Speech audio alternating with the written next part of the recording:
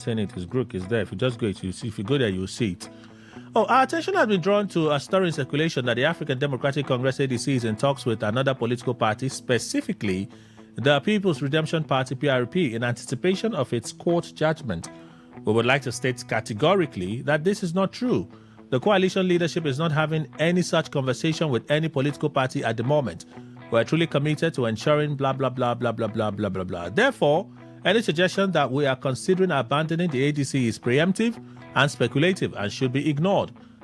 Bastardization of democratic institutions, the ADC leadership remains confident that the judicial institutions will, at this defining moment, resist the pressure to be complicit in undermining Nigeria's democracy. Well, Bolaji Abdullahi, ADC spokesperson, speaking there.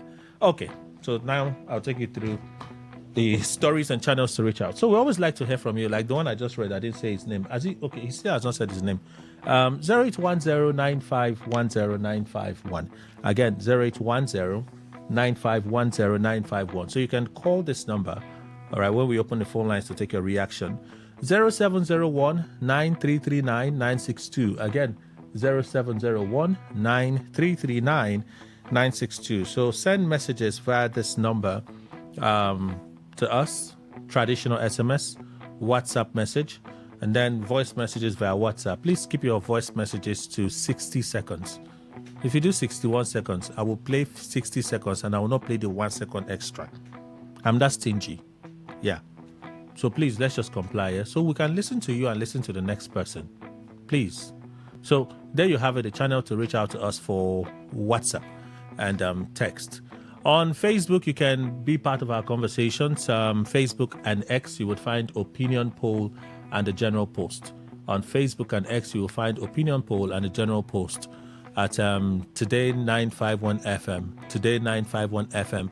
That's Facebook. Whereas on X is Today FM 951. On X is Today FM 951. On Instagram and Threads, you will find the post for Opinion Poll. Instagram and Threads Opinion Poll right there at Today FM 951. Today FM 951. Okay, on our website where you can listen live, todayfmlive.com, todayfmlive.com. You can listen live at the homepage, or you can go through the menu list and just look for Listen Live there, and then you can be part of the experience. Also on Radio Garden, TuneIn Radio apps, you can find us. Today95.1 FM, Today95.1 FM. So all of those out of the way, we'll look forward to your messages and contributions. Let's begin. Let's reach through the stories we have on the menu today and keep making progress. Daily Post. 2027, APC releases timetable for primaries and prizes for forms. I took it through the timetable, right? I even played with it a little, sometimes something is so, if you get what I mean. I'm still alive. Abducted Unijust graduate speaks as terrorists release fresh video. John Arum, the abducted University of Jos graduate, has dispelled rumors making the rounds about his death in a kidnapper's den. In a fresh video released on April 20, the terrorist said the rumor flying online about the death of the victim is fake. The terrorists, they're the ones telling us.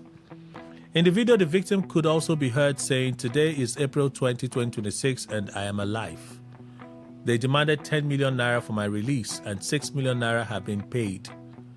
It is now remaining 4 million naira. The terrorist, however, warned that further delay may lead to the death of the victim.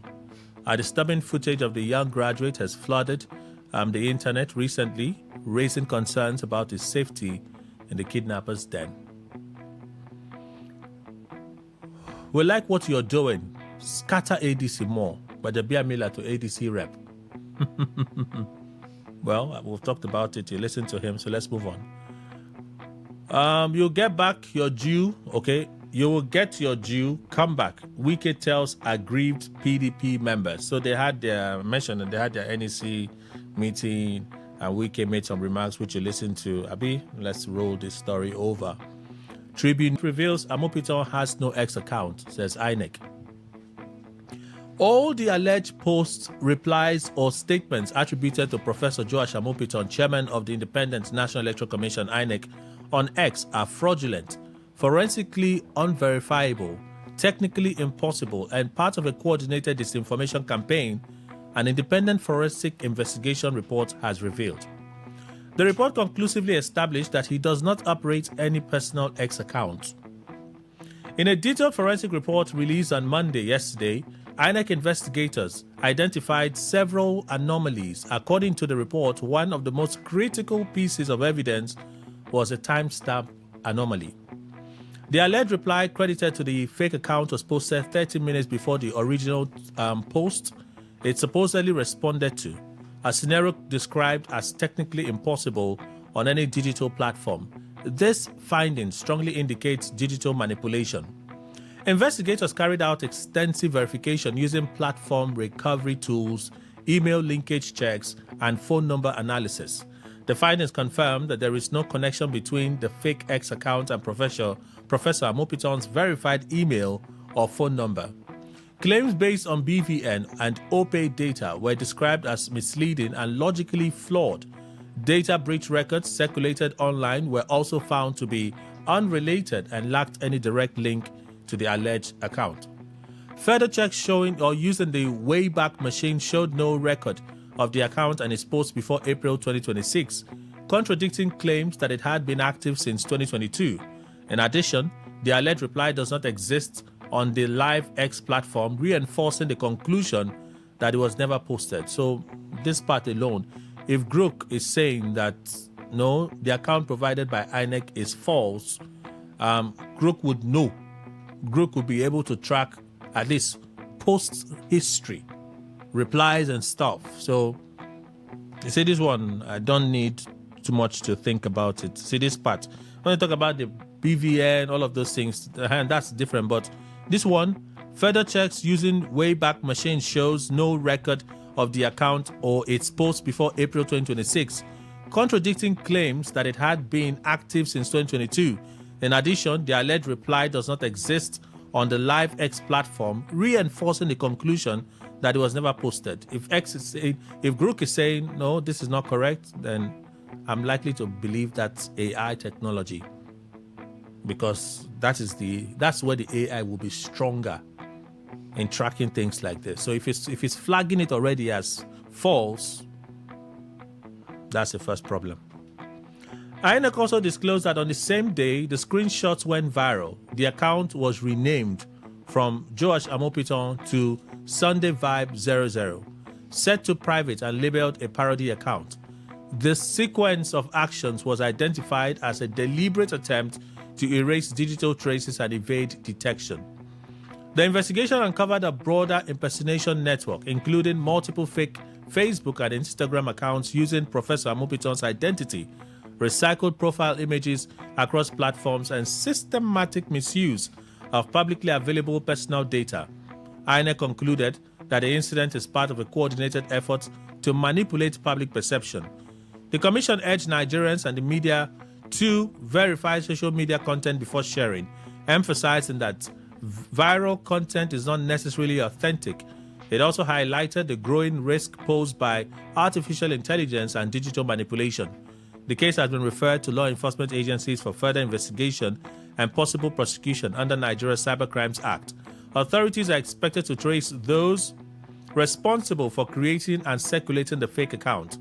INEC reiterates that all official communications are issued only through its verified platforms, adding that any account claiming to represent Professor Amopiton in any personal capacity should be treated as fraudulent unless officially confirmed.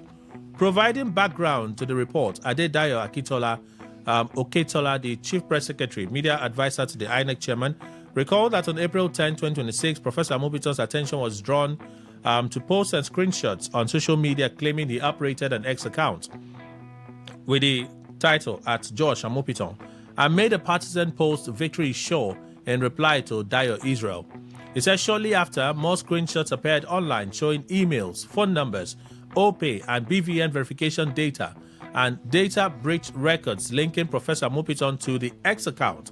These records were widely shared across traditional and online media as corroborating proof. Oketola equally said after discovering the disinformation, Professor Amopiton, through him, issued an official statement to debunk the falsehood and clearly stated that he had never owned or operated an X account. Thereafter, he said INEC committed to a full forensic investigation and commissioned, an independent forensic cybersecurity expert who conducted a multi-layered forensic and digital investigation using X platform data, Internet Archive records, OSINT tools, identity forensics, and cross-platform analysis. A combination of INEX internal review and independent investigations by digital forensic and cybersecurity experts have reached the same conclusion with high confidence. The forensic evidence is comprehensive, multi-sourced, and unambiguous. The posts attributed to Professor Amupito on X are fabricated. The account is a clear case of misinformation, of impersonation, and the surrounding activity points to a coordinated disinformation effort intended to manipulate public perception.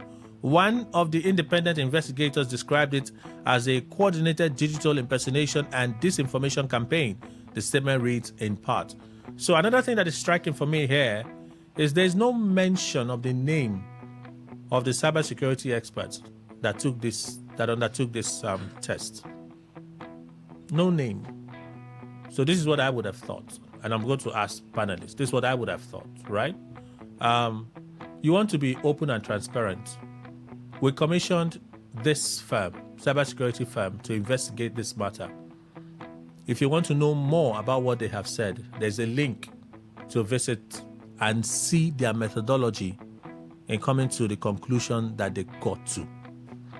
You see, if they had provided that information me, I would have just rested. I would just go there, follow line by line the methodology, because this is a public issue. This is a sensitive matter. So you want to be as transparent and as open as possible. Would a statement like this suffice? With no names, no entity name, no forensic expert name, nothing. It's only INEC Amupito. There are questions here. But does this put to rest the dust, the doubts? Or they have just opened a brand new door for this controversy to continue to brew? The cable newspaper, a few more stories. 40 minutes, so give me 10 minutes and we're done. Court upholds FCCPC's authority to probe airpiece over consumer complaints.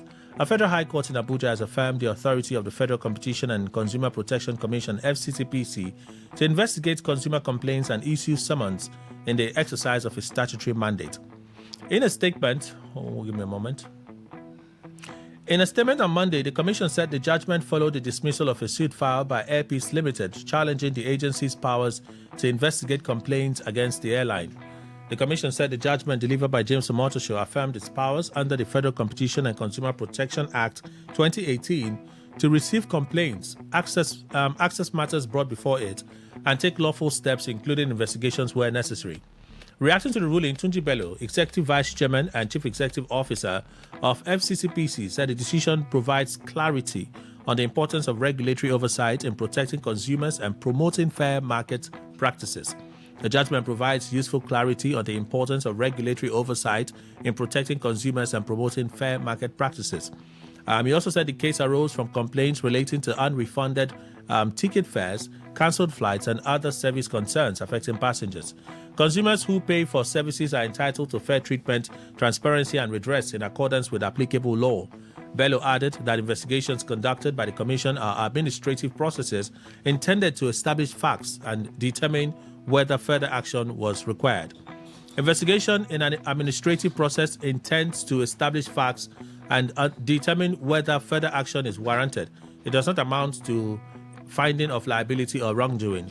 The EVC says the Commission remains committed to engaging market participants in a fair and transparent manner while ensuring due process, and so on and so forth. So let's move on.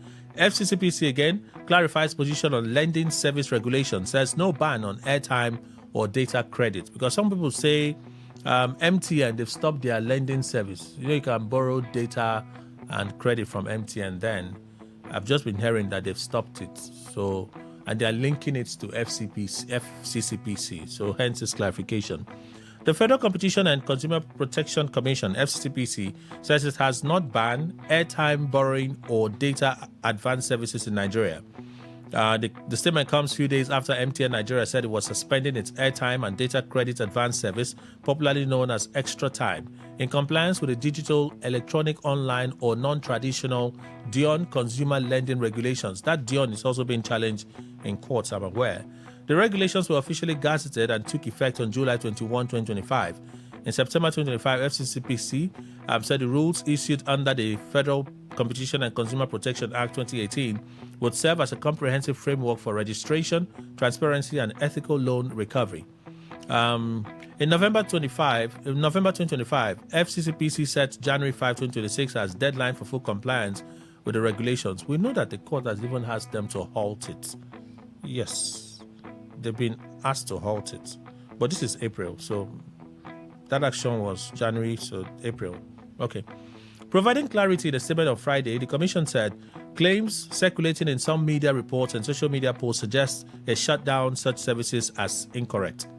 The Commission has not prohibited airtime borrowing or data advance services, and no directive was issued preventing consumers from accessing lawful telecom value-added services.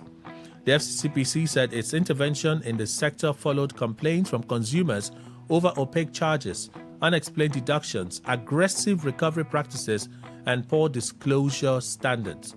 According to the Commission, the issues prompted the introduction of the Digital Economy and Online Lending Consumer Lending Regulations in July 2025 to address abuses in the market.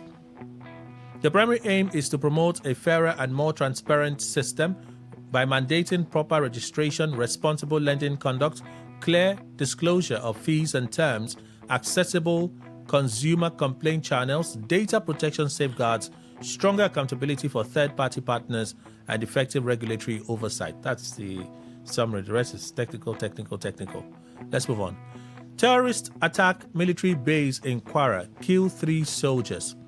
3 soldiers of the Nigerian army were on Monday morning killed in a firefight with suspected terrorists who attacked a military base in the Kemanji community of Kayama local government area of Kwara State. Abdurrahman Abdurrazak, governor of Kwara State, confirmed the incident on Monday in a post shared on his page commiserating with families of the victims. At about 3 a.m. today, our gallant soldiers courageously beat down a terrorist attack on their position. Many of the terrorists were neutralized by the gallant troops. Our brave men not only repelled the terrorists and prevented them from accessing the community, but they also ensured that no one was kidnapped as the terrorists had intended. In the course of repelling the attack, we lost 3 courageous men. My sincere condolences are with the families and loved ones of these great men who have paid the supreme price in the service of our fatherland. We will never forget them and others like them in various theaters across the country. The governor said the state government will continue to support families of the deceased, adding that no resource will be spared to protect the lives and properties. And Tinubu approves 15 billion naira take-off grant for the new police academy campus in Ogun State. President Bola Tinubu has approved the establishment of a new campus of the police academy in Erinja, Yewa South, LGA of Ogun State, that's local government area. In a statement on Monday, Bayo Nanuga, special advisor to the President on Information and Strategy, says Tinubu also approved a special take-off grant of 15 billion naira for the college.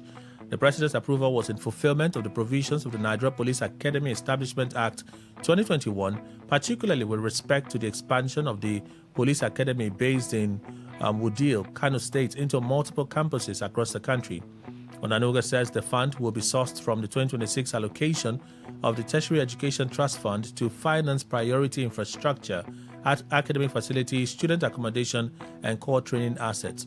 The presidential spokesperson says the siting of the new police campus was recommended at a high-level consultative meeting involving Tunji Alausa, Minister of Education, officials of his ministry, Tunji Disu, the Inspector General of Police, and Abdullahi Ribadu, the Executive Secretary of the National Universities Commission. The meeting considered student intake capacity, funding realities, academic quality assurance, and the long-term needs of the Nigeria Police Force, which is currently recruiting more men. President Tinubu believes the expansion will strengthen institutional governance, modern policing, education, and national security. And then a report, Dangote Refinery to begin crude oil production. The Dangote Group says it has achieved its first oil from its upstream assets and is preparing to begin marketable crude production in the coming weeks. In an interview with Platts, part of S&P Global Energy, Devakuma Edwin, the vice president of the group, says early testing has commenced on crude from its Niger Delta licenses. According to Edwin, the company has already begun standard well testing and is preparing to scale up output. We have opened a well and begun standard testing, which should be completed in the next 3 to 4 weeks maximum. After that, oil can start to be pumped in larger volumes and the company can begin work on drilling new wells. Dangote. Also speaking, David Bird, the chief executive officer of the refinery, said the upstream assets could provide a more stable crude supply for the refinery. Dangote. Outrage as Boko Haram demands 5 billion naira, issue 72-hour ultimatum over 400 abducted Borno women and children. Outrage trailed a video released by Boko Haram in which the terrorists issued an ultimatum to the federal government to meet their demands for the release of over 400 women and children abducted from Igoshe community in Goza local government area of Borno State. The victims were kidnapped in March 2026 after fighters of Jama'atu Alisuna, one of their groups, a faction of Boko Haram, attacked the community. In a video released by the insurgents on Sunday and published on the Facebook page of Borno South Youth Alliance, a background voice described the message as a final warning to the Nigerian government and Bosia, insisting that their demands must be met. The voice warned that the abducted women and children would be distributed to different locations and may never be seen again if the demands are not met within 72 hours. According to Bosia, the insurgents are demanding 5 billion naira to release the abducted women and children. The statement on Monday, the group calls on President Tinubu, the Vice President Kashim Shettima, Babagana Zulum, Governor of Borno State, Aliko Dangote, President of the Dangote Group, and other philanthropists to assist in securing the rescue of the victims. According to them, or according to information received during the mediation process led by Bosia President Samaila Ibrahim Kagama, a final warning video was sent after demands were communicated, including a ransom request of 5 billion naira for the release of the abducted women and children. It was also stated that instructions regarding how the release process would be carried out were equally communicated. In early April, terrorists released another video showing abducted women calling on their political leaders to come to their rescue. Vanguard newspaper Gbenga Daniel barred from Ogun APC caucus meeting. Well, at that meeting, Dapo Abiodun has now been chosen as the consensus candidate for that senatorial run. You know, that's been a controversy. Dapo wants to go to the Senate. Gbenga wants to return to the Senate. So they've chosen Dapo as a candidate. Gbenga was shut out from attending that meeting. Brutal politics. There was mild drama on Monday morning in Ijebu-Ode, venue of Ogun East caucus meeting of the All Progressives Congress APC, as Senator Otumba Gbenga Daniel was denied entry to the Adeola Odutola College venue of the meeting. Eyewitness accounts and videos cited by Vanguard show party faithful chanting OGD, OGD in support of the former governor, while one of his aides engaged individuals stationed behind the locked gate. In another video, Daniel was seen addressing supporters from his white Coaster campaign bus branded BAT, that's BAT, and OGD movement. We're here for our Ogun East APC caucus meeting, but surprisingly, we have been barred. We were told that we can't enter. Let it be said that whatever they do here today is null and void. Further checks revealed that notice of invitation for the emergency stakeholders meeting issued by party leaders in Ijebu-Ode listed deputy governors, past and 7 local government chairmen, councillors, as well as the past and 7 members of both the State and National Assembly, among others, as expected attendees. And sadly, wasn't allowed in. Well, those are the stories. Did I do it in 10 minutes? Maybe I did, maybe a little longer. Let me introduce panel. Let's just begin. Let us take it easy, one by one, and be going. Ward Chimenem Esquire, legal advisor, political advisor to the Federal Commissioner to Mr. President on Christian Pilgrimage, South Zone, Our temple chief and the voice for Kinibo Kingdom of Aparak people. Welcome, sir. Good morning. Thank you, Kelly. It's been a long time. Good morning to the good minds in Rivers State, particularly those that are supporting good governance, APC and PDP. Sorry. Dr. Fineface, Tumnamene Fineface, Executive Director, Youth and Environmental Advocacy Center, YIC Nigeria. Morning, sir. Good morning to you, Kelly, and fellow panelists. Nice to meet you. Sorry, I forgot to greet my fellow panel. It was an oversight. Because he came for one. Can happen anywhere. Even in the church, a pastor can even forget to greet. Because he came for war, that's why. I'm not for war. Can't you see it? Please, you can see my apparel. Wow. Apparel of peace. It's not on the face. It is what is in the mind. You've been a good person on air. And it's what is what's in the mind that Don't you have spoken it. out. You see it? It's reminding you Don't in spoil regard it. of you out Like there. I'm forgetting that I'm a good person. This guy, yeah. These people. Mr. Emmanuel Indukwe, let's see this one, I will not forget. You cannot make me forget this time. Our in-house analyst is here. Good morning, sir. Welcome. Good morning, Kelly. Good morning, Nigeria. So I was thinking about this yesterday, but we just couldn't find the time to talk about it. Any of you saw that AI picture of Fubara and is it LMG or something? I have not seen it. The guy from LMA. Lenji, yeah. Something- Former commissioner. Like that we're hearing that has been endorsed as the chosen one. That's what we're hearing now. That's what they say he had his From the birthday last grapevine, time. yeah. Grapevine now. Yes. Yes. I'm not aware. Chosen. As the anointed one to That is replace hearsay. That's the grapevine now. Maxim Fubara. The grapevine is street talk. No I mean, problem. it's gist. So that video, last week Dakpo took his chosen candidate to President Tinubu, Senator Solomon Adjola to Tinubu. Also, I think Nasarawa State Governor Abdullahi Sule took his own preferred chosen candidate in the person of Senator Wadada to President Tinubu as well. Wadada paid a visit to Amakura, the former governor, who was complaining and so on and so forth. So they're all visiting the president. And suddenly came a picture of Yeson Wike. They said, Rivers man, I hear he's director of, is it projects at the South Development Commission? Yeah. One of them. No. So that person and Tinubu in the picture, when I saw that, I'm like, okay, wait, is this picture real? Then you look at it, see the way Wike's neck was forced on the picture. I'm like, okay, that neck it looks off. The neck looks off. Then the light shade on Tinubu's face, I said, no. That's another off one again. There are ways to track AI. Although AI, they're becoming very intelligent now. Yes. I think that's the octopus that is getting for us now. Yeah, so Yes. when I saw the position of the shade, the light shade on Wike's, on Tinubu's face, I said, no, that also can be correct. It's not clear.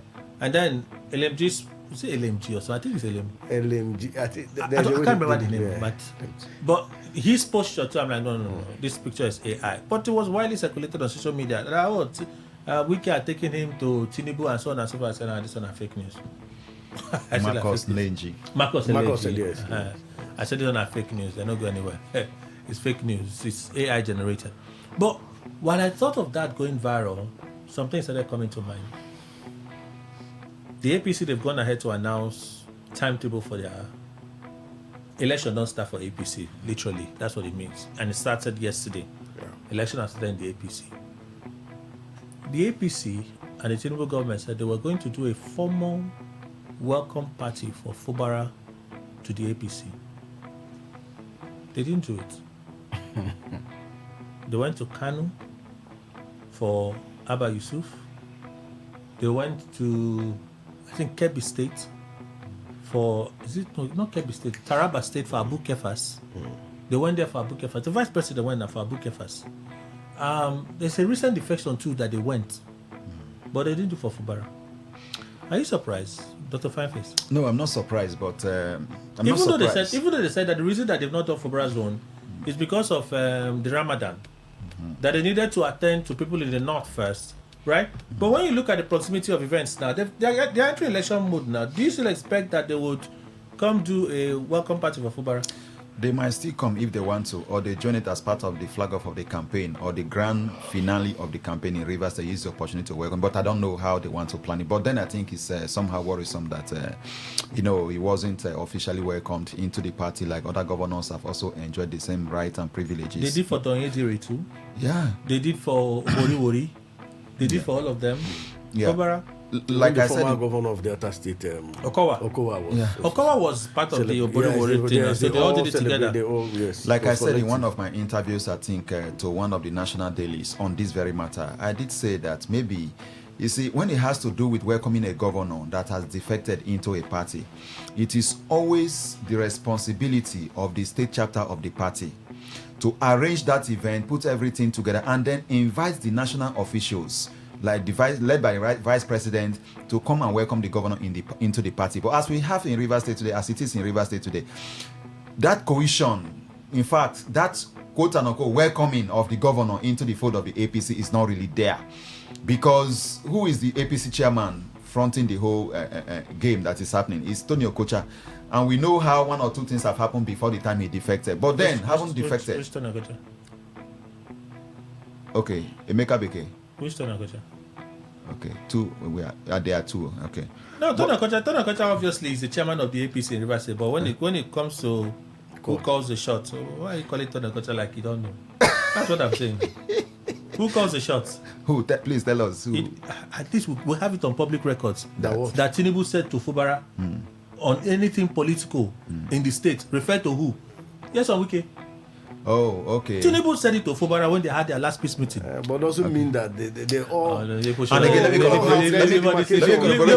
this ceremonial positions. That is where who makes the decision? As we established, we know. Let me corroborate what you are saying as well. And the former governor and the FCT minister also at one of the campaigns lifted up the hands of the APC and PDP. There is controlling the two of them in Rivers State. Rainbow Coalition. So because of this, if the FCT minister has not sanctioned the welcoming of the governor, that wouldn't happen. Even this morning, I'm reading in one of the newspapers, Neighborhood Watch, this morning, that the FCT minister is wooing the state assembly member led by Martin Samewule to come back to the PDP.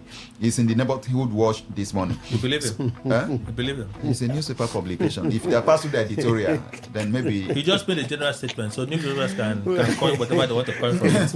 It was a general statement at their faction of the NEC meeting. Oh, so...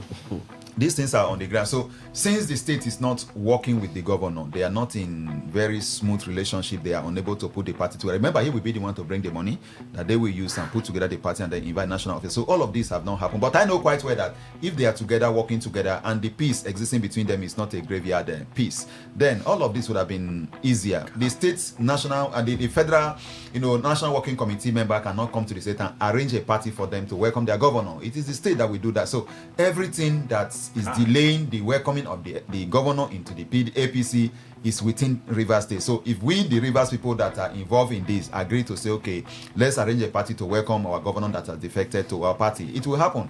But unless they put themselves together at home here, the National Working Committee cannot happen. So as we speak, we shouldn't blame anybody at the center, but blame the political dynamics in Rivers State for the delay in the welcoming of the governor into the fold of the APC. Well, you call it a delay, suggesting that they may still host the likelihood is there. In politics, anything can happen. The likelihood is there. Yeah, you can see the APC timetable. We saw it yesterday to this morning. And already by yesterday, it's already been implemented. So the start of event was yesterday. Yeah, but we saw it outrightly by this morning that this document is circulating. Some people saw it yesterday, some people. But what I mean is that before the document is even, the document is just coming up already, it's been implemented. So one day it's even very, very big for all of this to happen. Okay, let me be a bit biased. Mr. Olaleko Ige just joined us. He's a veteran journalist. I'd like to ask you the same question. Are you surprised that the APC they are yet to host Fubara to the APC? I'm not surprised. I'm not surprised in any way. It's all about politics. Do you expect it to happen? I'm not in any way surprised. Whether it happens or not, it won't surprise me. It's politics. If you have gone through Nigeria's political history, then you understand, a lot of things that happen politically. And maybe that's what's happening at the moment. So what kind of politics? They celebrated literally all the governors. Even the most recent defections have been celebrated. They've done... Shetima flew there, do his Agbada, whoa, climb the stage, whoa, you are the party leader, whoa. Fubara, it never happened. I think it's within the purview of the party, if you ask me. It's within the purview of the party. This is being diplomatic. No, it's not being, no, wait, no. When you say diplomatic, It's being very no, diplomatic. who is meant to receive Fubara? Is it not the party? Yes. Have they taken a decision to receive They him? said they will do it after Exactly, Ramadan. so we wait. Okay, you think we should still wait? Yes, this is purely an internal party matter. I'm not a member of APC. APC can do whatever he likes. Does your guts tell you that they will still do it? They still plan to do it? It's the responsibility of the party. No, I mean, does your guts tell you that they still plan to do it? Look, I cannot cry more than APC. No, we're having a conversation. No, if we're having a conversation- The conversation is to try and make sense of No, something. if you This say- is not in the news. You know it's not in the news. No, We're just talking about hold on. What I'm saying is, the party reserves the right to host or not to host the man. Okay. My guts is for the party to host him. But I'm not a member of the party. Mm-hmm. You know, most times when people cry about a political party, I always tell people, if you are not a member of that party, you lack the right to criticize what the party is doing. No, but it's their internal affairs. No, but we have not criticized the APC. No, I'm only saying in this case. No, we're only asking a question, right? Yes. Why did the other defectors get a good reception and Fubara is yet to get one? When Fubara defected to the APC, a lot of persons celebrated. They said, this was a no-brainer. Because, hey, it was the best way to rival Yesom Wike's influence and so on and so forth. And then the APC came with the double speaking. That was my first sign that the first indicator that for me something is not that right. something was not right. If you They say came with the double speaking, and then after a while, people started asking questions. How is it that you haven't done a ceremony for Fubara? They said, the reason we haven't done it is because we have to go and look at those that defected from the north because of Ramadan and so on and so forth. After that, we'll come here. But you look at the proximity of events now. They've officially announced notice of election within their party. True. Right? Activities have started. So would they now be able to create the time to say, we're coming on the Saturday to come and receive Fubara to the APC? That's the responsibility of the APC. Look, now the party has come out to say, look, they are selling all the forms in Abuja. And I'm wondering, are you meant to be selling all the forms in Abuja? What's the essence? But that has always been the case. No, that has not always been the case. That has never. Hold on. Are you hold on. serious? Yes, that has never always been the case, especially for House of Assembly.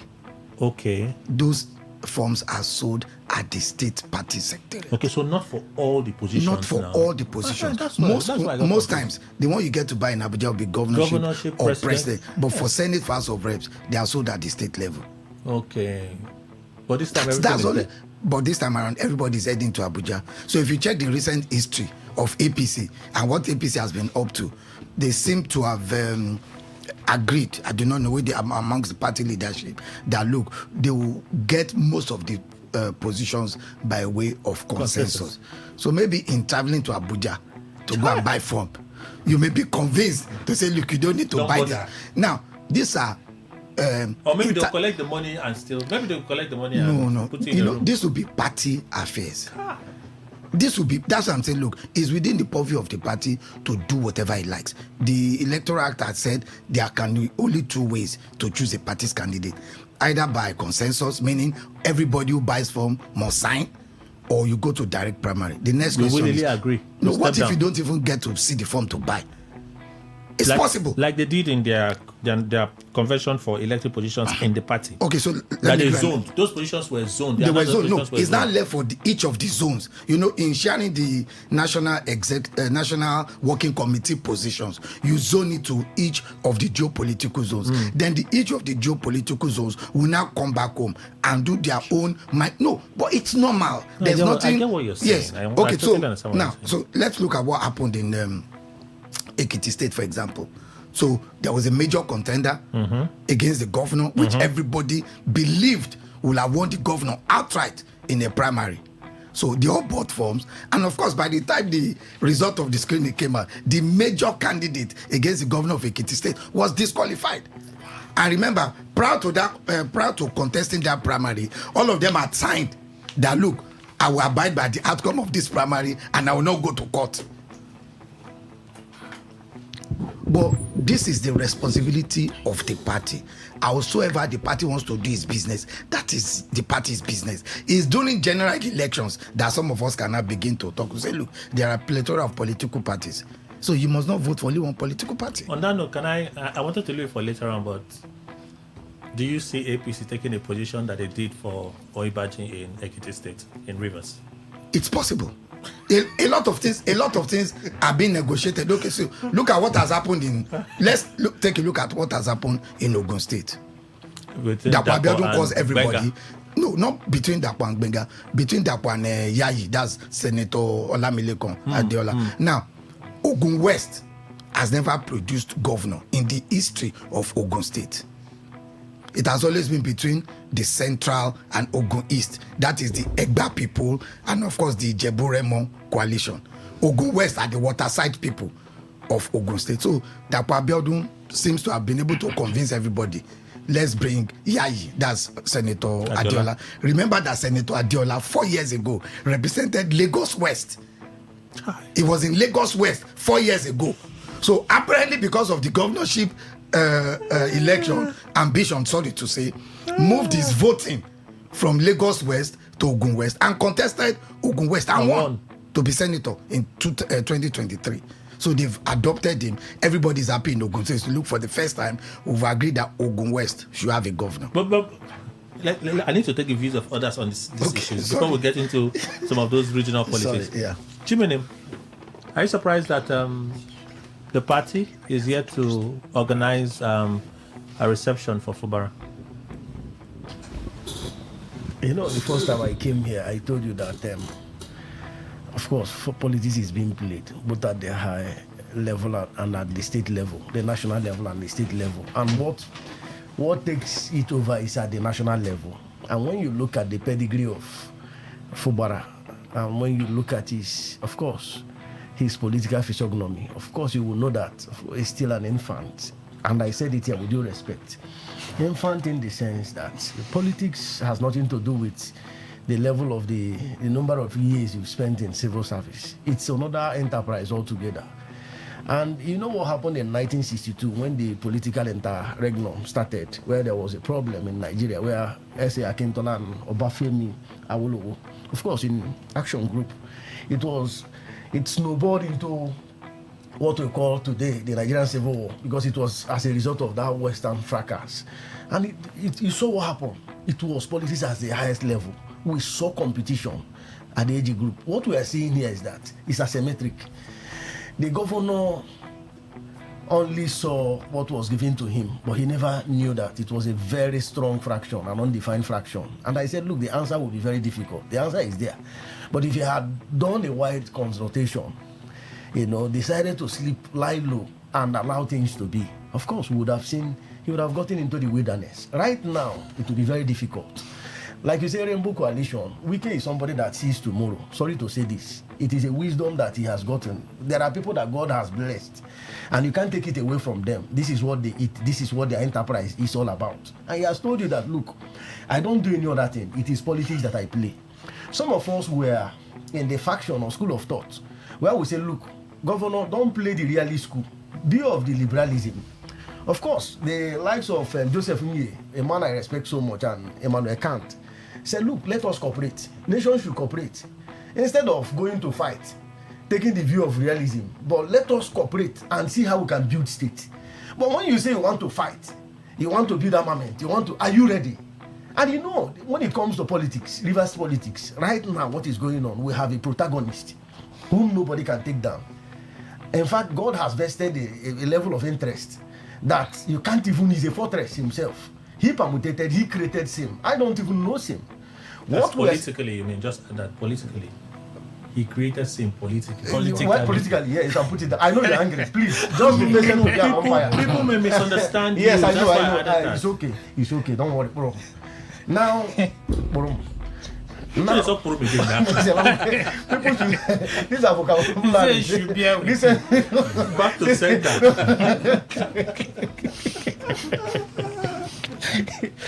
With what is going on now, of course, there are study decisions as to internal politics where parties can decide anything, whatever they want to do.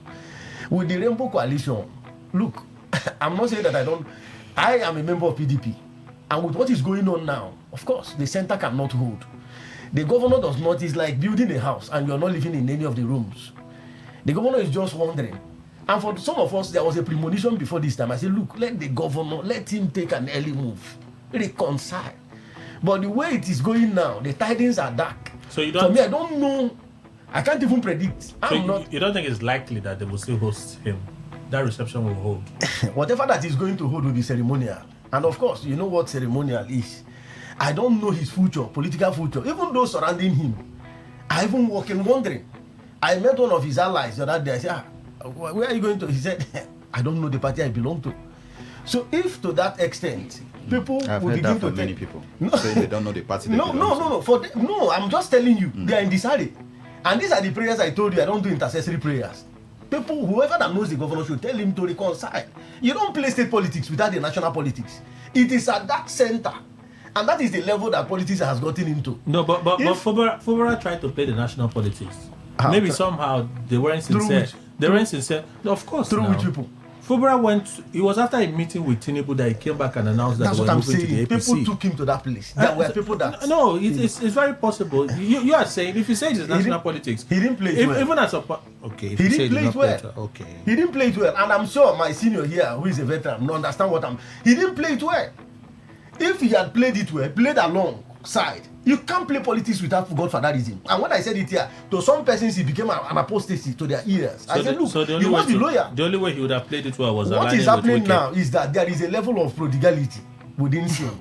I don't know where he would be. It's like a child who said, look, I have a father, and the father said, look, I don't know if I have a child. Wow. So for me, I don't know, it may not be sounding well, but right now, he ought to have been celebrated. Have they not welcomed several governors, came fast, several of them? He ought to have been welcomed to the party. So something is wrong. There is a snag. So for me, let the snag continue. Because what we wish for our friends and in politics, when once there is a faction, you pray. Let the other people, in fact, let them not even resurrect. Let them fade. Right. That is our prayer. I won't find solution for him. Let them remain in wilderness. I guess that's Nigerian Not even Nigeria, even in thinking. America. Look at what is going on yesterday in the House of Commons. We have Great Britain. That's because you have a sexual exploiter, a seeming demon in quotes of Epstein that committed suicide in prison with massive case of abuse, and politicians have been linked to it. They now have that someone that worked in the office of the Prime Minister, Madilson, and so they have a right to go at fist off with him. What I'm saying is that you can't take away in all of this. You can't take away antagonism. We have to go for a commercial break. When we come back, we'll continue. Please stay with us.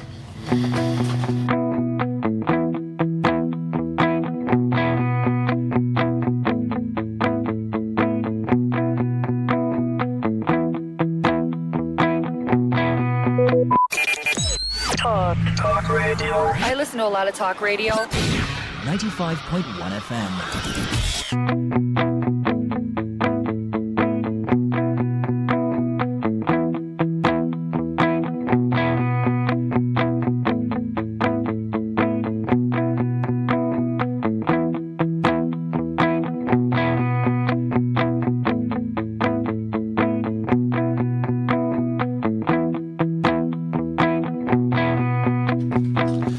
Thank you all for staying with us. We have a guest this morning from Non's Luxury Homes joining us. Good morning, madam. Welcome. Good morning, sir. All right. So tell us your name and what you do at Non's Luxury Homes. Okay. My name na Ngowari Alenjak. My country people, na good morning. No, I carry better story come from Non's Luxury Homes Limited. Don't carry ogbonge promo wey go sweet una for belle. Like I said again, my name na Ngowari Alenjak. We dey introduce Non's Flourish Estate, wey dey for Imogu, near Ketu's filling station, Omagwa, with fantastic promo price of 2 million naira. Our installment payment na 2.2 million naira. This land na correct investment too. People they rush from left and right. We even they get calls from different places. So Isiokbo, Icheo, everywhere they call us. They ask us how much. They run. They rush to come buy. They come buy from us. So and our land na quality. Quality they show himself. This land na complete dry land. Anything when be say you go buy today, you can't dey get wahala later. No, you no go see wahala. We dey give a better assurance say nothing like that go happen in the future. This land where we go buy, you go buy this land immediately. You go start to dey build. You no go see any harassment. Oh. Our office dey for number 120 Airport Road, Igritali. Number 120 Airport Road, Igritali. Our office number now 0808 414 6285. I will talk again 0808 414 6285. Our second number now 0913 238 2724. I will call them again 0913 238 2724. Nons Flourish Estates for Imogu, Omagwa. It dey available for outright payment of 2 million naira. If you no fit pay everything at once, you fit start with small, like 1 million naira. Then you spread the balance for 3 to 6 million 6 months. The best thing be say we go summer you both with immediate allocation and 50 blocks where you go take start your building or your fencing. We also get another one when we call Nons Garden Estate, Omagwa, near AP's filling station, Agwawura. That price now 2 million naira. Our installment payment now 2.2 million naira. Or you fit make smaller payment of 1 million naira. Then you spread the balance for 3 months. You don't need to fear anything concerning us. We dey sure for you. We value you well, and our land no go enter water. We be family real estate.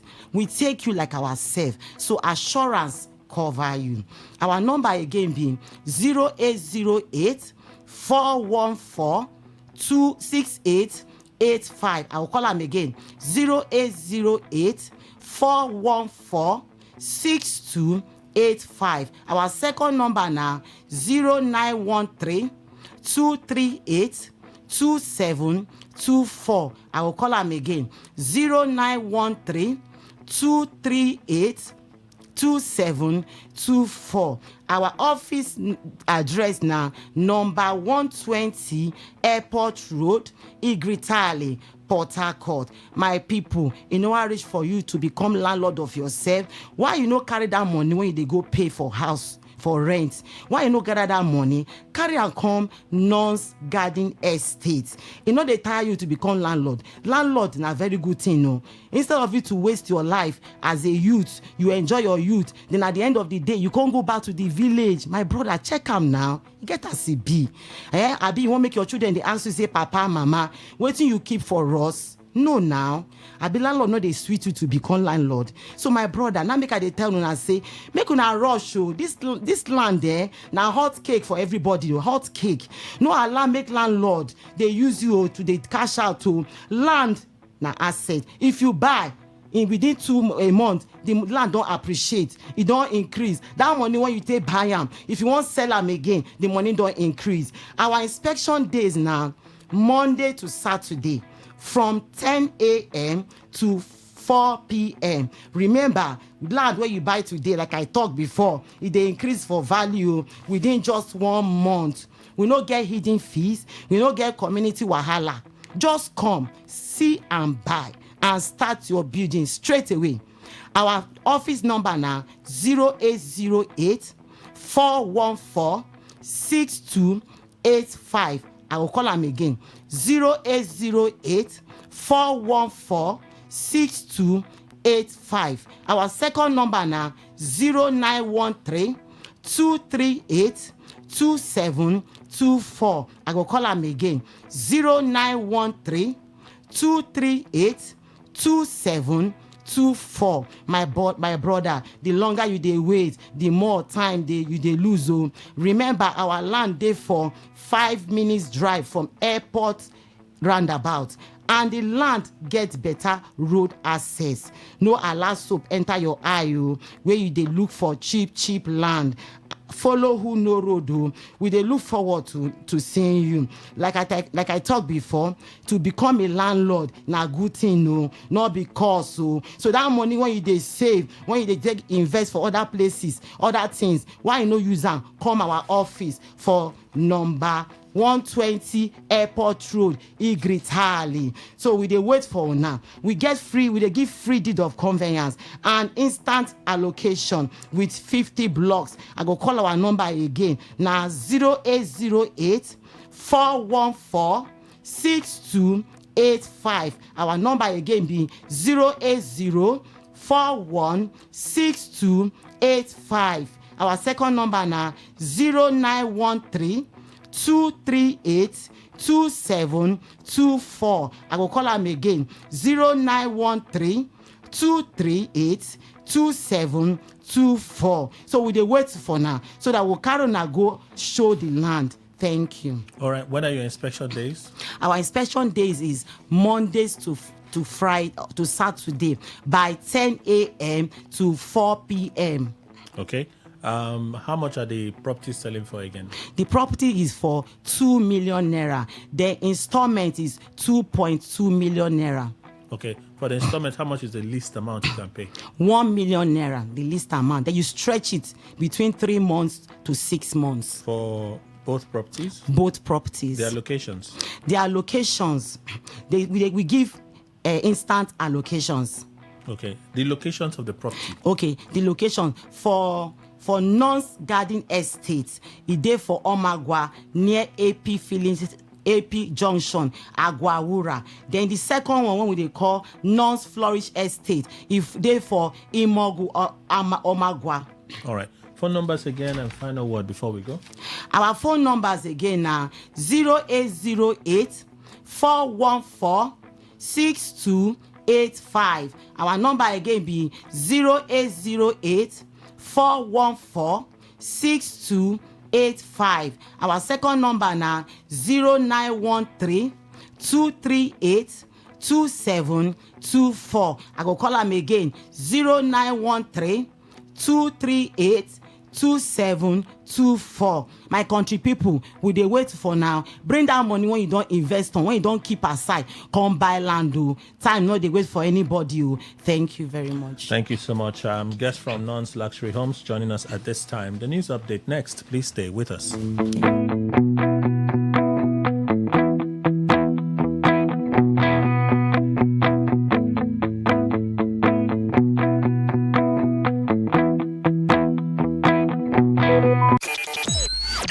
Talk radio. I listen to a lot of talk radio. 95.1 FM. Today, 95.1 FM. Port Harcourt. News update. A very good morning to you. Here's the news update on Today 95.1 FM. I am Kelly Ikemenjima. The federal government has opened applications for the 2025-2026 In-Country Scholarship Scheme under the Petroleum Technology Development Fund (PTDF), targeting students in engineering and other oil and gas-related disciplines in Nigerian universities. The application portal officially went live on April 20, 2026 and will remain open until May 29, 2026. According to PTDF, interested candidates must apply through its official portal and complete a structured process that includes account creation, email verification, and login access. Applicants are required to verify their National Identification Number (NIN) before proceeding to accept the program's terms and conditions, and to carefully fill out all sections of the application form, ensuring compliance with document and file size requirements. The Ondo State government has announced that 396,671 households in the state have benefited from the federal government's cash transfer program under the Household Prosperity and Empowerment Program. Governor Lucky Aiyedatiwa, who made this known in Akure while receiving the Minister of Humanitarian Affairs and Poverty Reduction, Bernard Doro, on a courtesy visit, noted that the intervention forms part of a wider national social investment scheme aimed at supporting vulnerable households across Nigeria. According to the governor, the Southwest region has collectively received about 62 billion naira under the initiative, with Ondo accounting for a significant share across the first, second, and third payment tranches. He explained that beneficiaries were drawn from all 18 local government areas of the state, with targeted engagement being used to gather feedback on implementation rather than conducting full household verification. Former Special Advisor on Political Matters to the Vice President Kashim Shettima, Hakim Baba Ahmed, has criticized President Bola Tinubu, accusing him of being disconnected from the realities facing ordinary Nigerians. Speaking during a television program, Baba Ahmed said recent comments from the president reflect a lack of appreciation for the country's worsening economic and security conditions. His remarks follow President Tinubu's response to critics, where he suggested that those who fail to see progress under his administration are either biased or unable to recognize development, adding that they might need prescription glasses to properly assess government performance. Baba Ahmed, who is also the national chairman of the People's Redemption Party (PRP), said widespread hardship, insecurity, and economic strain make it difficult for citizens to acknowledge claims of progress, insisting that government policies have not translated into improved living standards. According to him, many Nigerians are facing increased poverty and uncertainty, while official narratives fail to reflect on the ground realities. Baba Ahmed also expressed confidence that the All Progressives Congress (APC) could be defeated in a free and fair election, arguing that public dissatisfaction with the administration could shape future political outcomes if electoral processes remain transparent. On the foreign scene, India and South Korea have agreed to more than double bilateral trade to $50 billion by 2030, following high-level talks in New Delhi between Prime Minister Narendra Modi and President Lee Jae-myung. During President Lee's first official visit to India, both leaders reaffirmed plans to upgrade their 2010 Comprehensive Economic Partnership Agreement and to expand cooperation across key sectors, including shipbuilding, artificial intelligence, finance, defense, energy, and advanced manufacturing. Lee said the goal was to raise annual trade from about $25 to $50 billion by 2030, describing the two countries as ideal partners in an era of global economic uncertainty. Prime Minister Modi said the talks produced several major decisions aimed at accelerating economic integration, adding that both sides would pursue new opportunities from chips to ships, from talent to technology. The discussions come as both countries seek to strengthen supply chains and reduce vulnerabilities amid global energy disruptions and shifting geopolitical tensions, including instability affecting key maritime routes. That is the news update on Today 95.1 FM. Good morning. Thank you for your time. Radio has never been this good. Today 95.1 FM, Port Harcourt. Good tasty food is worth living for. Worried about your oil every time you enjoy your favorite meal? Introducing Golden Terra Smart Balance Oil. Smart Balance Rice Bran Oil is rich in gamma oryzanol. Several studies suggest that gamma oryzanol may contribute to the reduction of bad cholesterol. Golden Terra Smart Balance Oil. Good food, no worries. Good tasty food is worth living for. Worried about your oil every time you enjoy your favorite meal? Introducing Golden Terra Smart Balance Oil. Smart Balance Rice Bran Oil is rich in gamma oryzanol. Several studies suggest that gamma oryzanol may contribute to the reduction of bad cholesterol.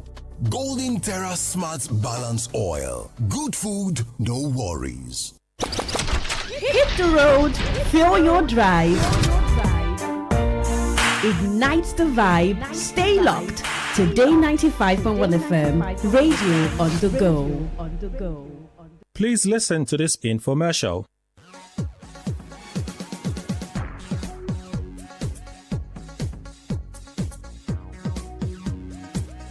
It's another super special time on radio where we'll be discussing our finances and wealth generation. Today we're diving into the exciting world of artificial intelligence and its impact on finance.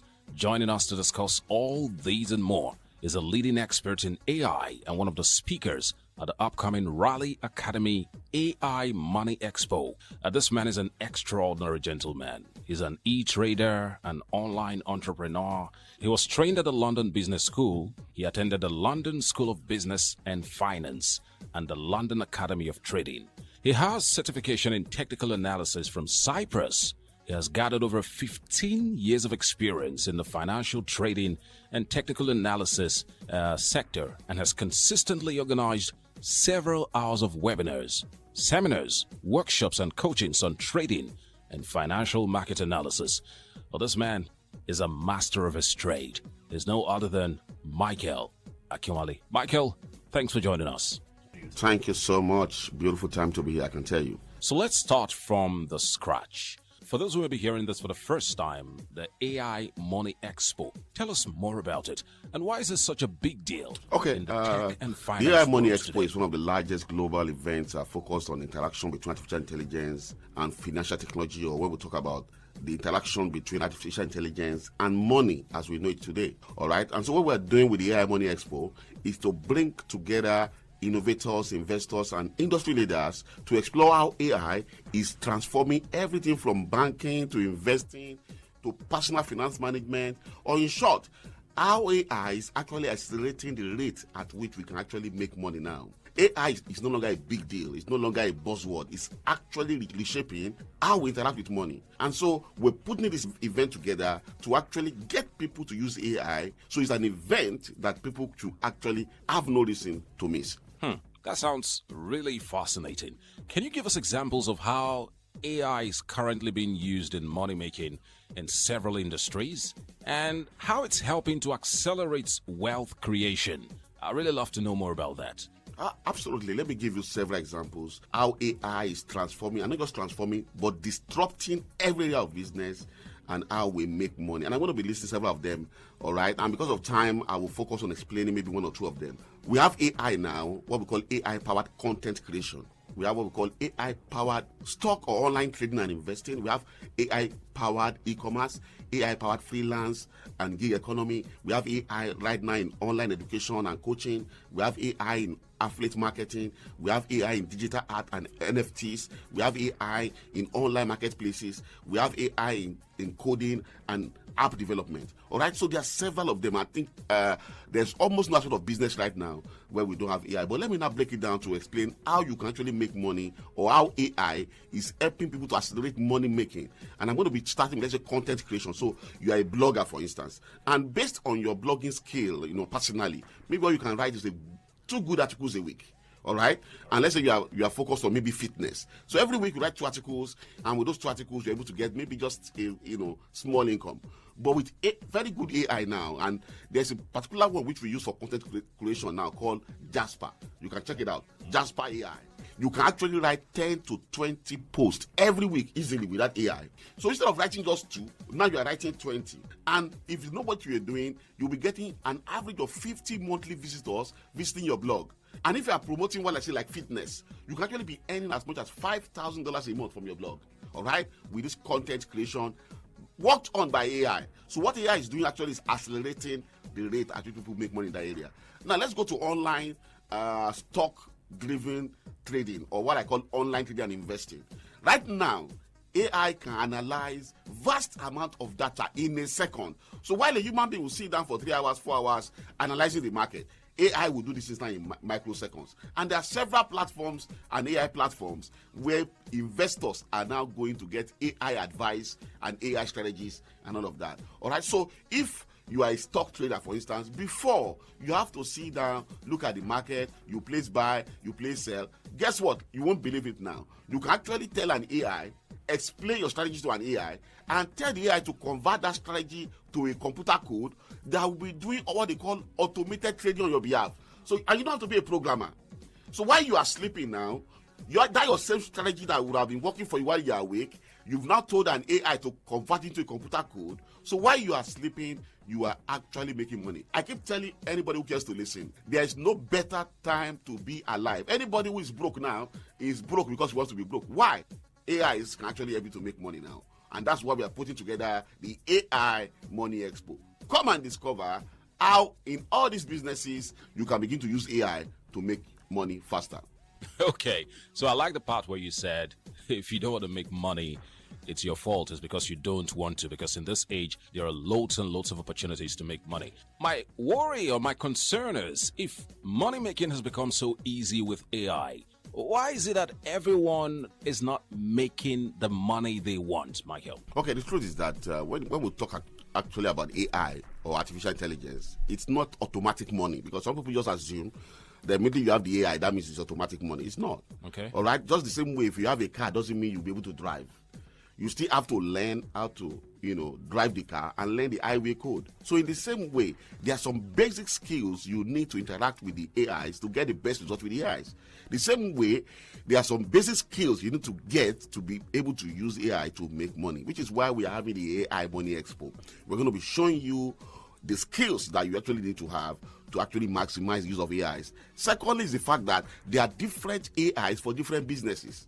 Okay. All right. So at the Money Expo, we are going to be showing you which AI pertains to which business, and experts at that event, they're going to be showing you how to use those AIs to actually get the best result when it comes to making money. So, for instance, let's say you're into graphics, or you're a graphic artist, or you're into drawing and painting and all of that. There are several AIs that actually works in this space. For instance, we have an AI called Midjourney, or an AI called Breeder. Okay. These AIs, there's a way to interact with them. There's a way to use them to get the best result very fast, so you can begin to sell your designs and art and all of that on different parts online. So at this expo, we're going to be showing you the skills and the right AIs for different parts of the business we are looking at to maximize money making. And that's why you cannot actually afford to miss this expo.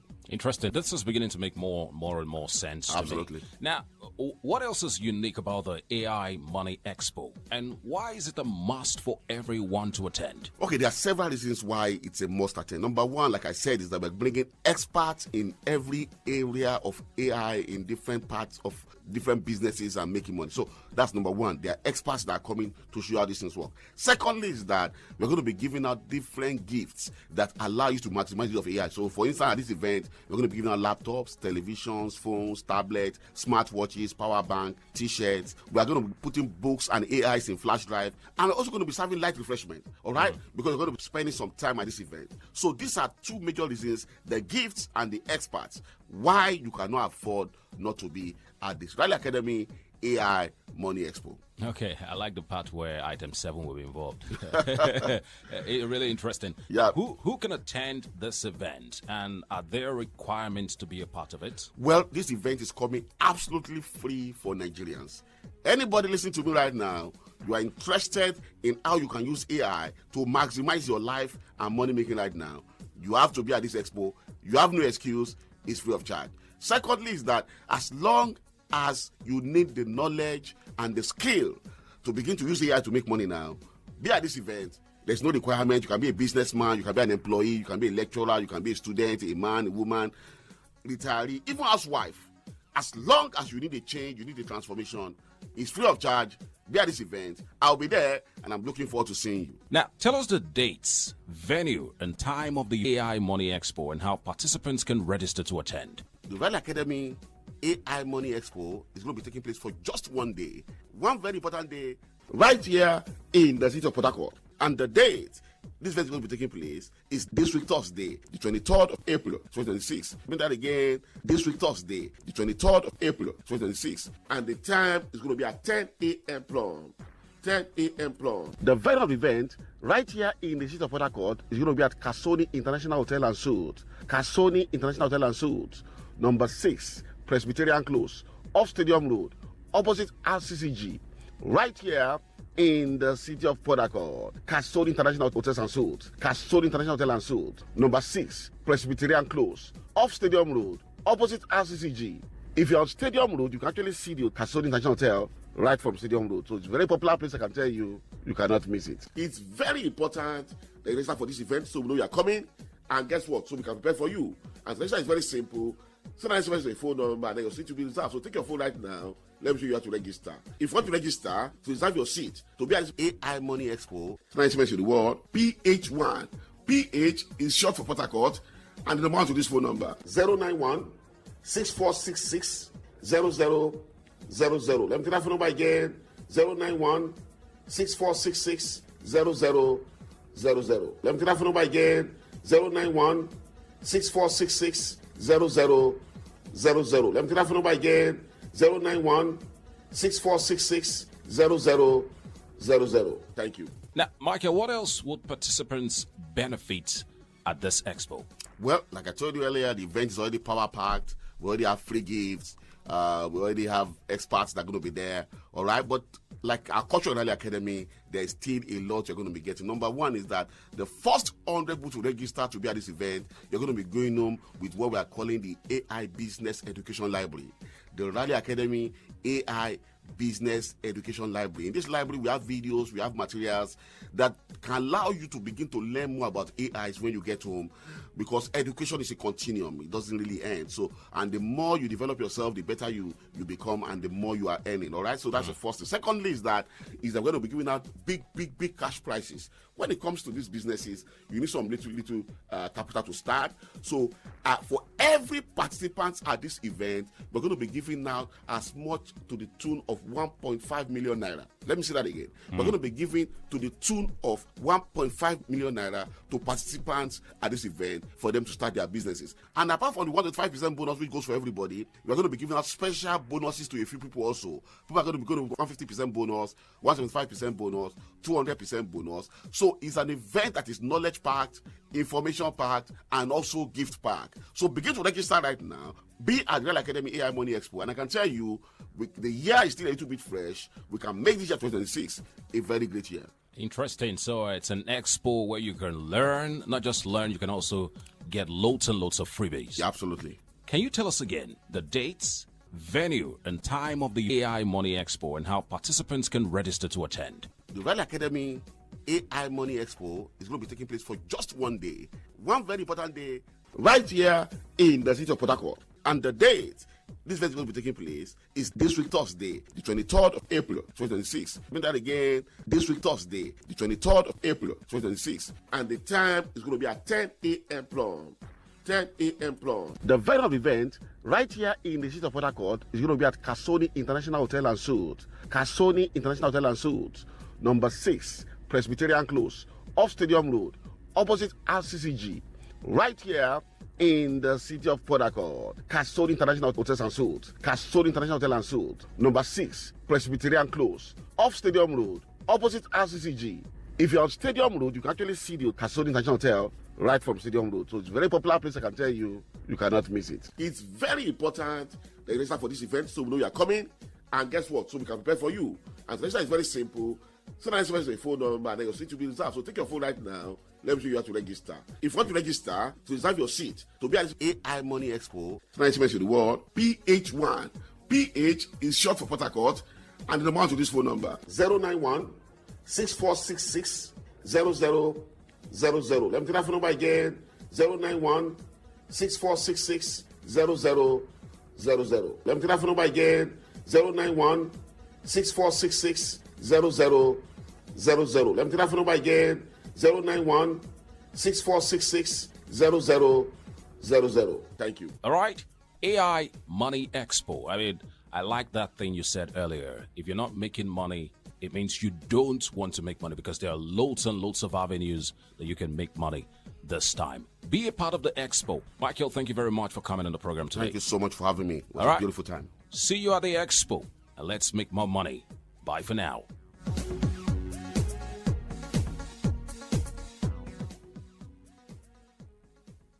And that was a paid infomercial. What if the internet had a voice? What if we knew exactly what you love to listen to? What if we understood your vibe, your voice, your opinion? Today, 95.1 FM. Today, 95.1 FM. We are the voice of the people. All right, thank you all. Let's continue our conversation. I'll return straight. Let me take the views of Victor Pute Dr. Victor Pute, author of the book Citizens' Obligation for a Better Society, publisher with Oyibo Television. Morning, sir. Welcome. Thank you, Chief Kelly. Good to see you. So we're talking about the seeming no-show of the APC for Fubara in terms of a welcome party. Are you surprised that it has not happened? Do you think it will still happen? Well, will I say I'm surprised? Because in Nigerian politics, a whole lot of intricacies happen. You know, there are things they may decide to put under the carpet for reasons best known to them. Ordinarily, you know, including supporters of Governor Sim Fubara, even while I was shocked at his hasty movement into the APC. His supporters would have expected, as usual, you know, that this welcome party, you know, should have been organized for him as a big fish in the system that is entering. But who knows? There could be that they are trying to protect him by not making that ceremony. It could also be that he does not want that ceremony. It could also mean or be that they are reserving it for a particular point in time. So, you see, when you're not working with these politicians directly to hear when they are talking, you can't actually predict what they have in mind. But all I can say is, if they have received him, they will give him all the welcome party that he needs, perhaps in his own time, you know. So maybe they are strategizing and re-strategizing.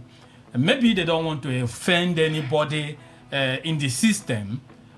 Maybe they are just being careful. Mr. Ndukwe. Kelly, I am not worried about that because I think that's the outlook APC has presented ever since it became a political party and started in 2015. It does whatever it feels that it can do. It doesn't look at people's faces and all that.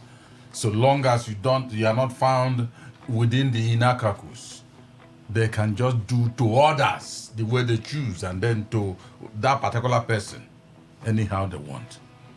Now, first of all, I understand that there's a political party called PDP. I understand that there's one called APC, at least in Rivers State. But the Rainbow Coalition, I don't understand that. Because Rainbow has more than two colors. Yes. And if you say Rainbow Coalition, I don't understand when you are talking about APC and PDP. So let me end it there. They know what they are doing. If they decide APC strictly is internal affair, if they decide to welcome Fubara, fine, they do so. If they decide not to welcome him, fine, they will do so. But one thing I must say is that whatever a political party or any human or organization or group decides to do will be in the archive waiting for it. At a particular point in time, it will be unveiled and placed on his face. While Fubara, they've received all the other governors that defected. Because you know that defection is not a new thing in Nigerian politics. And his own seem to be having sand as if one is eating rice and then eating sand at the same time. And then things are going that way. Whatever is causing all those hiccups will be finally unveiled. And there is nothing that lasts forever except when God will allow such. Okay, so let's talk about the APC timetable. They've announced the timetable. And key thing for me there is the presidential election is first. It used to be the last. It used to be the climax of everything. All the activities will climax to the convention that would last for 2 days. But in this case, it's beginning with the APC convention. And I'm also thinking about it. And the second thing that comes to mind is perhaps maybe the governors would have settled their position and then theirs will be ratification, mere ratification. But the president is also ratification. In fact, the president literally is just a celebration. It's just, let's go and dance. Oh, I'm there. Well, that's what they want to go and do for 2 days. Anybody surprised at this shift? Let me begin with Olaliko again. Are you surprised? Not at all. Remember that the Remember that the amended Electoral Act has cured convention to choose a presidential candidate for a party.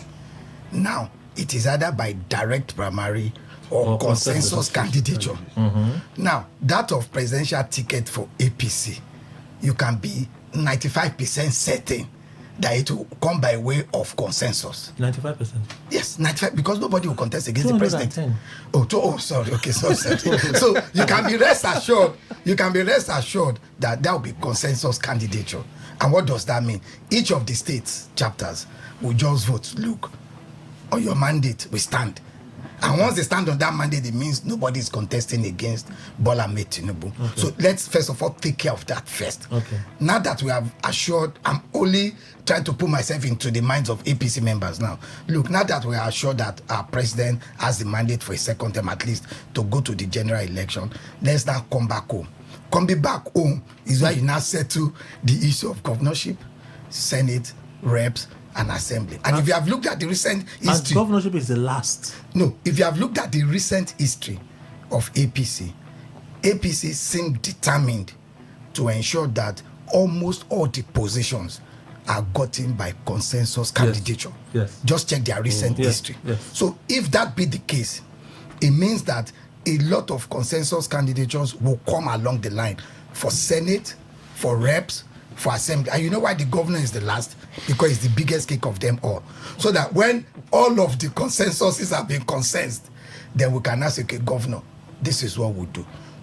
Check it very well. In all of the states where APC has a first-time governor that is going for second term, no other person has signified intention to contest that election. Just check across the length and breadth of Nigeria. It might be an agenda, it might be a plan by the party to ensure that, look, they go into the general election stronger than what they have. If that be the case, it means that you can be rest assured that almost all the positions will come by the way of candidature. What happened in Ogun East will be fought to the end because, should I say, unfortunately for both Dapo Abiodun and Gbenga Daniel, they are very close to the president. So the president may have to call them to Abuja and say, gentlemen, this is my cast. We'll come back here. We'll come back here. Let me take the views of others on this, because the part of the things you said would have elicited a question from me, but I've asked you that question and you diplomatically avoided it. So no, I didn't. No, remember. No. Do you know the question I asked? No. Okay. Which question? You see, one thing. If you say all the first-term governors on the platform of the APC are likely coming back unopposed. Yes. Right? Yes. How about Fubara? There's no guarantee on ground that says that I cannot come back for second term. Okay. Those are decisions that will be taken by the party. Remember that the party, if you check what has happened at their National Working Committee level, there seems to be like a modus operandi being handed out to the states on what to do. But you can see a level of activity in every other state. There's no level of activity in any state. No, in Nasarawa State. Oh, they've chosen a what's his name? candidate. Abdullah is not coming back. No. I said in states where the governors. No. This is what I meant. Okay. Right? You can see some level of activity in different states. They are mobilizing. They are shifting positions. Lagos State, for instance, right? Sanwo-Olu is not coming back. Sanwo-Olu is not coming where back. there are activities are states where where there are activities are states where the governors are not coming back. They've expended their tenure. Okay. Is anything happening in Delta? The answer is no. So let's put that. Is anything happening in Akwa Ibom? The answer is no. Is anything happening in Cross River? The answer is no. Just check all of the states where the governors are going to have a second term. Cross River should not be affected. No, he's a first-time governor.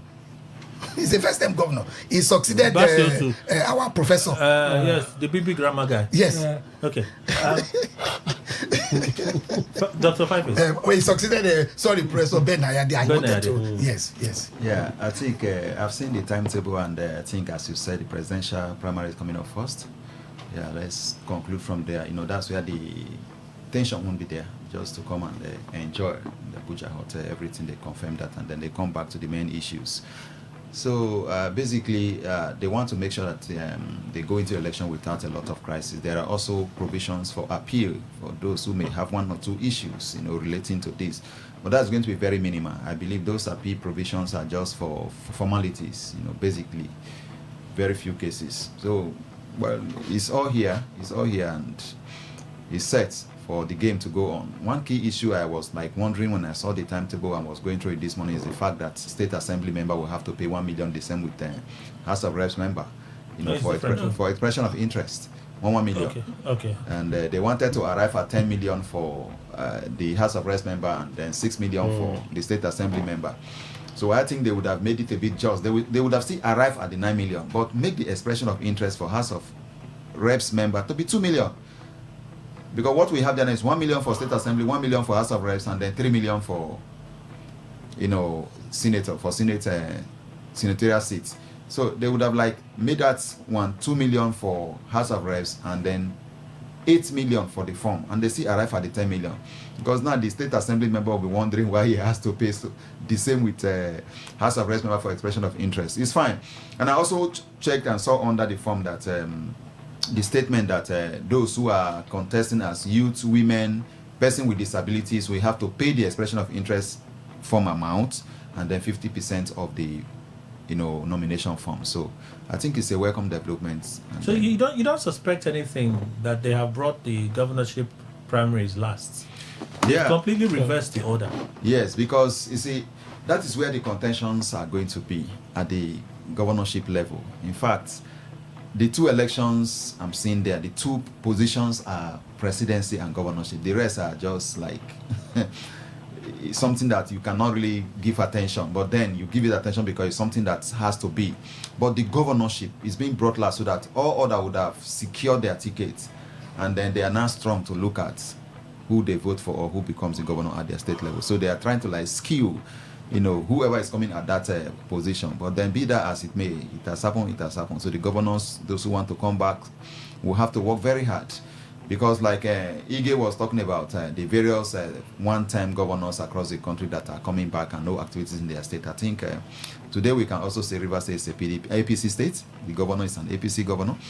And of course, he's coming back, yet no activity. It's just that way. But then the point here remains that we are still talking about reception after defection. Don't be surprised that what happened at the State Assembly may also repeat itself here. At some point, when the governor sees that something is not coming at the APC level and PDP is still lobbying underground to bring him back, we say that he never defected. It can happen. Which PDP will he go to? He might go to the other PDP. How many PDP do we have? Because as it is now, the governor is in the fix. Barrister Germany will not allow him to come. Is it true? But Kelly, you know one thing, I was arguing with Chimene while we were on break. You see, in politics, never say never. Yeah, that's true. Never say never. 1 minute, just a minute, is like a full year in politics. Yes. Your name can even be before the party. In fact, your name has already. If you remember that we had a case of placeholders. So some people can even become placeholders. You can become a placeholder. They say, okay, go and hold it first. While you are fighting, let's come back home. Never say never. Anything can happen. While I take this to mind, one name rings in my head. Nyesom Wike. No, but you see, the Nyesom Wike factor in the APC is a factor because of the relevance that Tinubu places on that personality. The Nyesom Wike factor is a factor I refuse to ignore. No, Kelly Nyesom Wike is a factor. I'm sure you know that Nyesom Wike is also an intelligent man. He knows when to bargain. He knows when to concede. That's why Chimenem said, look, he thinks like 10 steps ahead. Look, he can look at 4-5 scenarios and say, okay, if this comes, before me, this is what I will do. Like I was telling Chimenem, what if the presidency say, okay, allow Fubara to return? Yeah. The Wike tells the president, okay, so yes, sir, I will allow him to return, sir. Can I have the deputy governor, sir? He knows how to bargain. Trust Wike, he's a hard man, but he knows when the chips are down and he knows when to chip in. He can say, okay, sir, I respect you, sir. No problem. I will allow him to return, sir. Please, can I have the deputy governor, sir? In addition to the speaker that I will produce. Then they call Fubara and say, okay, Fubara, well, you have heard what has happened. you are going back as governor, but then we have to consider deputy to your godfather. They will consider speaker to your godfather. So that at any point in time, if Fubara wins second term, at any point in time, they move to impeach him again. We can now say, Mr. President, please, if you want to impeach him again, sir, going forward, please don't step in, sir. There are a lot of things you bargain for. Then no problem. Fubara, I think you are hearing it. If you misbehave this time, I will not put my hand. Then they give him deputy. So that any day they think Fubara has misbehaved, the plot is impeachment and simply bring in the governor they wanted as deputy. Wiki, that we know. But it's the same thing. Wiki, that we know. It's the same thing. Kelly, I don't understand your question. The APC timetable. Okay. Bringing the presidential primaries first and the governorship last. Yes, because it simplifies the whole thing for them. The presidency, FIAM, which of course there are no tramels on the road. It's a simple person that is known, and then all of them will queue behind him and say, okay, they said it's direct primaries. I don't know how they are going to do this. Direct or consensus? I think it's going to be consensus now. In fact, before the consensus, there's a consensus already. Obviously. So now that one is there. Why the governorship seem to be at the last? Because the governorship is like a singular bulb where you have all the problems surrounding. Everything is about governorship. And they want to wrap up almost everything and then come to that one. You see, for now, for Rivers State, Kelly, I don't think anything has gone wrong. Whether the activities are welcomed or not welcomed, I think everything is still on course. Fubara may still come back. Now, the problem is, you see, I have always said this. It's not a matter of coming back that is the issue. How is that particular place you are going to be for you? How will you be there? Will it be comfortable, or will you just be there? Let it be. They say that you'll be there and I'm there. You want to stand up, they say sit down. You want to go forward, they say now come back. You say, please give me little privilege now. They say, if you talk again, you are leaving there tomorrow. And that is it. So I don't know why these politicians are like this, because I see as I am. When they arrested MKO Abiola, you know he was a big guy. I don't know what he was looking for in presidency. I'm telling you, he was a big guy completely. But you see, when they arrested him and then put him in prison, maybe I don't doubt it that Abiola may be watching TV, everything that luxury should have. He may have them in prison. But he was there alone. He was excluded from going outside. You can see. It is only when you experience being incommunicado that you know that this world is sweet. I tell you. As you are allowed everybody that comes, you hug, you laugh. You don't have money in your pocket, but at least you can open your teeth and laugh. You will not. You'll be saying, no, things are rough. But why am I not progressing? But make the mistake. They put you in a hole and say, you don't come out of this place. That's when you regret your life. So, as it is now, Fubara, if he comes back and he thinks he will be able to pay all that they will give him, fine. Because I know that, I always say, if you want to fight any opponent, make sure you read your opponent very well. If it's too big for you, please tell them, no, you are no longer interested in that game. Because if you go in there with that omnibus opponent, Kelly, you will regret your life, because the opponent will crush you all around. Including in wrestling. Well, Kelly, I don't know. But so that means you will now be saying, if I had known, I wouldn't have even made any road into that section. But as he stands today, he might, because Ige has given a clear position of what I had in mind. Fubara may come back. But like I said, how will his coming back be? Okay. Will it be festered with tramels, or he will be free as a governor should? Kelly, if I were inclined to being in politics. Nobody will stand in my way. I am governor and I have to be governor. If I'm not a governor, let me be at home, for goodness sake. Dr. Pute, do you see a political game with the timetable of the APC? Yes. It's calculative. And I must tell you, it's a cartel arrangement. What baffled me, that beat my imagination black and blue, Pastor Chairman I can bear me witness, that what baffled me is the amount of money for the nomination of interest in APC. I just feel APC should be banned. Banned? They should not be allowed to contest election. Why? Because of the amount of money. 100 million. It's not new now.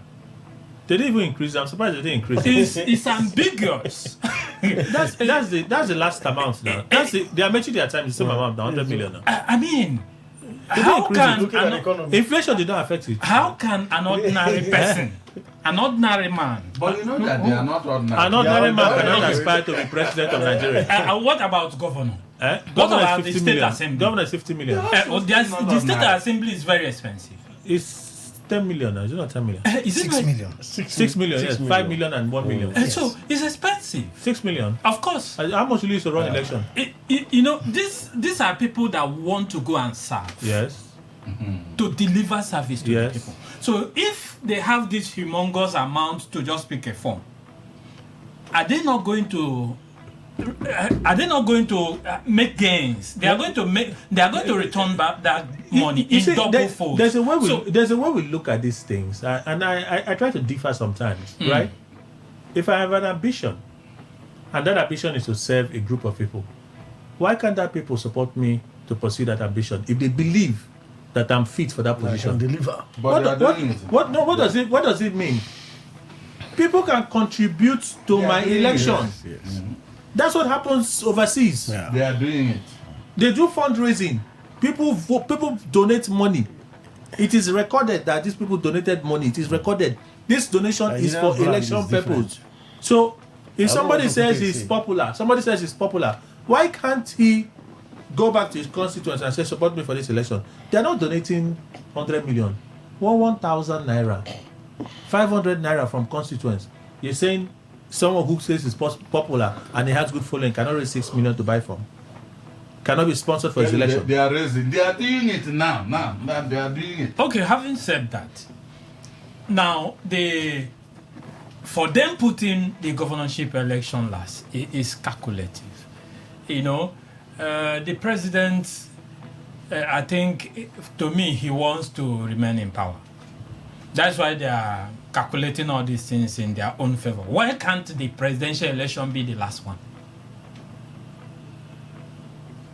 You know, Pastor Chairman will explain this to his people better, the politicians. Am I holding a portfolio? Yeah, politicians. So sometimes political matters should be left for him because he knows how his people play their game. To me, what baffled me is that amount of money that is involved in nomination of interest. Okay. So for Governor Fubara Factor, I don't know, is he into this matter? For me, I think, in my own opinion, he should find a way, sponsor somebody in another party. Because the kind of condition they will give him in APC, himself, he will be shocked and surprised. You know, the second missionary journey may be tougher than the first one. So for me, I think he should make a name for himself, go home and rest. Okay. Look for somebody and sponsor, maybe to take over from him. That's my personal opinion. Chimene, what do you think there's anything clandestine in swapping, changing the order? It used to be the last, now the last has become the first, and then they've reversed everything. Government would always, politicians would always permutate. Permutation is one of the things that people should expect. It's in politics, there are always different kinds of premonitions. People must understand the fact that, just as Ige said, anything can happen. Anything can happen in politics. Of course, if you allow the governor, this is the time. This is the best time. Remember, there were internal wranglings. APC was very wisdomatic. The reason is that they had to employ the system of ADR, where people that had abstract intentions, antagonism, because as at this time, of course, we thought that they would have been in tatters. But you see, wisdom profited. They started, we had in some states where they were around internal wrangling, they had to send some people to go to that place. And of course, I call them political emissaries who went there and had to douse the tension. I just told somebody that, look, the president of Nigeria doesn't shake. Whether there is an opposition, it's like a win. It's just, he has already foreseen everything. In fact, he has started defining the characters. And they are quite on time. This is just the time for the timetable. And of course, the primaries will not, it won't take in the next 2 weeks. And of course, they know those that are loyalists. Because in politics, you don't take those that are disloyal. In politics, it has to be 100%. They know it is internal democracy. APC is just perfect right at the time. They started modeling the system, sending emissaries to reconcile. If there are tatters, look, meet this person, talk to him, and of course, it's consensus, just as Ige said. At this point in time, they know what to do.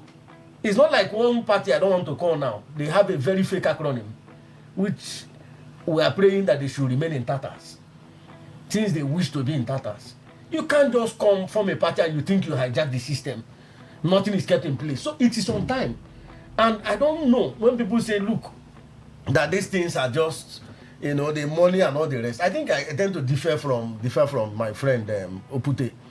Because if you want to serve, like where we are coming from, once you want to serve, you must have money in your pocket. The politics in Africa, it's being monetized.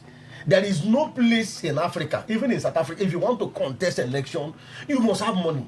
These are people that are in system. Some of them are House of Reps member. Even the retired ones are still money back. So this 100 million is nothing. Knowing what is in future. These are people that, what's in future? Knowing what is in future, that you will make your money with contract and all the rest. It is an industry that is booming. Let us be frank. For you, it's about an enterprise. No, not being an enterprise. Of course. You see one thing. No, for you, it's really about, it's an enterprise. It's not about service. Because if it's, from what you have said, literally, one can go and borrow 100 million, and you are certain that you make 100 million back. So it's the aim. That sounds allow me to. The aim here clearly is. You always want to possess my microphone. When we invest, we are sure of ROI. That's it. That's what you have said. That's the return after investment. We are here in Nigeria. Yes. We have politicians. Huger than 100 million. Chief, you're a religious man. Allow me to speak. See, it has to do with individual. Even in churches, we have pastors that preach salvation. We have pastors that also preach prosperity. Depending on where you're coming from. I'm a politician with a large mind. If I'm there, I will assist people. I don't need to talk. I have my own word. But what we are saying is that knowing what is involved, we are living in a country where politicians is a very large industry. And we know that most of these monies are kept left in private pocket. So if somebody, even if you say the form should be sold for 200 million, people will buy it. So the money is not a problem for you. It's not a part of events. Like I said, these things have been. It is a party internal affair. They have permutated it. They are the leading party, if not in Africa. So they have systematically. It has to do with politicking. What comes from your head? So the thing has been taken from people. Now it is how they are democratizing. It is a party. Okay. It is an internal affair. Concerning that of the governor, Fubara, of course, I have said, look, the level of leadership prodigality here in Rivers State, it has gotten up to the extent that sometimes I even go to the market. Sometimes I circumnavigate to the market.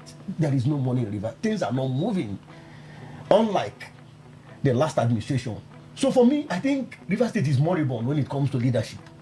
And this is as a result of not allowing the center to hold. You must be loyal in all facets of leadership when it comes to political leadership. So in that state, you don't see it likely that the governor may receive the APC ticket. You see, like I'm not clairvoyant, but from what I have heard from some of my superiors, and from what I have arguments that have been put forward, in leadership, in political leadership, you must be subservient. And once you lack subserviency, whether you call it godfatherism, you want to live on your own, it will be very hard. I don't know what will happen, but at the national level, where you play nationalistic politics, not state politics, I don't know, it will be very enigmatic. There is a slim chance for the governor. So we may be having a ceremonial governor, or we'll have somebody else. Okay, because once, like Ike said, once they decide, leadership decides, nothing. Let's wait and see. To bring anybody. Let's wait and see then. Kelly, Yes, I was checking something. The 100 million of today and the 100 million in 2023 when the APC also fixed the same By amount. exchange rate. Yeah, it's very great. In fact, I saw that today the 100 million today is 33 million naira. That's what I was saying. That the inflation did not affect it. Yeah, by 2023, the dollar to naira was 460 naira. Today is approximately CBN rate. Yeah, today how about parallel market rate? Yeah, then, if that one be. If I check that one, it's still not as high as it is now. Yeah. Then it still would be as high as it a little different. So they are just paying about 33 million now. Wow. Okay. Badger. To Abejide, scatter them. How do we describe a Democrat? Okute, how do you describe a Democrat? The chief of staff to the president was speaking to Rep. Honorable Abejide. He says, scatter them. Remain in the ADC and scatter them. Don't go anywhere. Stay there. Don't come to the APC. Stay there and scatter them. That's the principle of Tinyere Habar. Do you know that slogan in River State? No, what I really want to say. What I really want to say. Exactly, back to center. Even when it favors you, that's really what I want to say. I don't know why. But this one favors you now. I don't even know what it means. So what it means is, you see, when Barrister Chairman was talking, I know why I have mentioned his name severally. He said it's his joy for his opposition in politics to remain in crisis, never even to survive from the crisis. And that is what, permit me to reference somebody, Barrister E.M. Wike. That's his principle. His opposition should have problem until they are tired. You know, so it's a strategy of weakening the opposition. That's why I've always told them. They say ADC is having problems. These people are having. It's PDP that is planting. APC is planting the problem of all these other political parties, so that they will be struggling, while they are strategizing. They will throw people from their party. Allegedly. They will send people on a mission to the other smaller parties that are having, they are trying to survive. They will tell them, go there and stay. Be underground, be sending them small money. Decide some of their activities and make sure you crumble their plans. So this is the strategy they have. So these men are Democrats like they profess. No, that's not democracy. No. They're not Democrats. That's not democracy. Like they will always say, it's a party strategy, to weaken their opposition. So no, but you can be fighting. We can be fighting behind the scenes, but coming out to show that you want these people disintegrated, that suggests a lot more. It does. You say Bayo actively on X. He's the biggest promoter of the Nafi Balak group. Yes, on X, and I said to myself, I'm not sure I follow. That's not bad. If this is a contest. You need somebody you say you are popular. The APC, they've told us repeatedly, yes, we are popular. The opposition doesn't exist. Abi, why are you coming out to celebrate when they are having problems? That's what they do in politics. Even though it was PDP, if it were PDP, they would do even worse than what is happening. So that's the political system we have inherited here in the country, in Nigeria. And that is the reason why it baffles me when they go into power. They can't provide basic amenities. They use the money. They keep politicking, keep playing politics even when governance is needed to apply. They will keep playing politics using the money that they are supposed to allocate, in fact, that have been allocated for very simple basic amenities. They use it to continue playing politics up to the time when election will come. So it's baffling. They are making a lot of gains by all these strategies they use in distracting a whole lot of people, including the opposition. Okay. So it baffles me, and it's quite unfortunate. Let me see if I can squeeze out quick reactions from Oladeko. Oh, he's not go London. He seems to be more of a TV politician than an underground politician. He don't travel. He don't travel the shout week from where they shout from. He doesn't do much on the ground. He come on TV from his palace. They keep the camera there. He talk finish. He enter plane. He travel. I beg. That guy will not call anybody name more. Let's go to Ogun East, right? Between Benga Daniels and Dakwa Abiodun. Yeah. I'm surprised that the president still hasn't said anything. It's surprising because they've had a caucus meeting. Benga Daniel was denied entrance into that meeting. Very funny. The stakeholders have now endorsed Dakwa Abiodun, which is what Benga Daniel has been saying, that they've been victimizing him, bringing down his properties, shutting down his hotels and stuff. It has come to this. And the president is not saying anything yet. He's the president is close to both Dakpo. I remember before in 1999, just before Tinubu was inaugurated as the governor of Lagos State, it was Benga Daniel that provided his office for Tinubu to use to host a lot of meetings before being inaugurated as the governor of Lagos State. So they've come far.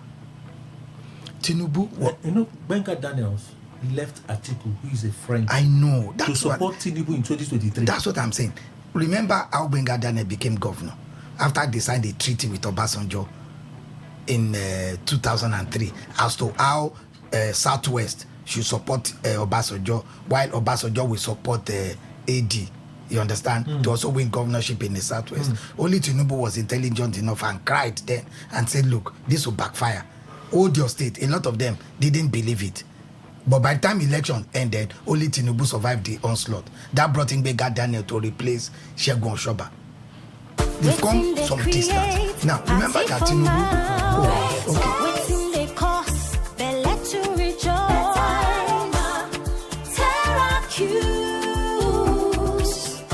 Terra Seasoning Cube turns your meals into a masterpiece. Unwrap joy, unleash taste. Hey, come cook with Terra Cubes. Come cook with Terra.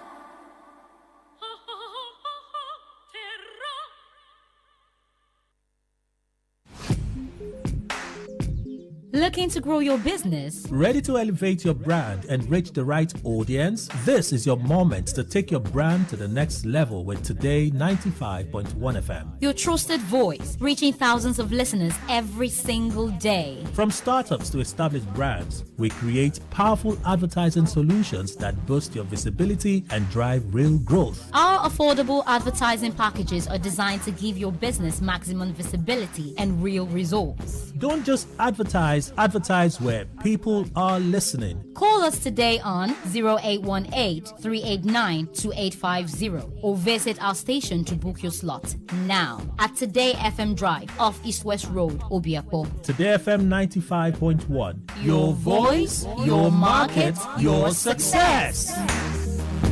Headquarters in Abuja is designed to enhance collaboration between the financial and telecommunications regulators in addressing electronic fraud linked to mobile numbers, improve payment system integrity, and safeguard consumers.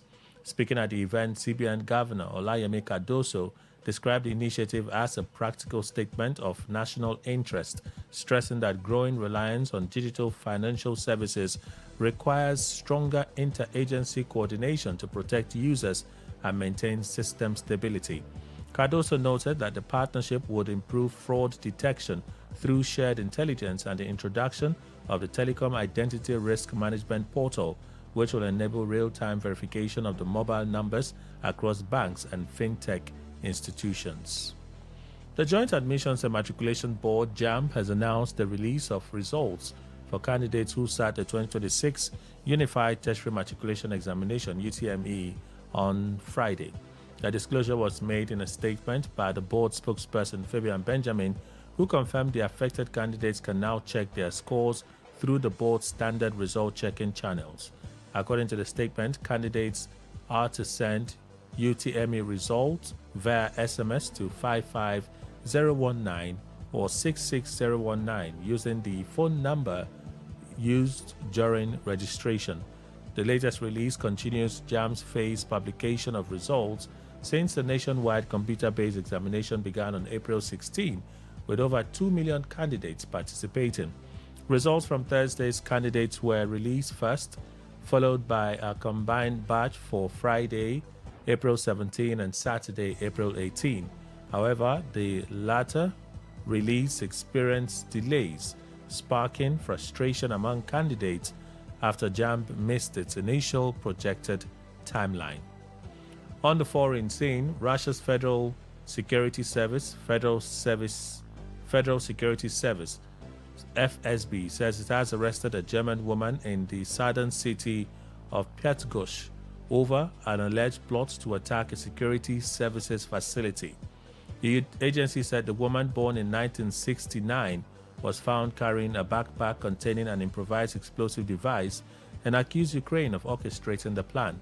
According to the FSB, the device contained an explosive charge equivalent to 1.5 kilograms of TNT and was allegedly intended for remote detonation. The agency said the attack was prevented through electronic jamming, and the woman has been recruited by an individual linked to Central Asia who was allegedly acting on instructions from Ukraine. Since the start of the war in Ukraine, Moscow has frequently reported arrests of individuals it accuses of sabotage or espionage, many of which have been disputed by Western governments. That is the news update on Today 95.1 FM. Good morning. Thank you for your time. Stay informed, stay ahead. Tune in to Today 95.1 FM for the latest news and exciting sports updates. Your trusted source for everything you need to know. Today 95.1 FM, the voice of the people. All right, thank you for staying with us. Mrs. Faith Oba from Lambert Wiz Global Services Limited joins us at this time. Good morning to you, madam. Welcome. Good morning, Kelly. Okay, good morning, everybody with inside this country. Oh, yes, so my name is Mrs. Faith Oba, and I come from Lambert Wiz Global Services Limited. Lambert Wiz Global Services Limited, a real estate company where they register, sit down here for Bodo, Nigeria. We dey gidigba, we dey give people land we no even cost. Cheap land. And as it be so, as it dey now, we dey sell one of our estates currently where they inside Big Elele town. Big Elele, they after Isopo, where be the local government council secretariat of Ikwere local government area. And that land where they talk about now just 700,000 naira. Now we they sell one plot. Just 700,000 naira. Now be the only money where they pay to buy one plot. And in case your money no complete finish, we come make them easy. Say if he pay 400,000 naira as initial deposit, then after 3 months, he go come complete the money, come collect this land. And this land where they buy, what they talk about, say, apart from this money where they pay, we don't talk and say, they pay any other thing. Now I make you say, yeah, call our number. Call us so that you go get more information about waiting with the talk on 0803 528 1205. 0803 528 1205. 0803 528 1205 or 0708 253 0000. 0708 253 0000. All right, so where are the properties located? Okay, the land as I talk am before, e dey for inside Elele town, no big Elele. No be the one where they go Ahoda road, the one where be say if you from Port Harcourt now, they come where they go Owerri road. And then apart from this package we will get say buy one plot for 700,000 or say if you pay 400 after I can complete the remaining one. We get all the obonge packages according to how everybody pocket and hand reach. We get one of they say if you buy 4 plot at a stretch, say we'll summer you 1 plot free. Now you see buy 4 plot, we'll come give you 1 plot as Jara. And then we can say in case you know like that one, say we get another package. This one people they rush am. People like them say buy 5 plots at a price of 550,000 naira per plot. So it means that if they buy 5 plots now, the money don't come up from 700, it don't enter 550,000 naira per plot. And as I've been talk early, apart from this money, then where they pay for this land, our registered surveyor plan where you supposed to pay money safe gate, we they give you free of charge. The surveyor they did a convenience where you know how lawyer go take say pay 5%, we they give you free of charge. We don't talk and say nothing like bush entry, nothing like agency fee, even inspection safe now absolutely free. As he come now, we they carry our vehicle, carry you go inspection, then you go come do your background check to know whether true this land they genuine or not. So as he be say he dey now they contemplate and no need to they waste your time, no need to waste time because all these are go I shall we all na time you go they waste. Just call our number, call us on 0803 528 1205 0803 528 1205 0803 528 1205 or 0708 253 0000 0708 253 0000. When are your inspection days? Okay, our inspection time now from Monday till Saturday. Monday from 9 a.m. in the morning like this, go reach 5 p.m. in the evening. From Monday to Saturday, we dey office. And then our office there for Kings Plaza. Kings Plaza, they inside Elele town before you go reach the Elele roundabout. If you they come from place like Igrita or Ekboko, anywhere from town, as the intermoto, tell them say you want drop for Elele, make them drop you for Access Bank. Now only one Access Bank, and then they that Elele. And then drop you there, you go see 2-story building where they paint with yellow paint. Now there our office there. You go see where we write and bold New Hope Global Estate. New Hope Global Estate. And then remember say the land where we talk about here now 100% dry land where they fully register with what we they call certificate of deposit. Now in be the title where this land carry come. That one means say this land we don't carry our 2 legs go enter Ministry of Land, go do proper registration. So as they buy this land, you don't get anything to fear. You don't get anything to worry yourself about. Because why? The land, they completely genuine. And then a peace of mind you go get. So call our number now as they listen to me now. No wait, make this time pass. Call our number on 0803 528 1205 0803 528 1205 or 0708 253 0000 0708 253 0000. And then some people they call they ask, madam, this land now, as in there like this when they inside the state, if I buy them, I don't want to use them, I go fit sell them. The answer now yes. The property belongs to you. As a buyer, na your name, na every document they carry. So if you know one bid and say, okay, I want to leave them after I go sell them, he go sell them. And the good thing is say, at the estate price they increase, their own price they equally increase. And even we as estate, we even buy them from you with the current price, they help you sell them Now so he be. So if you buy and say you want keep on, you want buy 20 plots, so you want buy 30, you are free. Because why? Now land banking be that one. And he go give you what they call return on investment. Because your money no go lost. And because this place where they get now, a very good site where get better landmark. Things like Fadede University, he dey inside the Leletan there. Army Barrack, de Leletan there. Then Hakotwai Polytechnic, they that's Leletan there. We go university where they so, but they very close to our side.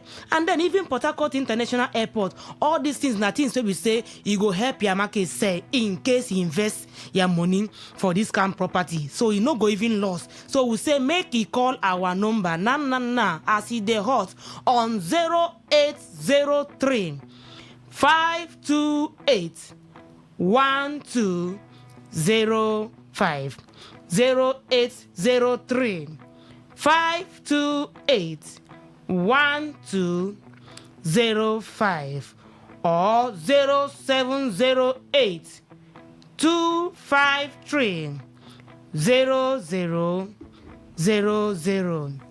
0708 253 0000.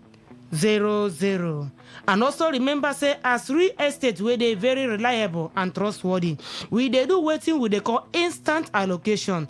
That one means say as you pay your money complete, just give us some days, like 2 or 3 days, working days, we process your paper.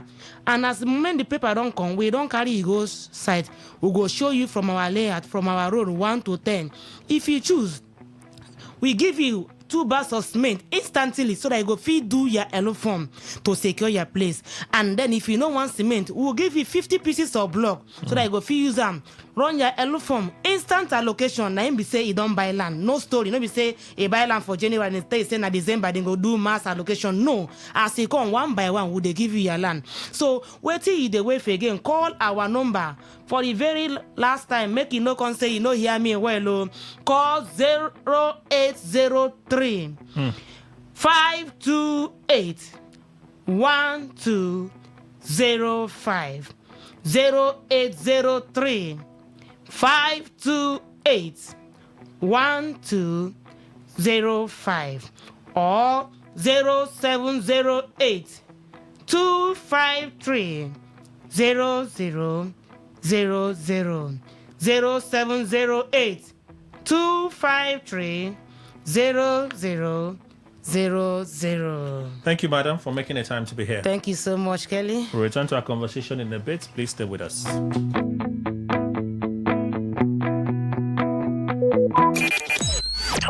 Talk radio. I listen to a lot of talk radio. 95.1 FM. Looking to grow your business? Ready to elevate your brand and reach the right audience? This is your moment to take your brand to the next level with Today 95.1 FM. Your trusted voice, reaching thousands of listeners every single day. From startups to established brands, we create powerful advertising solutions that boost your visibility and drive real growth. Our affordable advertising packages are designed to give your business maximum visibility and real results. Don't just advertise where people are listening. Call us today on 0818-389-2850 or visit our station to book your slot now at Today FM Drive off East West Road, Obiapo. Today FM 95.1. Your voice, your market, your success.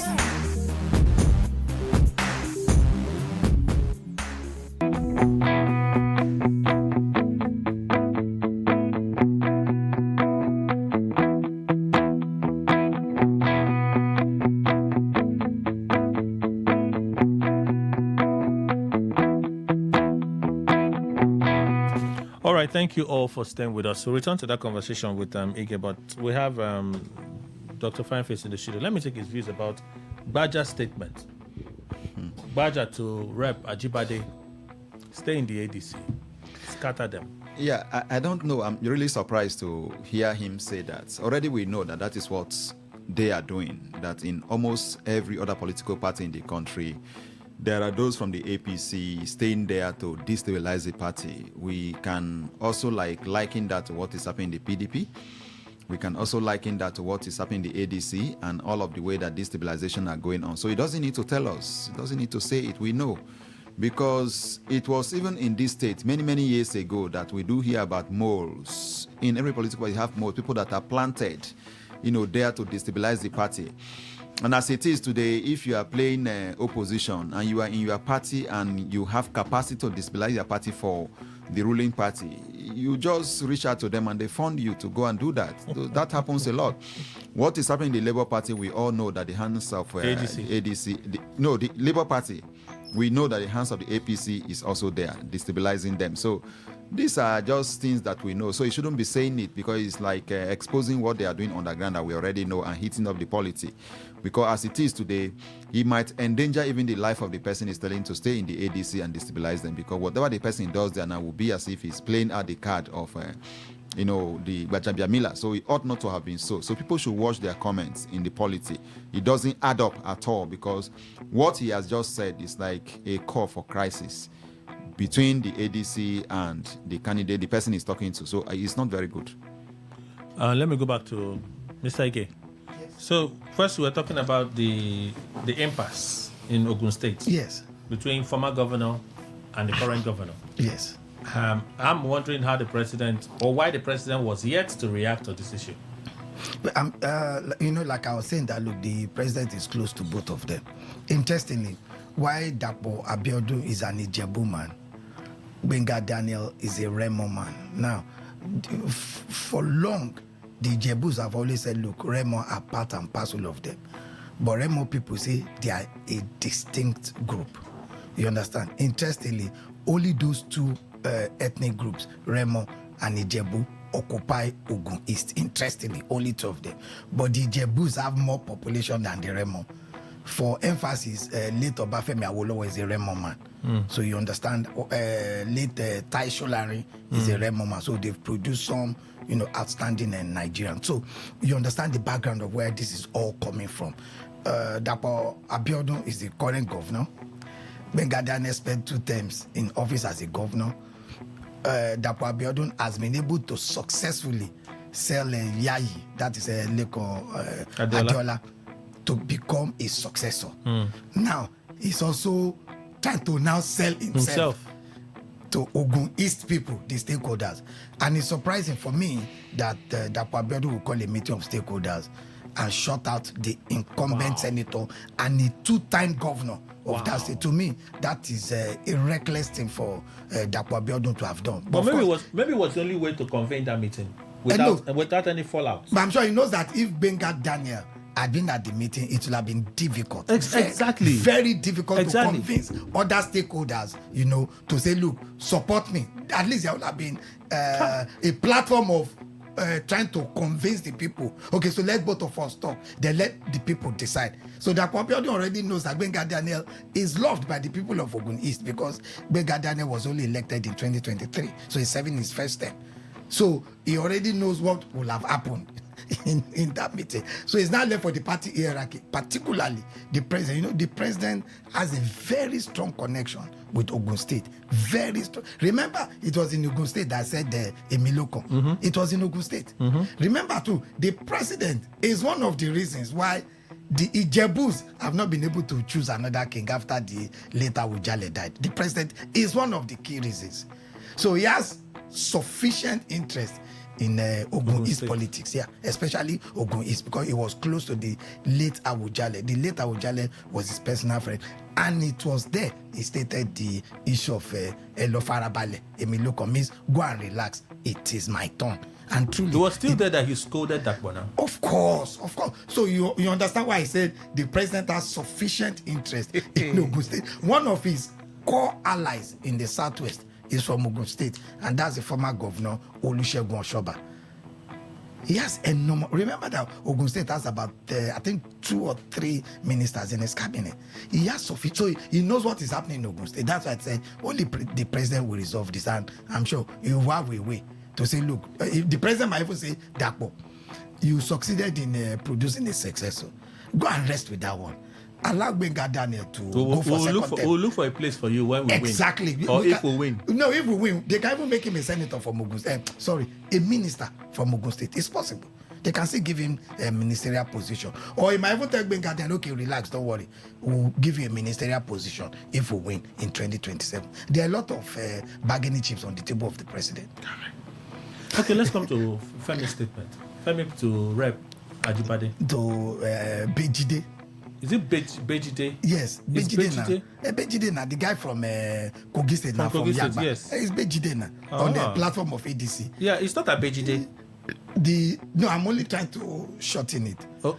You know, in Yoruba, it's just like my name is, a lot of people call me Lekon, but my full name is Olalekon. Okay. So a lot of our names are shortened. So that's a shortened Typically, it's known as Bejide in this place. Okay. Yeah, but official records, of course, will bear his full name. You understand? Okay. I'm not surprised at Gbajabiamila Mila's statement.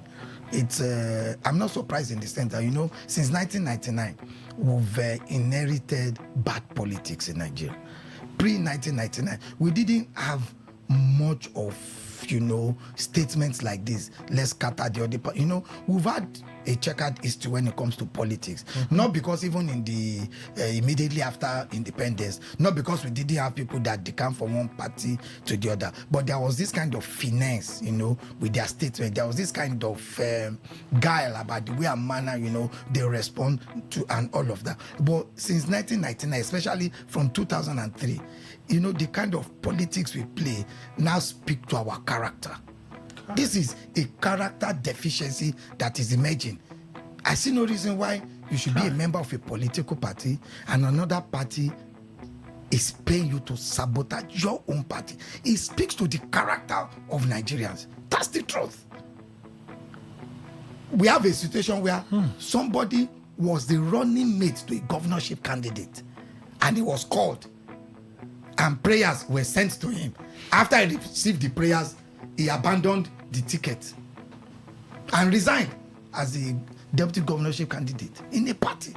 It speaks to the character of Nigerians. It speaks to our integrity. Let's be fair. That prayer must be very powerful prayer. No, Kelly, it speaks to our it speaks to why people outside of our shores don't take us seriously. It means that something can happen overnight. I won't be shocked if we have some governorship candidates preceding 2027 and some governorship candidates come out and say, look, I'm no longer interested in contesting. I think that I've listened to my people and I've spoken with God. That's what they always say now. Yes, and I've spoken with God and I've had a direction. I want to rest my ambition for now. I won't be shocked. It means that we are losing what should be at the core of our national existence. Character, integrity. We are losing it. And of course, you already know what's happening across the length and breadth of Nigeria. Even the National Bureau of Statistics came out and gave us a list of the most corrupt institutions in Nigeria. You already know number one. It's not the cause of discussion today, but you know number one. You know number two. Number one and number two are at the core of Nigeria's progress. Of course, everybody knows Nigeria Police, Judiciary. Those were the top two listed by the National Bureau of Statistics. So you see why I say it speaks to our character, it speaks to our integrity. They've not done other stuff after that one. Is there any need to do something? Those who occupy the first two positions, they can't lose it. It's a race. Say, look, no, you know, the number one can never lose it. Say they can't lose it. No, but you know now, Kenny, you know that between you and I, number one cannot be taken from the owner. Change can happen. They can change. This you can change them.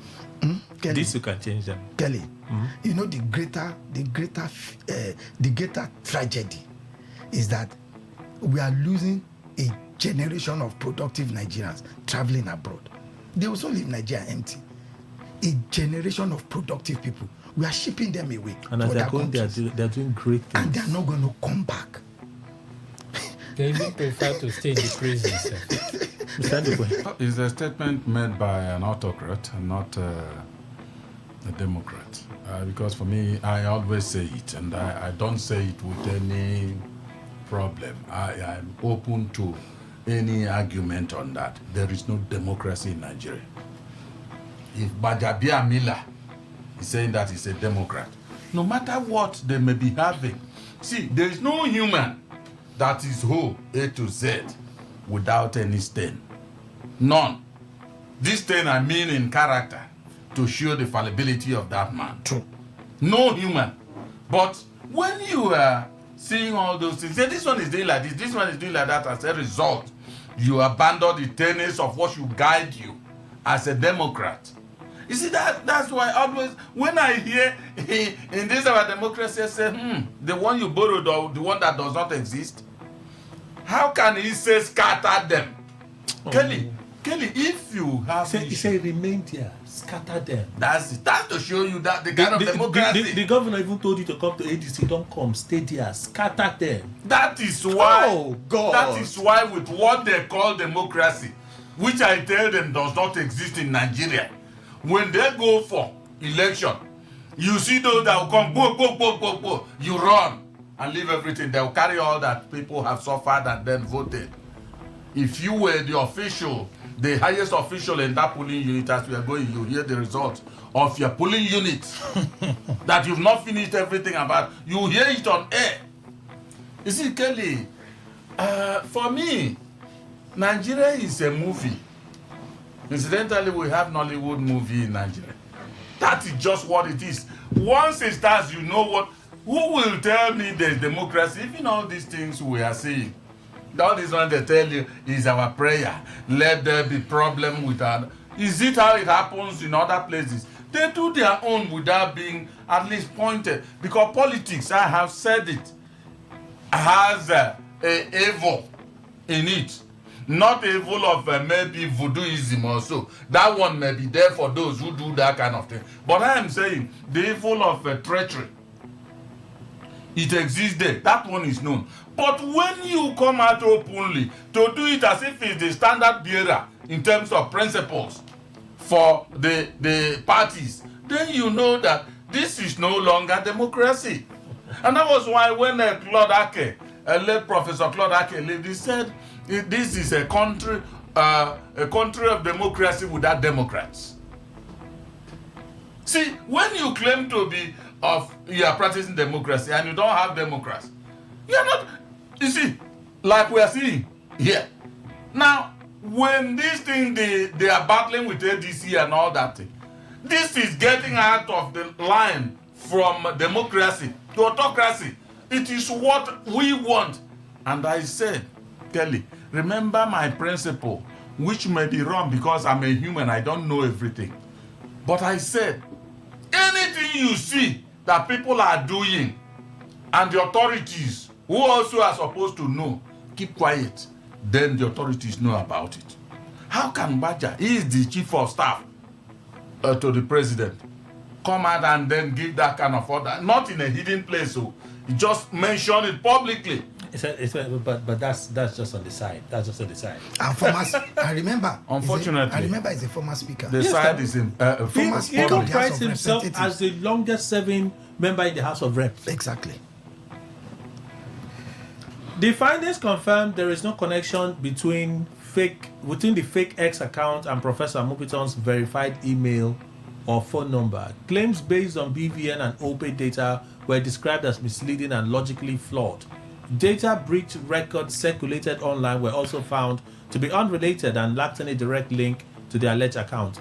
Further checks using the Wayback Machine showed no record of the account or its posts before April 2026, contradicting claims that it had been active since 2022.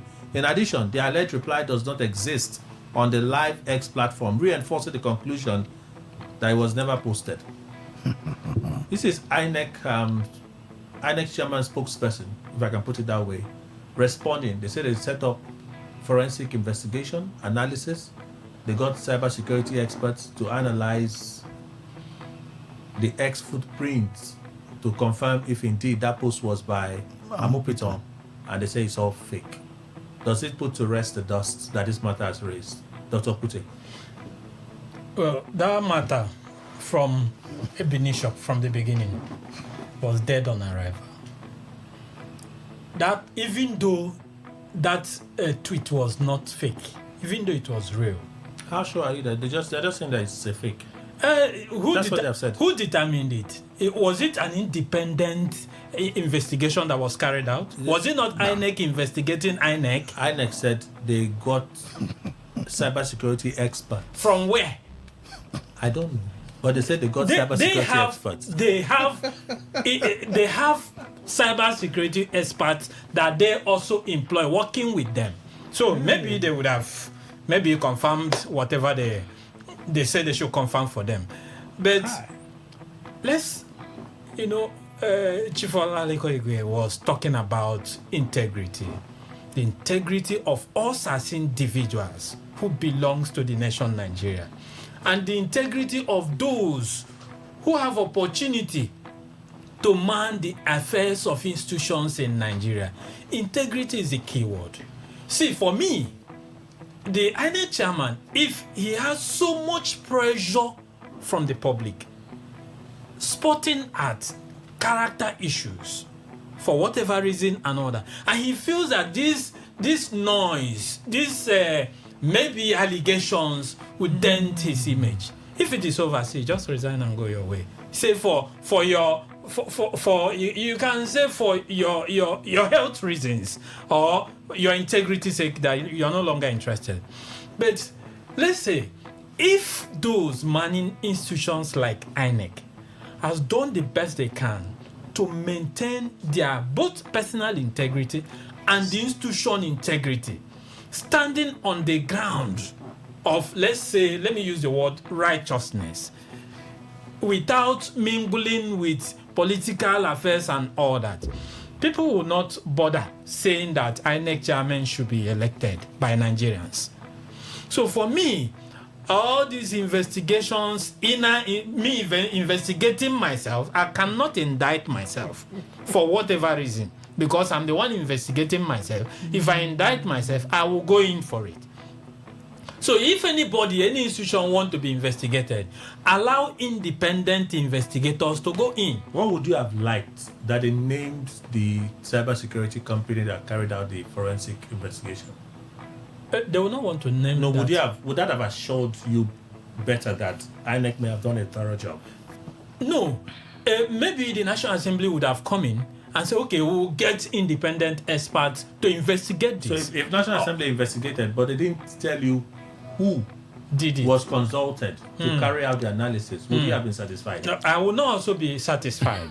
No, but Kelly, look at it this way. In this very case, INEC is the jury. INEC is the prosecutor. INEC is the investigator. INEC is everything. No, but at least they said... No, INEC said they engaged forensic experts. It's a statement they have put out. Without any name? No, let's even agree with them that they brought in forensic experts. Now, is it in the place of INEC to bring in forensic experts? That side is no. That's not the responsibility of INEC. INEC will have said, look, to prove to Nigerians that we have nothing to hide, we want to institute an independent forensic company. We want to engage them. Can Nigerians nominate? Simple. So that we nominate them. We now say, look, this thing is not. I read through all the statements INEC issued, and I laughed. I'm not a forensic expert. But I'm intelligent enough to know that when you put out certain things, you understand. I want to look at the cookies history. You want to look at a lot of history that have gone on. You start talking about time, it was posted 30 minutes later, it was removed 30 minutes later, and all of that. You put time lag. I'm sure they may be entertaining those who are not.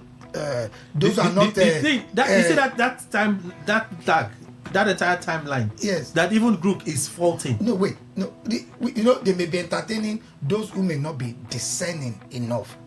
You understand? When you put a time lag can even be answered by the fact that I stay in Ghana and you stay in Nigeria. We can put that to a time lag. We are 1 hour ahead of Ghana. The difference in time. We are 1 hour ahead of Ghana. So it depends on the countries of the world. It depends on where the Twitter the post now generated X, from. Of course. So in this case, you are the jury. you are the prosecutor, you are the investigator, then you are not the one even issuing the statement again. You have removed, you know, there's this popular saying that says that it is better to be taught that one is a fool. It's better. They'll be guessing this Olaliko might be a fool. He might be a fool. Now that statement says it is better to be taught to be a fool than to speak and remove all the doubts of whether Olaliko is a fool or not. So hope you understand what I'm this saying. one has confirmed it now. Is it not better than Nigerians were guessing? It has thrown the lead off. No, is it not better Nigerians are still guessing? It is him. It is not him. Than for you to now come out with a statement now to say we are finally confirmed that. Please now, please. Does it not tell you that? Does it not tell you that this is a cooked up story just to bury it? Unfortunately, things like this you don't bury them. It will be there forever. It will be. Yeah, Kelly, I don't think this report can bury the matter. You know, there is one thing about truth. The moment you have a situation whereby truth is being told and lie exists, one day the truth will be out. You can try to manipulate the system. Like Ige said, INEC is the arbiter here, the judge in his own case, and that is not done. I still believe that some forensic experts who are also investigators may want to look into this report and then look into what really existed before this report and still come up with something. So I look forward to Premium Time doing something, the Cable doing something, and some others doing something. That's true. Those are people that do real investigative journalism. So let them do and come up with what they have, then we can see if what they have said is the truth. But it's always important for someone that is impacted or that owns the story like INEC is to come forward with what they think is the position. Then that will be subjected to scrutiny, and then we come up with what works. Gotten that many pages I've not even read also, but summary, they are saying that the account was impersonated. It never came from him. People are arguing that from the his email and everything, that the same way he coins them and all of that. But then let's see what works. Mr. Ndukwe. You see, Kelly, when a man has a problem, and instead of coming out openly and say, please come and help me, or even you come out, now solicited people to help you and all that, everybody stream down and then say, let's help you. You say them, wait. You start in-house defending the problem. Now, no, it's no longer like that. It's no longer like that. It's not like, in fact, that what you people said is not the truth. You start defending yourself. Who will listen to you? It's just like now you said, because when you were asking Dr. Pute, you mentioned National Assembly. In fact, if once National Assembly is mentioned, to look into it, I will just completely make my ears completely deaf. I will deafen myself. And then when I pass that place, I remove everything I use in covering my ear. Because, see, that thing that is moving the National Assembly, that even if the president needs money to be borrowed 20 times a day, they come, they will approve. We will also help them to help themselves. Because Amopita, I have said, at that level, he's heading INEC. He's also a politician. You look at the IGP, he's a politician. That's the way it goes, because at that level you have the professional strategies and also have the political strategy and all that. More or less, your position, you are assuming the role of a politician. So if you are Mopitan is charged, this thing belongs to him. What is wrong with what this suggestion or Ige made? Because that's what I had in mind. You come out and they say, we want Nigerians to attest to the fact that these are fake. Now, we want people like all these, what's this show or something? A group. Sarah reporters. Good. All of them join, let them investigate underground, let's find out. But when you come, INEC rises up to defend his head. Kelly, where have you seen a child say the mom is not the best cook? So if they think they have waved off this, they have not. In fact, they have brought in a cyclone of doubt And what will only mean there will be a surge of argument that this thing is not correct. It's the way we have made that allegation. Let them be thinking. Who will listen to them? Now, if you tell me forensic expert, is an organization. Okay, let's even say it's an organization. What is the name of the organization? Who are the people representing the organization? And again, who particularly are the people that have done that? You just said forensic audit and all that. I have said whoever is listening to forensic audit, is it not what was done in NDDC? Is this one having a big head? No, this one is analysis. Oh, it's analysis, forensic analysis. Okay, if it's forensic analysis, and my brother, this is analysis, but the forensic. So once you hear forensic, please, in this country, Nigeria, know that, well, even if it's done, the true facts may be removed. So don't head to the National Assembly, don't head to INEC, look for independent people that will give Nigerians what they want. Let us know exactly. Maybe this is where you have civil society groups, some of them, and then merge with all these people that are doing, really, if you like, all them forensic journalism in terms of what do they call this thing now? Which I said investigative journalism. No, forensic audit. No, not forensic audit. This thing that the kind of Sahara Reporters. Yes, and what is this? Premium Times. Good. This kind of job they do, my dear brother, let them do it and see whether Amobitom's account is that one or not. It's not INEC coming to tell me stories. It's their head. I see breaking news. They're finally taking them to court, it would seem. FG files 13-count treason charge against alleged coup plotters. I was going to open the phone lines, but let me just read this and we'll talk about it briefly. The federal government has filed 13-count charge before the Federal High Court in Abuja against, when it comes to breaking news, that's how it to be jumping. Against alleged plotters of a coup to oust President Bola Tinubu. Among the suspects are a retired Major General and the rest of them, including a 7 police inspector and 3 others. The defendants are accused of waging a war against Nigeria and committing acts bordering on treason and terrorism. I'm unable to read the full thing clearly. The link is that it keeps breaking, so that's a challenge. Well, I can take your reaction on this. Basically, they filed a charge. Nobody has been found guilty yet. It has taken the military a while to conduct this investigation, and they filed a charge. Right step, right order. Yes, Mr. Ige. I think the accused should be happy. Right? Yeah, they should be happy in the sense that they can go and defend themselves. That this is not a military government. Of course, you already know in military government that they will quickly organize a kangaroo court martial.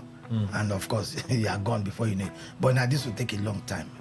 It's not sufficient enough for federal government to say, look, we are taking them to court. Is there evidence against them? We've seen federal government of Nigeria bungle a lot of cases. They bungle. No, what I'm trying to say is that taking them to court does not say they are guilty. Of course. You have to go and fight it out. So that's I'm hoping and praying that they have the hard evidence against these people so that they can get their days, in court. Other than that, this is just another jamboree to just, maybe divert attention. It's okay after all, because the families of the accused, they've been protesting. Of course, they've been protesting. So at least this is now good. A lot of them can go to court and apply for bail. These are largely it will be available. Treason? No, it is the federal government that is putting the charge of treason. It is the responsibility of the government to prove the treason. Yes, you must prove treason. It is also my right as a Nigerian. But you're not at the point of granting bail now, which is at the discrone of the judge. No, but if they make a strong case that this person's if the judge is enemies of the state, of course they can say, okay, be coming from home. Otherwise, we'll go and populate the prison. If it's okay, go and remand them in the prison. As of today, more than 60% of people in prisons in Nigeria are those on awaiting trial. True. It's not new to us. Very true. So by taking this, we will go and populate, the prisons again. So let's see what they can do. It also depends on the kind of lawyers they have. If they have good lawyers, one of the first things the lawyers will argue for is that they should be granted bail. The judge can say no because of the severity of the case. No. Yes. Or the judge can say, well, these are not serious issues for what they have put here. We can as well allow them to be coming from theirs. But let's see what happens. Dr. Puto. Yes, it's good enough that the matter is taken to court instead of. Okay, we are not a military government, so actions that are so punitive may not apply. So it's good that the matter have been taken to court. The court is a place of justice. So they will go there, the accused persons will go there, defend themselves, and get a lawyer to also stand for them. So it is good. And so they will be granted bail if they are innocent, So that's all I have to say about that matter. Dr. Fifes. Yeah, it's good that at the end of the day, after initial denial that there was no coup plotting, we've seen that coup was actually plotted, and then investigation under the room trial carried out, and some persons were identified.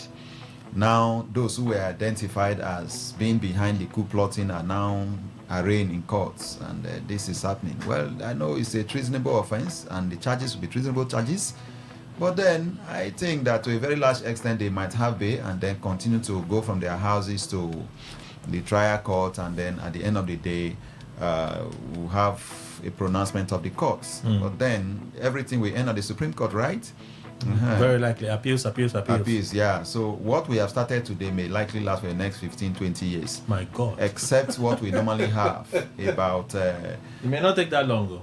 Because it's federal government. That's what I'm saying. No matter, what we normally have... When in the kind of sake, you don't take... It's case you don't take 15 years. So given it accelerated... it has not even ended. It has not ended. It is still ongoing. I wanted to say it has not ended. It's only the first court of instance. I was discussing with a lawyer recently, and he told me that there was a day he got to the Supreme Court and he was complaining that the case here has taken over 20 years. Then one of the judges said, please, look at number 3 on the list. He looked at number 3. It was 5 before the Nigerian Civil War. It was 5 before the Nigerian Civil War. And before. And he's still at the Supreme Court today. So that will take the wind off his sails. We need like 3 different badges of what we currently have in our legal system for cases to move and build more prisons for those who are going in there, and then we'll move on.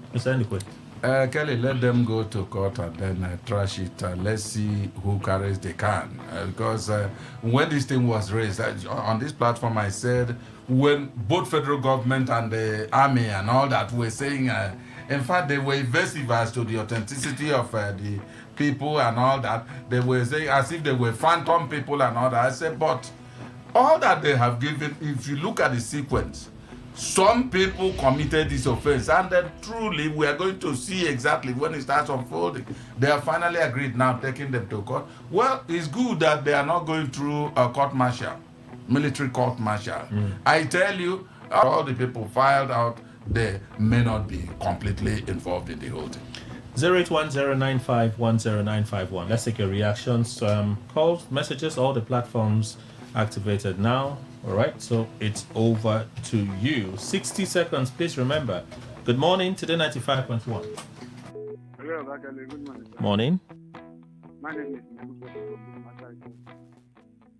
Bakale. I think this is they are very sincere. Look at the way they are selling their phone. In normal price. That they say 220,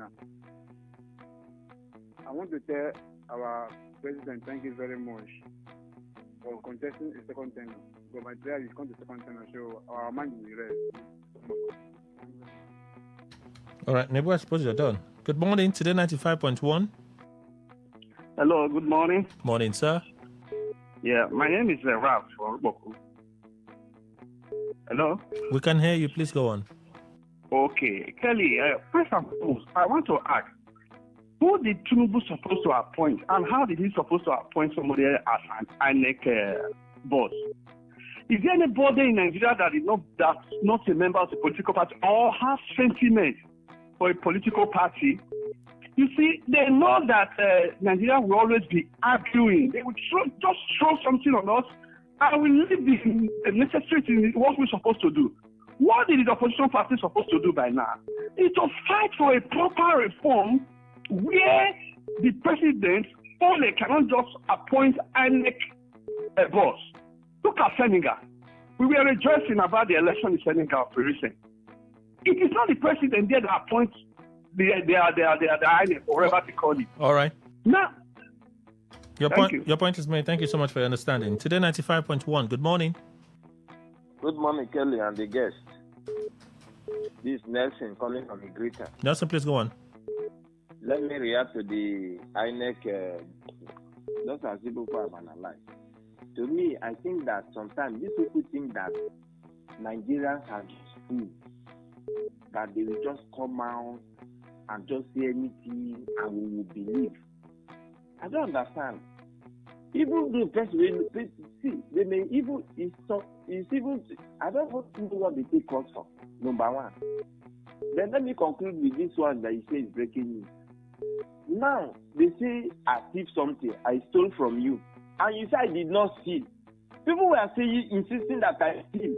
You say I did not steal. Why will you now come out again later and say I stole? What kind of country? That is why there's nothing the federal government will say that I will believe. But in this country, they will be saying, using allegedly. That word allegedly is created for Nigeria. Don't worry. When it's your own, we'll also use allegedly. Let's hope it doesn't get there. Today 95.1. Good morning. Yes, Kelly. Mr. Peter, welcome. Good morning. Thank you. Peter from Oyibo. My name is Victor. I greet you. Good morning, sir. Good morning, sir. Yeah, good morning. Thank you. The police cried out in Abuja. Well, it's very unfortunate that we have a criminalized system in Nigeria where our leaders, the political leaders, who are supposed to do things right, who are supposed to take care of citizens, have abandoned citizens and going for their own. A local government chairman, very soon we will hear that after office, they will continue to pay him pension, just like their governors, senators, and presidents. If you do 2 times as a governor, we can do 2 times. They are paying him 2 times. All right, Mr. Peter. So, in a country that live this type of life, tell me where the country will head to. All right. It will head to doom. Thank you. Very. Today 95.1. Good morning. Broccoli, good morning. Hi, Collins. Welcome. Yes, we the people of Job, we disagree with INEC. From Job collectively, because we in Job, we are friends. We are not fools. So INEC brings somebody who investigate INEC. Where is it done? That is how they say we will not get first. We for Job, we will get first. We will not be moving, we know something. So they go carry them and investigate themselves. APC investigate APC. Rainbow Coalition investigate. Where is it they go come out of it? Now APC they plant all those to destroy other political parties. We all know those things. They don't need to tell us. They are the threat to our faces. The problem I have is the judges that are bidding us. They bid us give judges. That is where the problem is. Judges where they collect us for Nigeria. That be the problem. That is only the place that we can go and complain and make things right. In other countries, the judges they make the country they normal. When the politicians not trying to do well, the judges go correct their head. All right, Collins. In this country, the judges they collect house. That is where the problem is. Thank you. And we go right. Today 95.1. Good morning. Hello, good morning. Welcome, sir. I'm calling from Ajib of Dagot. Kelly, any other political party or individual who want to contest any position in Nigeria, be it president, be it governor or senate, should ask INEC to keep to stay away. Ask police to stay away. Ask all those relevant institutions to stay away. It is Basodi we know is competent, who is popular. I want to tell you that even in River State today, Amechi is still popular than any other any other individual. Wike is just making noise. Amechi is more popular than you. Thank you. Today. That's the time. Today 95.1. Good morning. Good morning, Kelly. Welcome, Obed. Please go on. Yes, Kelly, the popularity of Rotimi Amechi cannot be underestimated. You can't underestimate it. I'm not sure why we're going back to yesterday. What's going on? Yeah, we're talking about the weekend now, on the statement he made. What did Wike say? Yeah, when he talk about Amechi cannot... like I said, why are we going back to yesterday? Okay. Today 95.1, good morning. All right. Good morning. Hello, good morning. Welcome, sir. Good morning. And greetings to our brothers in the studio. Good morning. One of the things I want to put up to us is that as far as much as we know, there is no sector in Nigeria that is functional. And the only thing that's functioning right now in this Tinubu administration is politics. The judiciary is dead. The executive is not there. The legislative is not working. So what is it that we, the individuals, will do that our voice will be heard? Even if you go to the streets, you want to make things right, they will use the military against you. So I think the only thing we can do and the only way to go about this country, it is for us to decide which way forward Nigeria. All right. Thank you. That is your time. You can feel the way you feel, but to put it categorical that the judiciary is dead and the legislature, they're not doing the way you said it, well, it's debatable. It is debatable, but you can feel the way you feel. Is it a fact? That's a big question. Today 95.1, good morning. All right, call drop there. Call us back if you can, when you can. Kelly, greetings. Politicians have made politics very expensive for ordinary people. After spending the huge amount of money for buying of nomination form, and someone would tell me that corruption will stop in this country. APC is selling ordinary paper for 100 million naira, which independent body investigated INEC chairman on the X account. Thank God ability to attribute that's a position. Good morning. Today 95.1. Good morning, Sir Kelly. Madam Dr. Gokana. Hi, Madam Dr. Welcome. Kelly. Madam. Yes, I want to quickly look at talking about governors coming back. And I asked, coming back to where? Coming back to where? Like I'm in River State. Any governor coming back here when the streets are all dirty? Coming back to do what? Please, I need an Ogoni governor. Madam Dr. Gokana. Thank you, sir. It's all right. A very good morning, everyone in the studio. Friday Olu from Uniport. The cold feet at the anticipated glorious welcome of Governor Sim Fubara into the APC smacks of an orphaned, homeless child who naively pawned himself into a king just to escape the permissive, hostile environment outside the palace. Unfortunately, the king himself happens to be the supreme hostile authority. The twist here is that the child seemed to be under some kind of hypnosis and unconscious of a far worse hostile environment than that of his ancestry. Okay, quite a story. Today 95.1, good morning. Calls are dropping, not sure why. Just keep trying, please. 0810-9510-951. Calls just keep dropping, so sorry. Good morning, Kelly, the Temple Chief, and all our guests. APC can't celebrate Governor Fubara because he didn't have the state structure. All right, freedom. Good morning. Yes, this is Archie Conning. Archie, welcome. Please go on. Thanks. That dropped again. Sorry. Just keep trying. The governor of Rivers State is one of the individuals among the defeated or defected governors to be used as a victim to be pressured to their bidding and will bow out when it's time. If I were him, conclude your tenure and go home and rest. Honorable Malon, your contribution. Good morning. Today 95.1. Hello, good morning. Welcome, sir. Yeah, this is Himama. Calling from Ba. It's Governor Sim Fubara coming back. What is he coming to do? What he rule? What has he done? notice existing in River State. He's working from Igui, Mafara Mba, has suspended at first village here called Mokumosi Junction.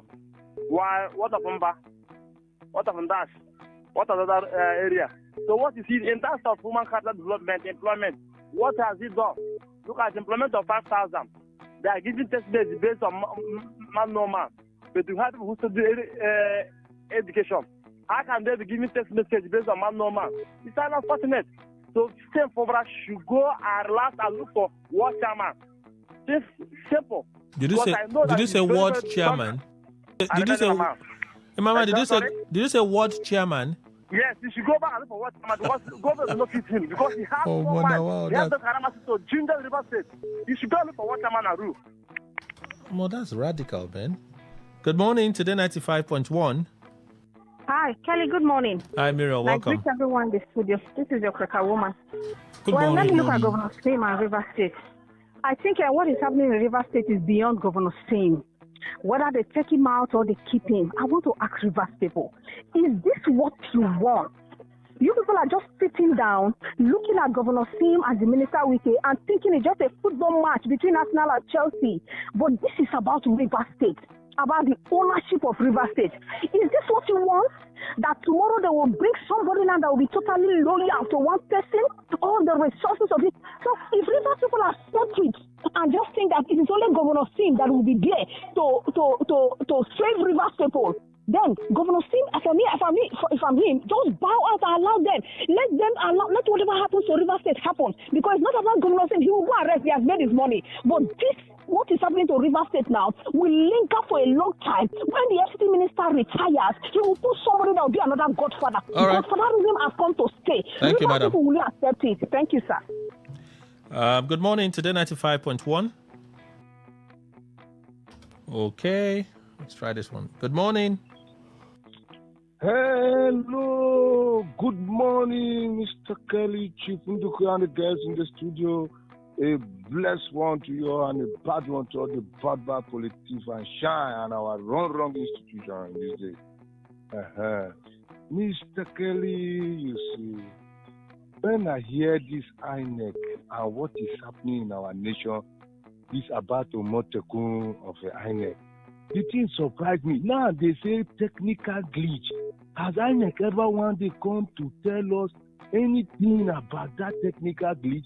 Now they are bringing a man who will be even worse than what you could ever imagine. And now they are already defending him in all corners in their own crooked gymnastic way of trying to maneuver the people. But that will not work. And when we talk about him, you see, is that we don't know. We know all that a man is behind all the misfortune of Sim and River State. But here we are not pointing finger at that man, rather we are pointing finger at him. The team have the backing of the people. Since he refused to fight anything he sees, that is all right. Let him continue to do boy for him or guy or his father. Thank you. Good morning, Today 95.1. Yeah, good morning, Kelly. Morning. This is Honorable Chris Okrish. I have said this during the SIM and the FCT and 8-pointer agenda. I said it, if SIM return back, you just be there as somebody on higher purchase. And if you check the River State and how the politics is going, you will notice that all of them, many of them are on higher purchase. So you have to balance. If your guy, which they say that is FCT, if he buy KK for them, you have to balance now. So maybe they are on higher purchase. When the balance finish, that is when River State will have dividend of Democrat. But for now, all your politicians are paying for the higher purchase money, which nobody know how much they are going to pay before FCT allow them. Does it look like we have governor? Do you hear him speak? No. So it's just like a third turner of FCT minister. All right. They are higher purchase. Thank you, Chris. So don't expect anything now. Today 95.1. Good morning. Good morning, Kelly and your guest. My name is Honorable Gladwell, calling from Buguma City in outside local government. Kelly, quickly let me go to our state where they are saying the governor will come back. Kelly, let us take case study on the just concluded national convention of their political party, APC. How many delegates did the governor get out with that place? Is it not delegates that will vote the governor in River State? I'm telling you for free, the governor will not come back and he will not have delegates. He will not have any delegates in the 23 AGA. Let me tell you, the first one I've come and gone where His Excellency came up with when he was in PDP, that every person do one day. Now you can see how you struggle and become a governor. Let him struggle and see if he can become a governor like that. God bless you. I'm graduate. Thank you. Thank you, Honorable. Final call, Today 95.1. Good morning. Thank you very much, Kelly. Obed Chima is my name. Hello. We're listening now. Yes, Kelly. Coming back from the governor depends on the governor. Hello? Yes, we're it depends listening on the to governor. you. If governor said he wants to contest to come back, I think the constitution gives him that right to come back. He has another constitutional 4 years term according to our constitution. Miriam has made a valid point. I think Rivers people should not put their hands and watch somebody handpick someone again and impose on us. Then later they will start fighting. We'll still go back again to this same political route. So Rivers people, this is the time to rise up. We should be the one to determine who becomes the governor of our state, not an individual. Coming through one fraudulent structure and imposing governor on us. All right. Not at all. That's the Please, time. Thank you. Let us would listen to voice messages. Let me read more messages from the traditional SMS channel. Good morning, Kelly and all our guests. I thank the PDP national leader, Yoshi Global, for stabilizing the party. Also for Governor Fubara, he will lose the primaries. Costan from Port Harcourt, he sent that. Thank you. Just be sure that you didn't skip anyone. Yes, and then this one. On the terrorists and their demands, I want to suggest that the senators and House of Reps members mobilize funds to raise the $5 billion to pay for the release of these captives. Considering their monthly earnings, apart from the amount, Emma Anayo, the relevant part I have taken. Thank you.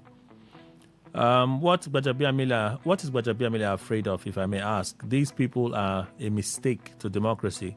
If INEC contacted a forensic body to ascertain the controversy surrounding their bias, is it in their place to publish without names?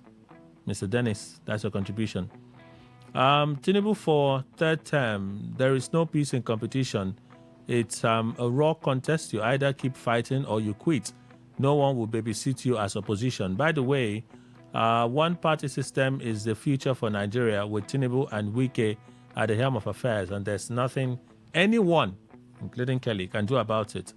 Tinubu fought Buhari's camp, Atiku PDP, and Cry Obi Labour Party, and still won. So why should he free up opposition? Daniel Odo, you sent that. Thank you. You say Airtel has also banned their own borrowing of airtime and data. So that would perhaps make it very true that it's because of that policy from FCCPC. Okay? Expert from Ebero Muma, Imo State governor saying there is no opposition in Imo State. Okay, so what is your reaction? You just type and back to me. I love to hear Malam Nuru from Port Harcourt. I guess this is a personal message. Thank you. Duly noted. Okay. Another one. Laugh out loud, Jerry, and forget the sorrows of the shenanigans of these people. The shenanigans these people are throwing at us. I can really be naughty, Sha. I agree. Thank you. Thank you so much. Thank you. Innocent child. About Femi, what do you expect? By the way, not just help me this morning. What did I do now? That'll be compliment me. Anyway, since Tinubu and APC can't allow us protest against them in peace, using the same instrument that brought them to power, the media should help us amplify their errors and failures for the world to see.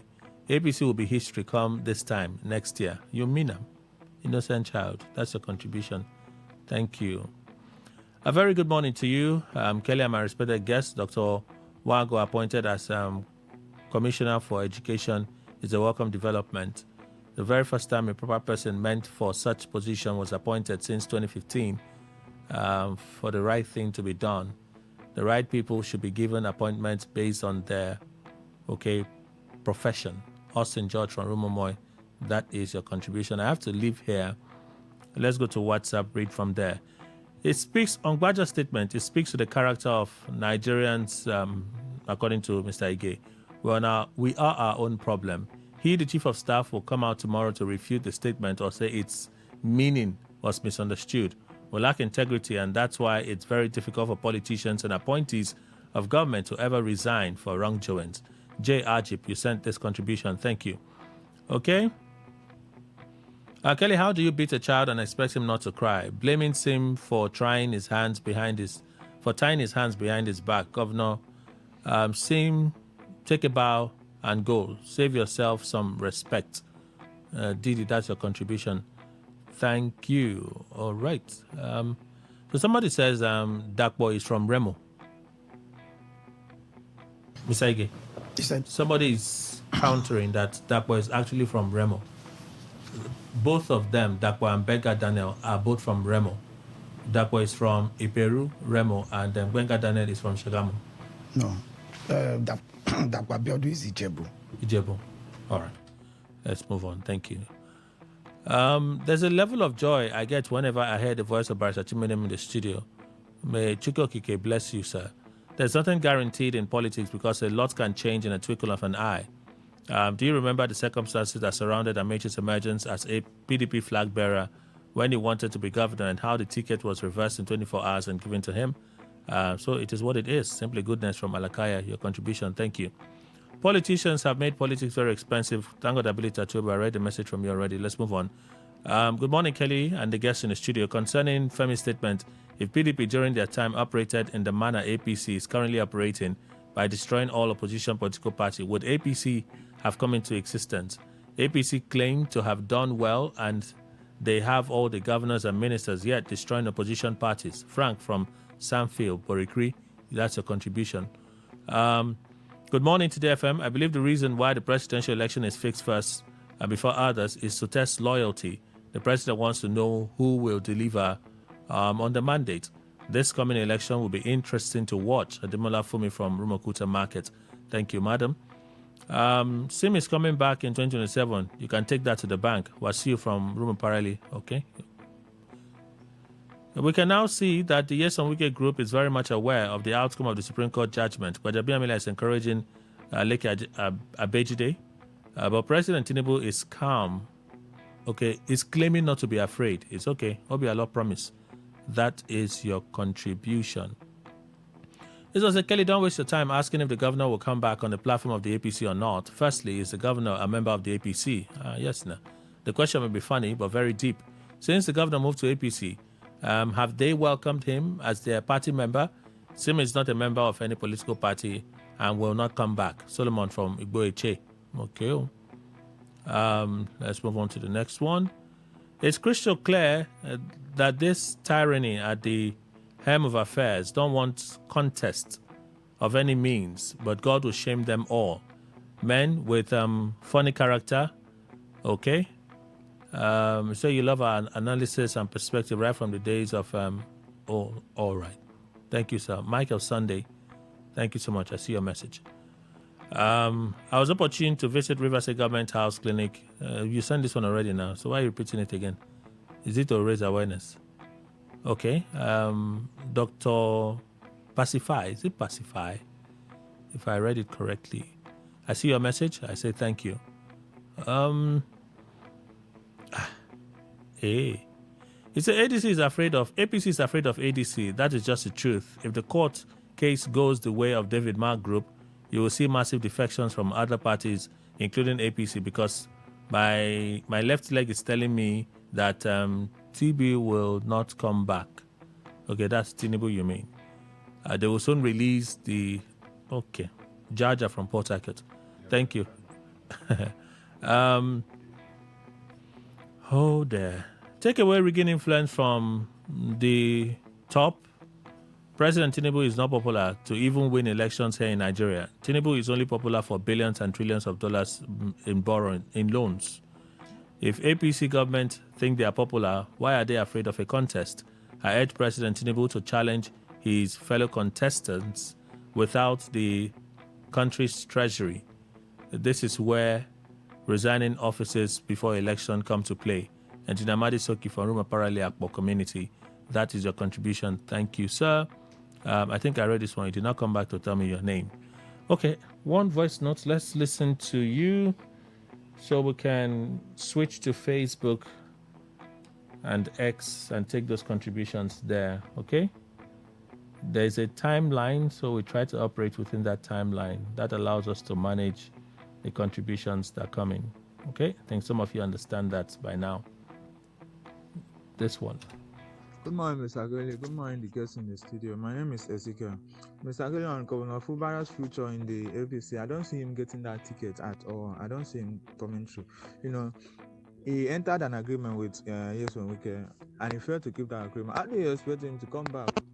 In as much as I know that democracy is about freedom and is about the people, but we all know the kind of politics that is going on in Nigeria. So you cannot take away the fact that there will be lobby, there will be influence from the top or from somewhere within, you know. So I don't see him getting that ticket. I once asked someone for something, and he said he will help me, but I have to be loyal to him. That was more like the agreement that he wanted us to have. I said, no, I can't have that agreement. How do you expect me to be loyal to you? I don't even know what you are into, and I will be loyal to you. What will be my end with the kind of life that person is living? So I refuse that agreement. I even I entered it and I failed to keep it. I will be very responsible. Thank you. Okay, thank you so much for that contribution. On X, reaction to the statement released by INEC, Louis from Rukboku, the person afraid is the person sharing rights, organizing city boys, other movements, fake endorsements, the person that is destroying opposition parties, the person who doesn't want electronic transmission of election results. Okay. Oiniron Adewale Joel, why Amupiton X account became a problem. Before Amupiton became the boss of INEC, he's a Nigerian. The issue is not, Kelly, the issue is not necessary. Okay. On Gbaja's statement, whether openly or otherwise, the prayer of everyone is that all their supposed enemies must be scattered. The real stand, how can somebody reply to a post that is yet to be posted? The person must be a mind reader. And can somebody try to impersonate an unknown Joash Omopiton in 2022? Does the person, perhaps the person knew he was going to be appointed as INEC chairman in 2025? INEC should stop this, please. Charles Ofutu, no, it doesn't. INEC and the Nigeria police are planning their next move. They will arrest innocent individual and force him to confess that he is the one who created and manages the Amopiton account. Nigeria, their country. Okay, let's go to Facebook and take those contributions real quick. ASAP. All right. Okay. Believe I read a message from you. Kufri Okore, INEC probing INEC, and you expect the needed outcome. It will continue to be discussed until 2027 general election and perhaps beyond. Olowu John, good morning, Kelly and the Pioneers. Rather than clear the doubts, the INEC action has made the accusation more doubtful. How can INEC investigate itself and give verdict by itself at the same time? Where is the independent investigator that carried out the investigation? It's laughable. Isaiah Obene, how can someone be a lawyer and a judge at the same time? Where is the suspect? Isn't it laughable? Sambo, Timnan, Kelly, no. It's very unfortunate that these guys take us for granted, but nature will judge them. Amity Prince, as a public office holder, when once controversy gets to your doorstep, you resign from that office. Why keep on explaining the issue? Oyema Sylvester Kanayo, I can't accept this because INEC cannot be a judge in their own case. Instead, an independent body should carry out the investigation because INEC, I know, will do everything possible to protect its own. Aneboka Christian, I don't think it's right. There should be an independent investigation because INEC will not call someone that will give them a different result from what they already know. Innocent Aloysius, good morning, Kelly. I greet all the guests in the studio. It's really unfortunate that in Nigeria nobody resigns. With this weighty allegation, Joash Amupiton is supposed to have resigned honorably because his integrity is at stake and it's questionable. So let's see. Zokolaka puts it this way. X should also give us their own findings. Stanley Ozoroye, Joash Amupiton investigated Joash Amupiton and declared Joash Amupiton innocent. Declared him innocent. Unfortunately, Amupiton, like the wife of Caesar, the INEC chairman must be above suspicion. This statement is watery, ineffective, and damage control after the fact. Try again. All right, general post. Final read so we can close. Sambo. Wokoro Ikechuku. Good morning, Kelly Ogaima. This is Arochuku's son from Port Harcourt. We like what you are doing. Scatter ADC, but just statement. This is a total hate me. Just to destabilize them is wasting his precious time. Okay.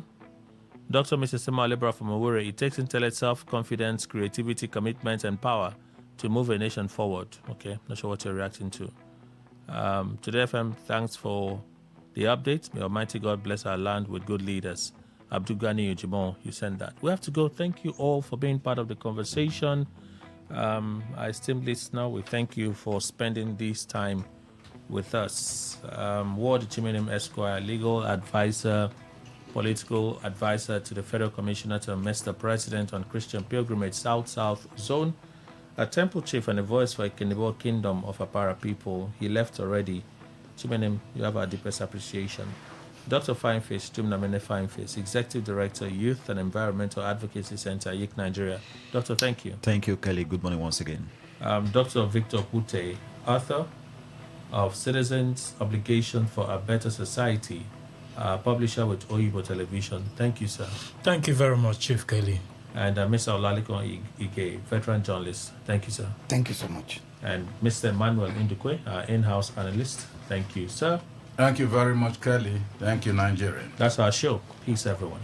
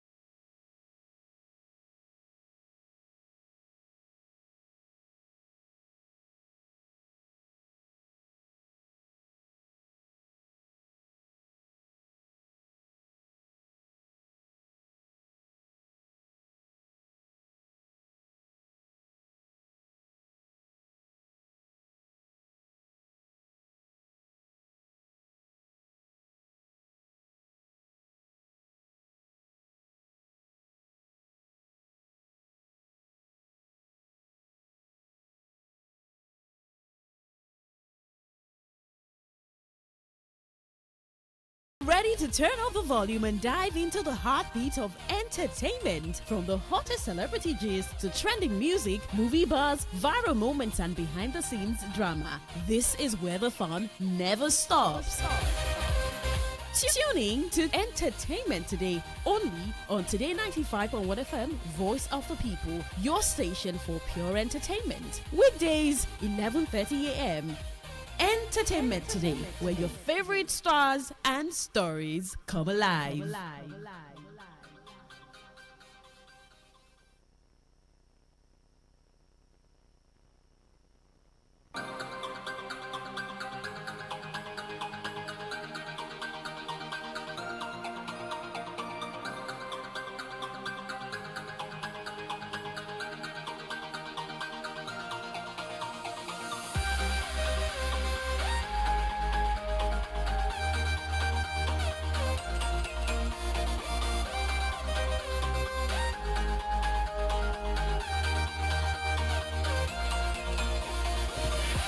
Entertainment Today on Today 95.1 FM, Voice of the People, 11:34 Tuesday, April 21, 2026.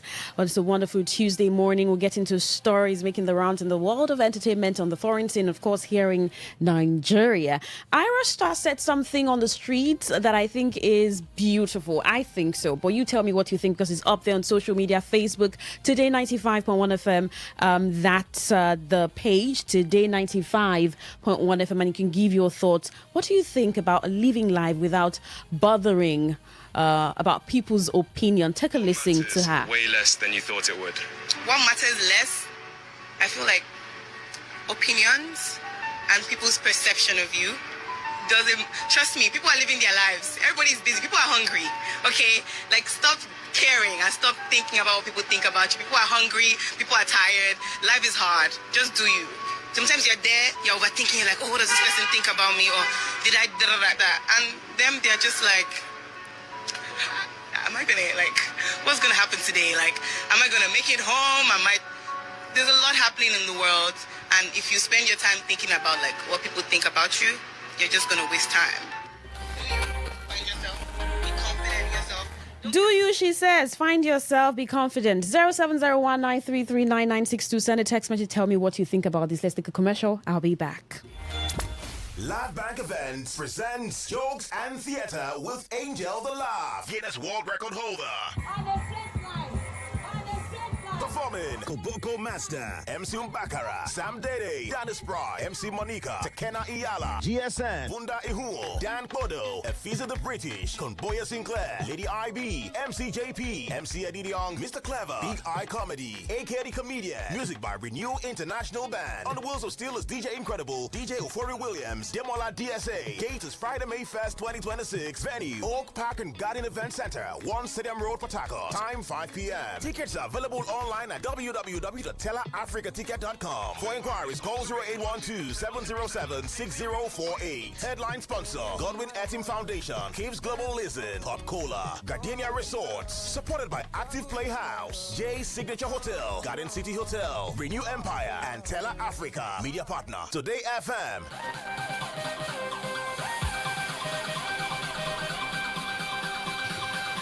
Well, it's still entertainment today on Today 95.1 FM, Voice of the People. If you're listening, you heard Ira Star say, do you? Don't bother about people's opinion. They're not even looking at you. They don't care.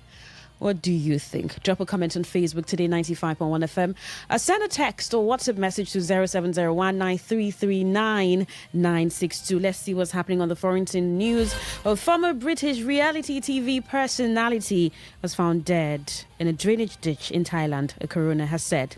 Jordan Wright, 33, appeared in The Only Way Is Exes in 2018 and in X on the Beach in 2017. An inquest in Chelmsford heard how he had been spending time in Thailand when his body was discovered on the 14th of March. Adjourning the inquest until 14th September, senior excess coroner Lincoln Brooks offered his deepest condolences to Wright's family, friends and loved ones.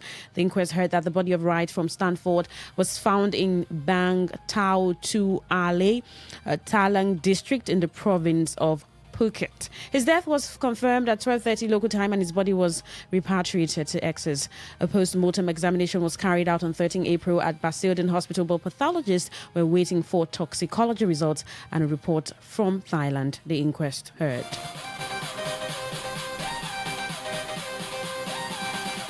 Well, music from the James Bond films and a night of rock classics will pepper this year's BBC proms alongside the usual program of orchestras, operas and soloists. The 8-week season will feature 86 concerts in London, Bristol, Middlesbrough, Sunderland and Mode, with appearances by percussionist Dame Evelyn Glennie, soprano Louise Alder and pianist Yuja Wang. Highlights include a celebration of Miles Davis' centenary and reflections on Benjamin Britten marking the 50th anniversary of his death. The season, which begins on the 17th of July, will also include a tribute to Disney composer Alan Menken and a journey into space with the team behind the TV show Horrible Histories. The opening night concert will see Korean piano sensation Yoon Chang Lim playing Ravel's piano concerto in G major and star tenor Thomas Atkins transporting the audience to France via George Gershwin's An American in Paris. A celebration of homegrown creativity includes a brass band prom with Yorkshire's Black Dyke Band making their 6th appearance at the festival. Well, lastly, on the foreign scene, where U.S. musician David has pleaded not guilty to charges of first-degree murder in the death of a teenage girl who vanished last year. The star, whose legal name is David Anthony Burke, is accused of murdering 14-year-old Celeste Rivas Hernandez, whose decomposing remains were found in September in a Tesla registered to his Texas address. Book 21 also was charged with murder for financial gain and with murder of a witness to an investigation, the Los Angeles District Attorney said. He did not speak during his arraignment on Monday, his first court appearance since his arrest. Last week, his lawyers entered his plea on his behalf. In the Los Angeles courtroom on Monday, the musician's defense team said he believed the actual evidence will show that David did not kill Celeste and was not the cause of her death, echoing remarks his attorneys made after his arrest last week.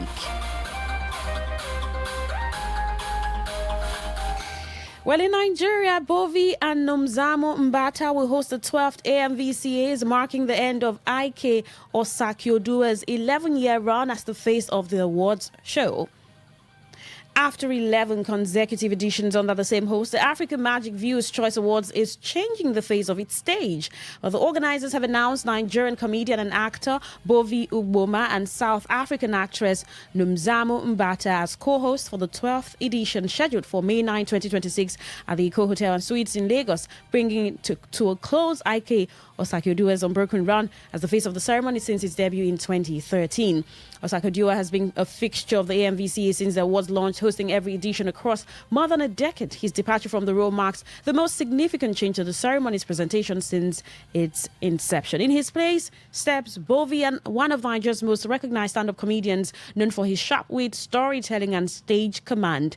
Joining him is Nomzamo Mbata, whose profile extends well beyond the screen. The actress, producer and UNHCR Goodwill Ambassador gained international recognition through her role in Coming to America and currently stars as Queen Nandi in the acclaimed epic drama series Shaka Ilembe, for which she also serves as executive producer. The organizers describe the pairing as a master of wit and narrative and a global icon of screen and advocacy, promising a night where mastery meets African excellence. Bovi, speaking on his appointment, made clear he understands the significance of the occasion.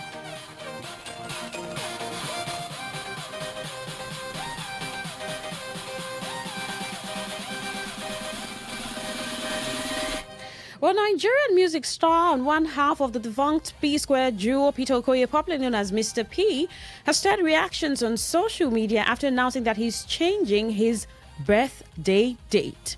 In a post shared on Monday afternoon via his official X, formerly Twitter handle, the singer wrote simply, "I'm officially changing my birthday date.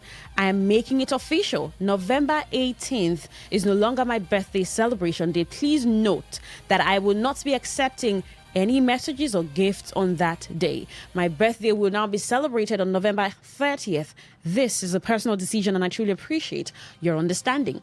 Peter, who has over the years been in the spotlight both for his music career and the highly publicized family disputes within the Okoye household, did not provide further explanation for the decision at the time of filing this report. Now, Peter Okoye rose to fame as one half of P-Square, the award-winning music duo he formed with his twin brother, Paul Okoye, now Rude Boy. The group dominated African pop music in the 2000s and early 2010s with several hits before internal disagreements led to their split.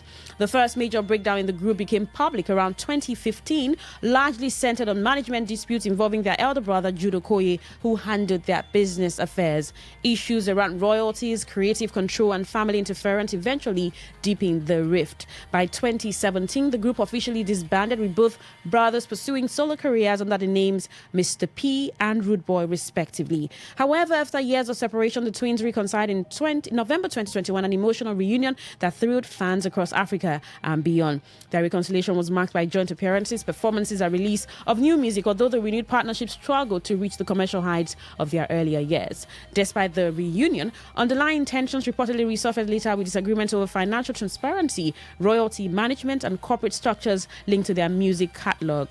Peter later alleged irregularities involving their former management setup, leading to renewed public exchanges and legal proceedings involving members of the Okoye family. The situation further complicated public perception of the once celebrated music partnership.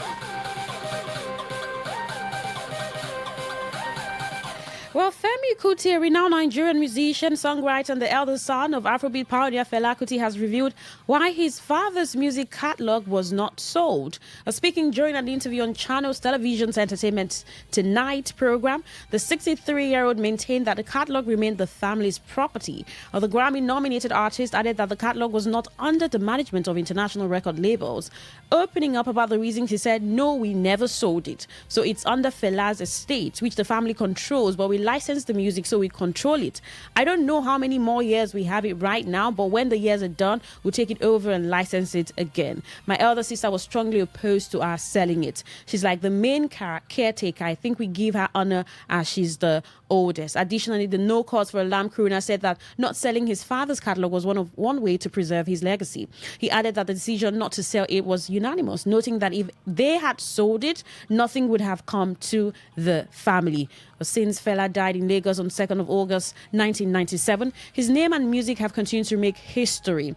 Fela was selected for induction into the Rock and Roll Hall of Fame, a prestigious museum and foundation that honors artists, producers, and industry professionals who have made a significant impact on rock and roll. He made history as the first African solo artist to receive the distinction in the early influence category. In February, reports that the 29 years after Fela's death, he became the first African artist to be honored with 2026 Special Merit Award, also known as the Lifetime Achievement Award by the Recording Academy, where Fela received the posthumous Lifetime Achievement Award with his children, Yeni, Kunle, Shalewa, and Femi, accepting it on his behalf at the ceremony.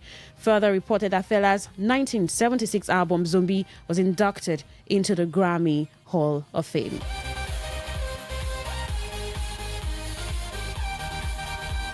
Well, Nollywood actor Daniel Etimofeong has recounted how his father was arrested, tried and sentenced to death during Nigeria's military era over alleged links to a coup plot against former head of state Ibrahim Babangida. Speaking on the Diary of a Naija Girl podcast, Etimofeong revealed that the incident happened when he was just an infant. "I was 1 year old when he was arrested. A coup against President Ibrahim Babangida. His best friend in the army had told him of plans that he had to kick Babangida out of power, and the big question became for him, should he tell on his friend or should he not tell on his friend?" Etimofeong's account offers a glimpse into the risks and uncertainties that defined Nigeria's military era, where alleged involvement in coup plots often carried severe consequences, including capital punishment. The Babangida era in Nigeria history lasted between 1985 to 1993.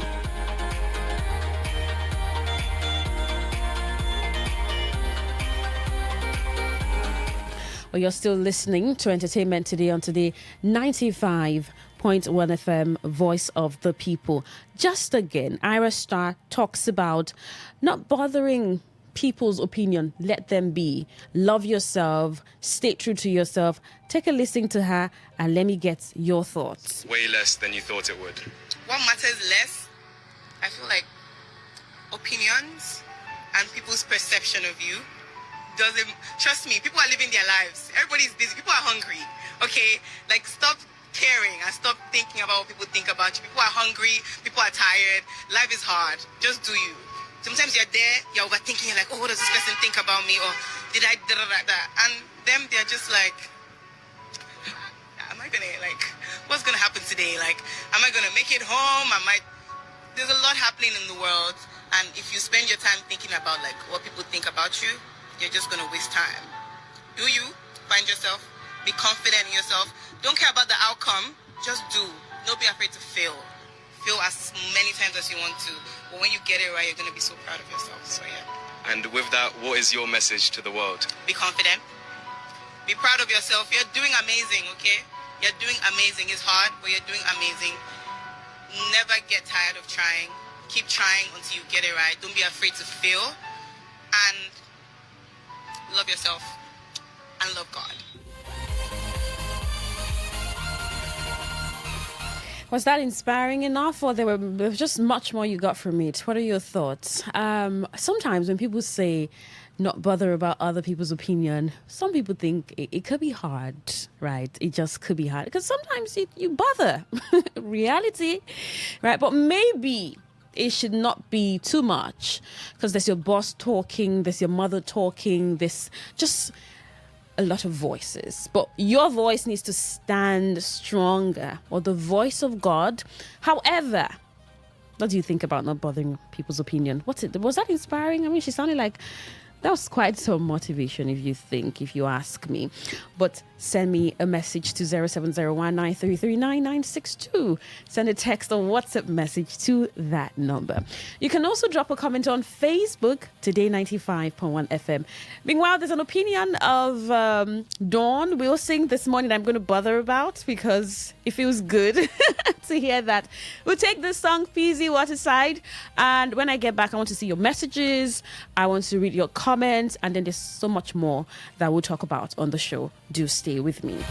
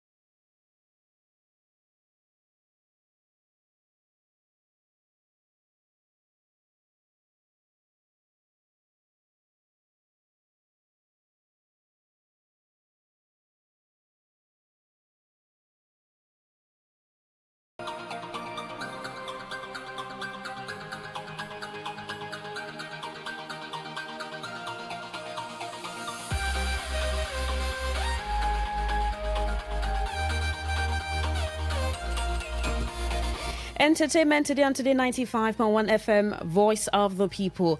Now, welcome back. Talking about Ira Star, she had appeared on the Jennifer Hudson's show and highlighted how Rihanna inspires her so much, or inspired her. Take a listen to Ira Star. Yes, she is. It really inspired.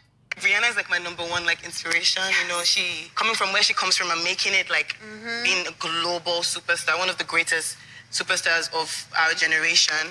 You know, yes, she is. It really inspired me and it made me know okay, I can do this too. So for the fact that she knew who I was and loved my music, I was like, I'm doing something right. Yes. That was quite emotional and doing something right. And then she had performed, and I think it was such an electrifying performance on the Jennifer Hudson's show. Iris Good, the voice and performance.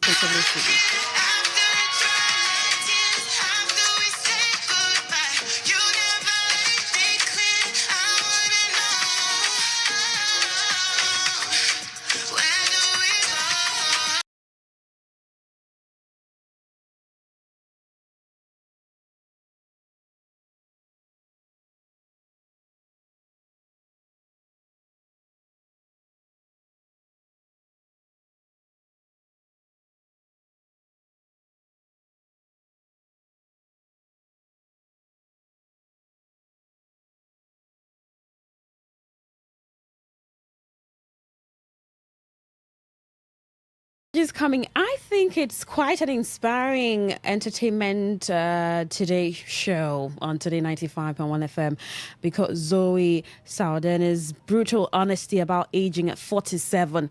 Now she said something that really wanted to take a listen to. I was broke at 31. If you're 31 and you're let's not go there. Just take a listen. So miserable and hungry and tired. At 31, I was so miserable and hungry and tired. I feel great to be 47. How the did I get here? Being totally unapologetic about how excited and scared I am to be this age. To listen is to accept. And how much I'm welcoming this process of gravity in my life. But also acknowledging how much I miss those wonder years of feeling stronger and being fearless once. And how being fearful today makes me more cautious. Therefore, it makes me lead with purpose because I've just become more efficient. So I feel like sometimes I'm going to wake up and I'm going to be 31 again, but that's not going to happen. You know, and I'm so happy about that because at 31 I was so miserable and hungry and tired. Oh, that was quite inspiring. Now I'm talking about someone who's done so much for herself. American actress holds the record as the highest grossing film actor in history, with her films collectively earning over $15 billion worldwide. The milestone was cemented by her starring roles in massive franchises like Avatar, Guardians of the Galaxy, and Star Trek. With several milestones, Academy Award winner in 2015, she won the Academy Award Best Supporting Actress for her role as Rita in the musical crime drama Emilia Perez. Time 100. She was named one of Time's 100 most influential people in 2026 for her historic box office achievements and cultural impact. And Lancome Ambassadors of April 2026, she serves as a global ambassador of Lancome, specifically fronting their longevity-focused skincare campaigns and television and productions. At 31, she was miserable. But at 47, I mean, there's so much to talk about her.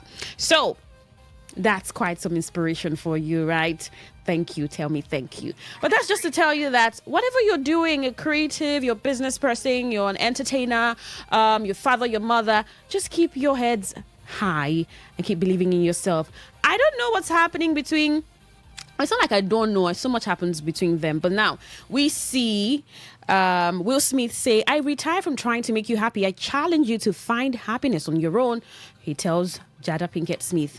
I'll follow up with this story and come back to tell you about it maybe tomorrow, on Thursday rather, because there's just so much to open up there. Just be sure he knows what he's saying. Okay, yeah. Well, just about an hour ago, Mr. P Square, that's Peter of P Square, the one who's not on dreads, the one who has low cut, says, "Una dey vex like say I cancel Christmas. Now my birthday date I move. No be your own. Why it dey pain you? Even Jesus Christ December 25th date self, people still dey debate him. Why cry more than the bereaved?" Now there are speculations that he's doing this because of the issues he's been having with his brother. So maybe changing his birth date just sort of distances him from his brother. Maybe. Or is this another stunt that we'll look forward to in the coming days and something just comes up on maybe there's a music release. Maybe that's the date for, I don't know. Well, thank you so much for tuning in to Entertainment Today on Today 95.1 FM, Voice of the People. The world news is coming up shortly. I am Queen Chimadu. Stay with us. Good morning.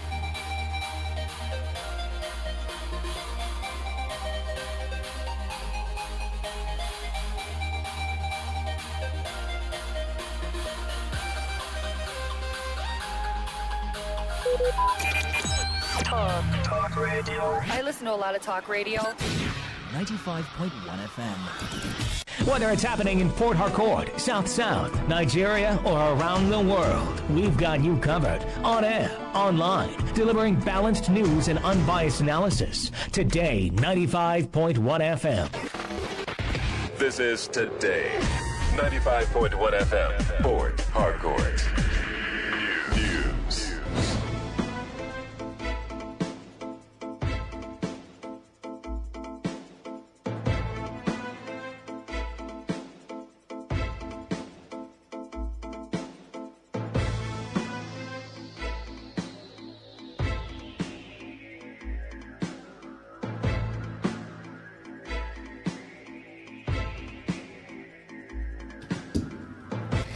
Good afternoon. This is the World News on your premium talk radio, Today 95.1 FM Port Harcourt. I am Queen Chima. The headlines.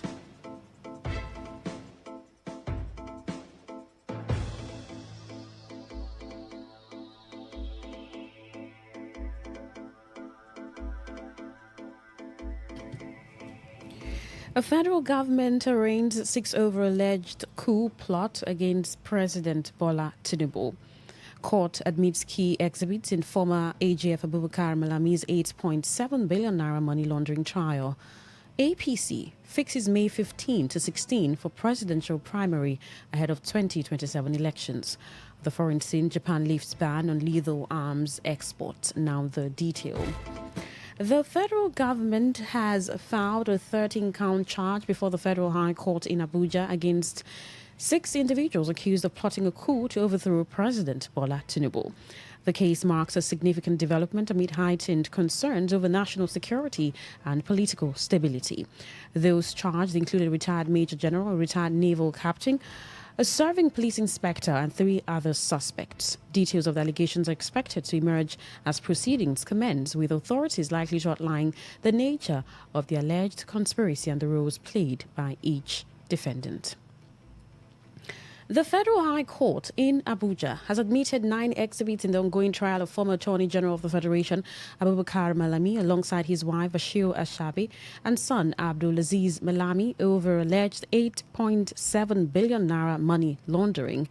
The Economic and Financial Crimes Commission, EFCC, is prosecuting the trial on a 16-count charge, accusing them of concealing and retaining proceeds of unlawful activities between 2015 and 2025 through multiple accounts, companies, and property acquisitions. At the hearing, Justice Joyce Abdul Malik admitted the documents as exhibits D1 to D9 after they were attended by the prosecution through Zenith Bank Compliance Officer Mshelai Batta. Led in evidence by prosecuting counsel Jibril Okutukbe, the witness told the court that the bank provided records linked to the defendants and several companies, detailing transactions running into billions of naira. Defense counsel Joseph Daudu raised concerns over the dates on the documents, while lawyers to the defendants later sought an adjournment to review the exhibits ahead of cross-examination. Justice Abdul Malik adjourned till May 13 for continuation of trial. The All Progressives Congress, APC, has scheduled its presidential primary election for May 15 and 16, 2026, as part of preparations for the 2027 general elections. The timetable, released via the party's official channels and signed by its National Organizing Secretary, Suleiman Agungu, outlines key activities including the sale of forms, screening of aspirants, appeals, and primaries for various elective offices. According to the schedule, the sale of expression of interest and nomination forms will run from April 25 to May 2, with submission closing on May 4. Screening is slated for May 6 to 8, while results will be published on May 11, followed by appeals from May 12 to 13. The party also fixed May 18 for House of Representatives primaries, May 20 for Senate, State Houses of Assembly on May 21, and governorship on May 23. The APC pegged the presidential nomination forms at 100 million naira, while offering concessions to female, youth, and physically challenged aspirants. It stated that the timetable aligns with the Electoral Act 2026 and guidelines of the Independent National Electoral Commission (INEC), reaffirming its commitment to credible and transparent primaries.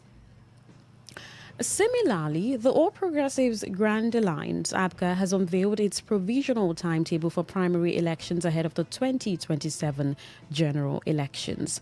In a statement, the party's National Publicity Secretary, Ejimofo Okpara, said the schedule was approved by the National Working Committee, NWC, in line with the timetable of the Independent National Electoral Commission, INEC, and the provisions of the Electoral Act 2026.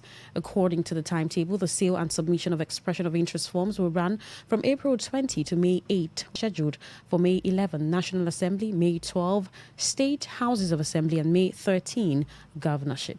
Nomination forms will be available between May 14 and May 21, with primary elections set for May 23 across wards using the option A4 voting system, while appeals arising from the primaries will be handled on May 28. Okpara also detailed the cost of forms, stating that the expression of interest form is priced at 25 million naira for the presidency, 6 million naira for the Senate, 4 million naira for the House of Representatives, 10 million naira for governorship, and 2 million naira for state assembly seats. The African Democratic Congress, ADC, has dismissed reports suggesting it is in discussions with the People's Redemption Party, PRP, describing the claims as false and misleading. In a statement by its National Publicity Secretary, Bolaji Abdullahi, the party clarified that its coalition leadership is not currently engaged in any negotiations with other political parties. The ADC said it had become aware of circulating reports alleging that it was exploring talks with the PRP ahead of an anticipated court judgment, but insisted this was untrue. It stressed that its focus remains on challenging what it described as an illegal action affecting its leadership structure, which it believes was influenced by the Independent National Electoral Commission, INEC, and other political actors. According to the party, it remains committed to reversing the situation through legal means and safeguarding Nigeria's multi-party democracy. While it acknowledged being open to broader opposition collaboration in the future, the ADC emphasized that no such discussions are currently taking place and warned against speculation suggesting otherwise. The senator representing Anambra Central, Victor Ume, has refuted claims that former Labour Party presidential candidate Peter Obi begged former Minister of Transportation Rotimi Amechi to step down for him ahead of the 2027 general elections. Speaking during a television program, Ume described such speculation as condescending and inconsistent with Obi's character. According to the lawmaker, Obi's visit to Amechi was driven by goodwill and political engagement rather than desperation. He emphasized that dialogue among political actors should not be misinterpreted, noting that both figures, now members of the African Democratic Congress, ADC, are presidential hopefuls preparing for the upcoming election. Ume insisted that Obi is not someone who would beg for political advantage. You're listening to the World News on Today 95.1 FM, Voice of the People. After the break, more news, foreign and sports stories. Do stay with us. Every day, every hour, when the big stories break, depend on our 24-hour news team to bring you the latest. Today, 95.1 FM.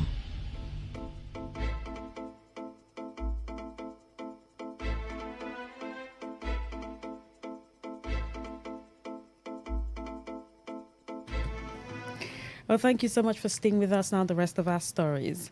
The Central Bank of Nigeria, CBN, and the Nigerian Communications Commission, NCC, have signed a memorandum of understanding aimed at tackling SIM-related fraud and strengthening consumer protection across Nigeria's digital financial ecosystem.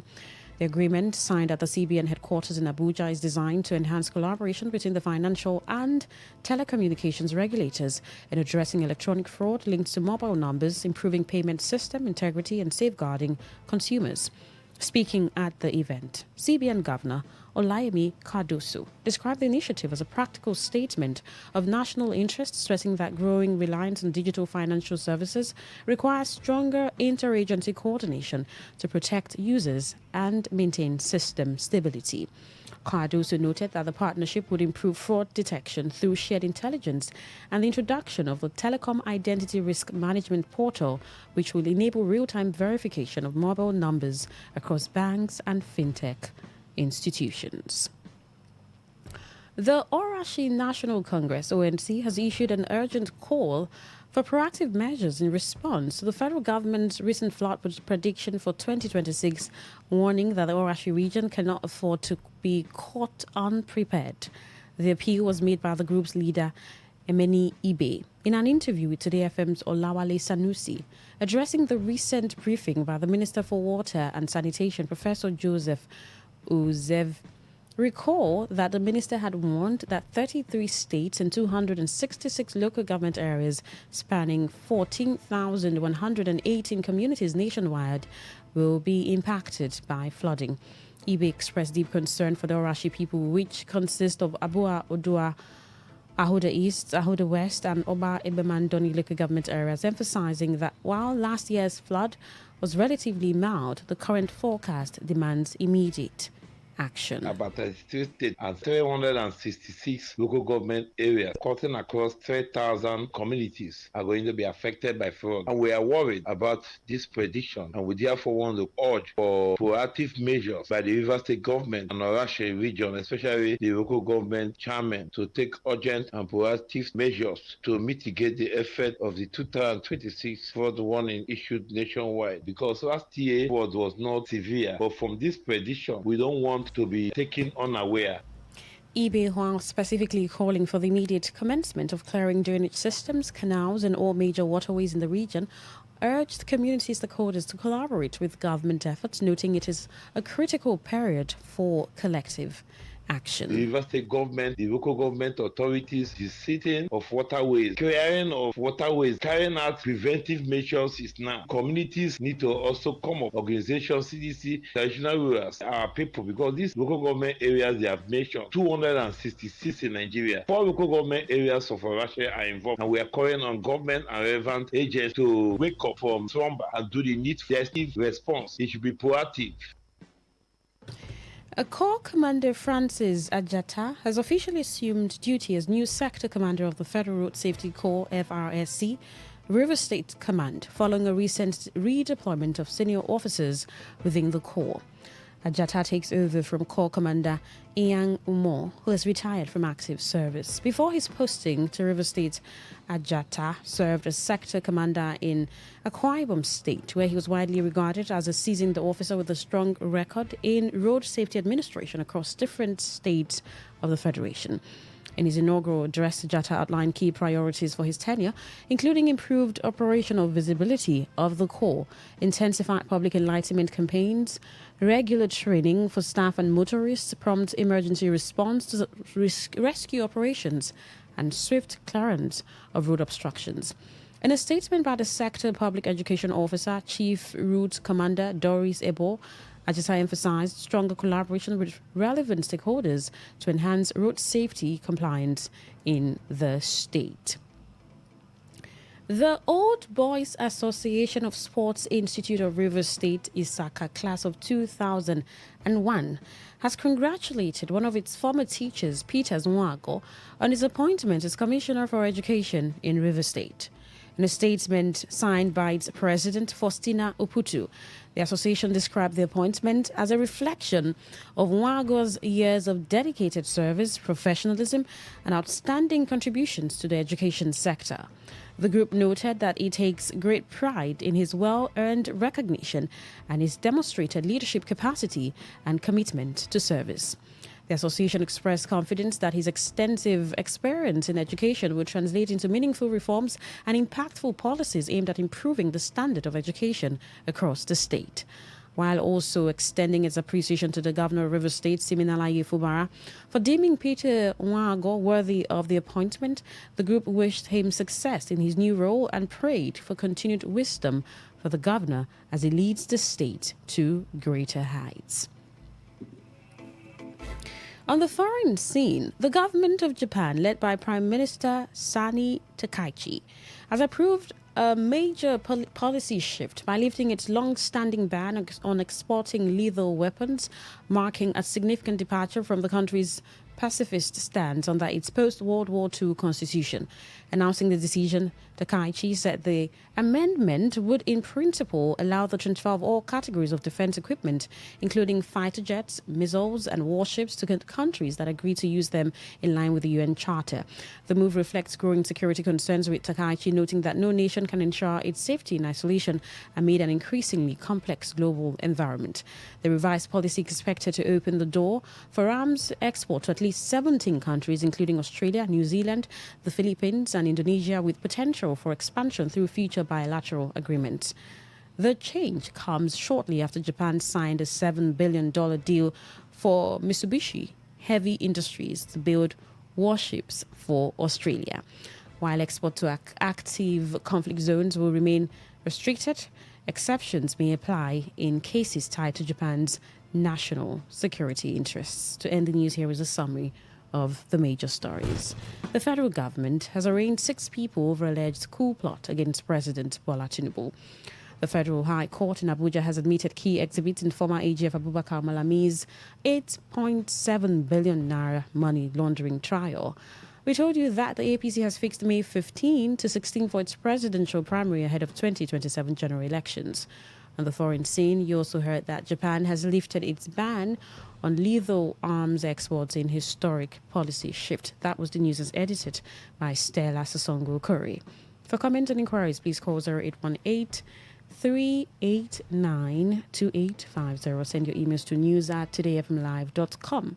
You can read our stories on www.todayfmlive.com, Facebook at Today95.1fm, Instagram at TodayFM951, X at TodayFM951. You can also join our YouTube live, Today95.1fm. My name is Queen Chima. Thank you so much for listening. Good afternoon.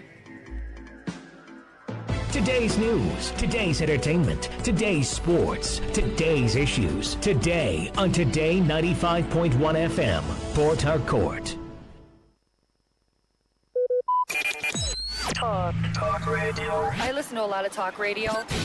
95.1 FM. Please listen to this infomercial. Herbal Heritage International, the Gokoroko, for herbal medicine, where they produce strong, correct medicine, they take it, they support with country healthcare system. Country man, correct, holistic, ogbonge herbal medicine, they know they come out for public anyhow, like a big basket. Food ground, as every Christmas, Sabi boundary. Sickness itself, Sabi medicine, we pass them. After all, monkey smart now, because tree near tree is our forest. Heritage International go use the technology of computer testing machine to see and know before attacking that your health condition wey don become ugbarugba for your life with the correct treatment. Therefore, whether definition or without definition, make you visit Herbal Heritage International offices wey near you. Herbal Heritage International. Now Hello and welcome to the program Roots and Herbs. Roots and Herbs is a program that discusses health-related challenges and suggests possible ways out from the herbal medicine perspective. Roots and Herbs is put together and sponsored by Herbal Heritage International, also known as Baba Yoruba. Baba Yoruba is currently having a special promo package. This promo package will give you the opportunity to enjoy 50% discount on all their products and services.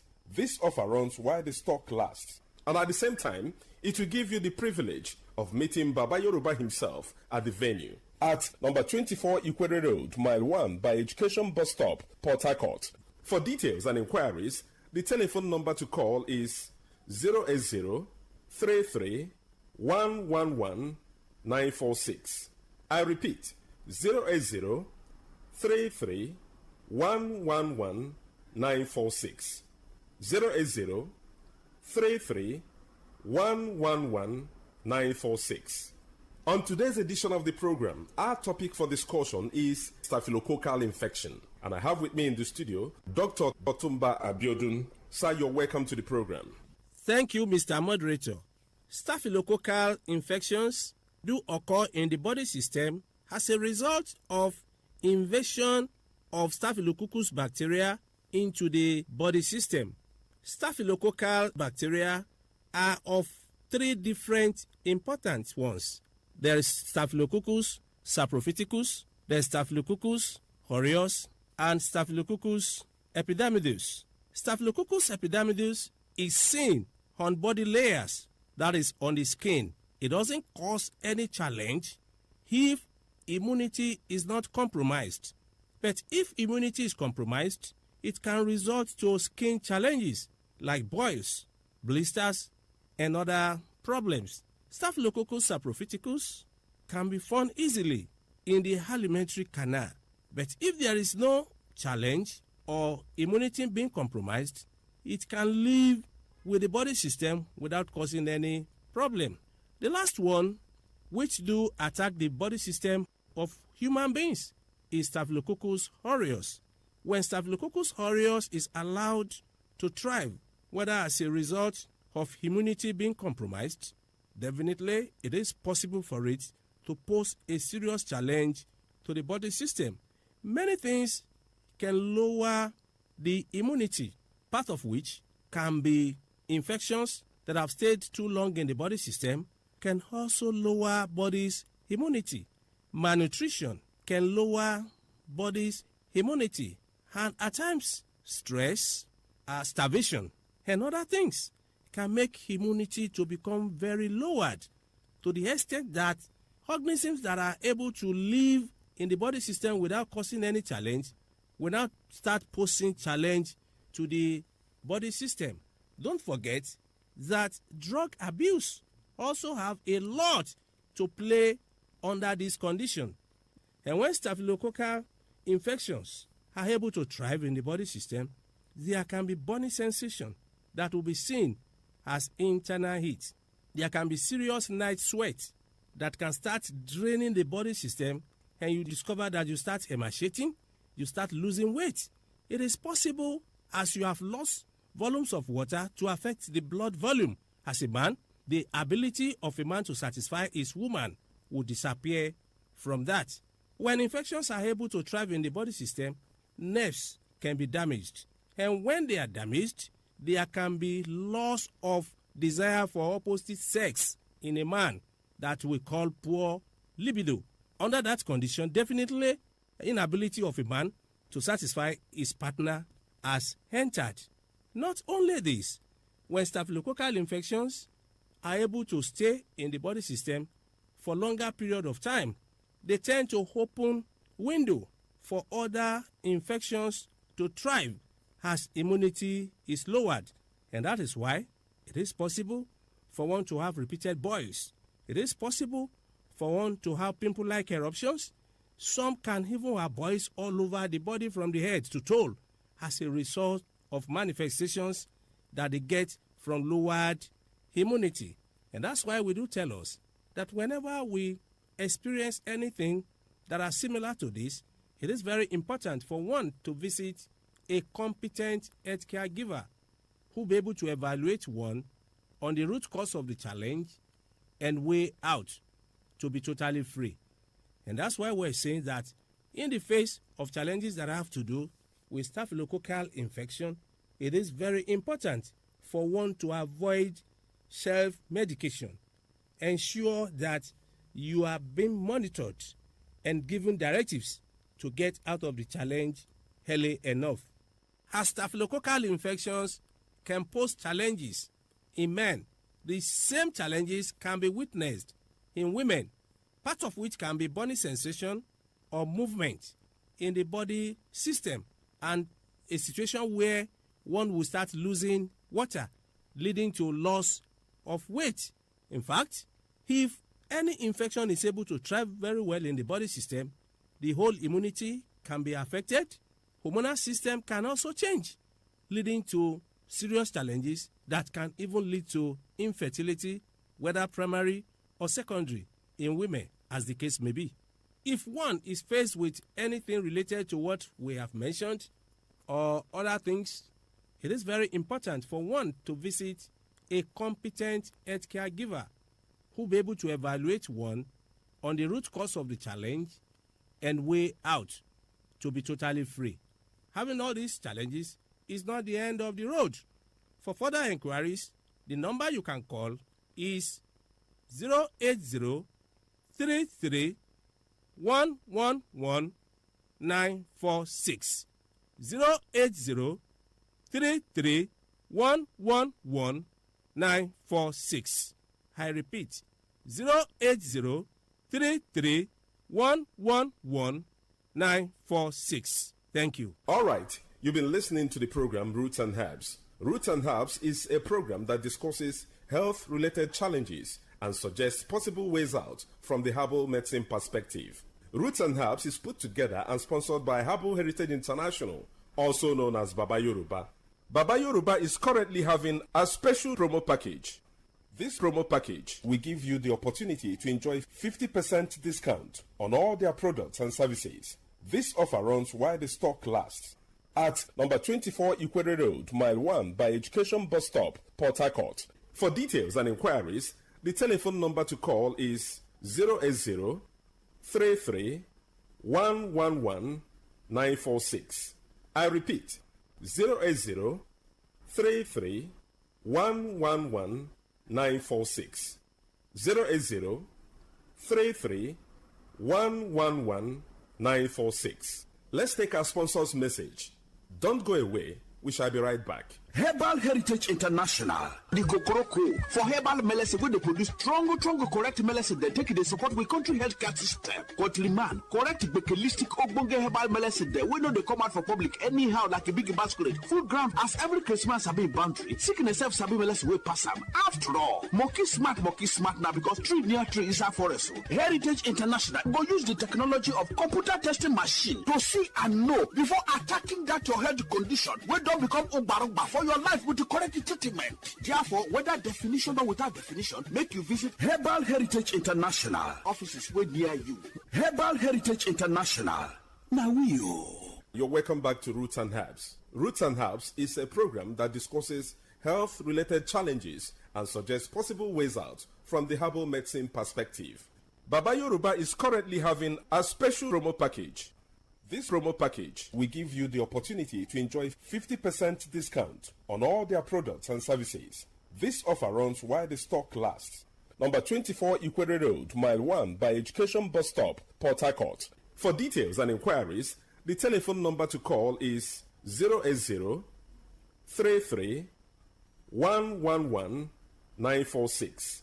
I repeat, 080 33 111 946.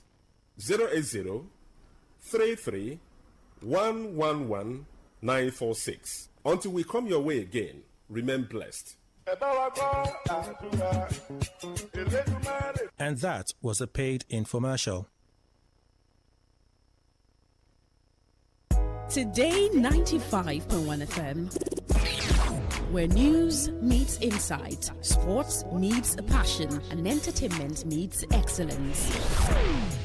Expert analysis from seasoned professionals and our top analysts, informing, educating, and entertaining you. Your voice, your station. We are the voice of the people.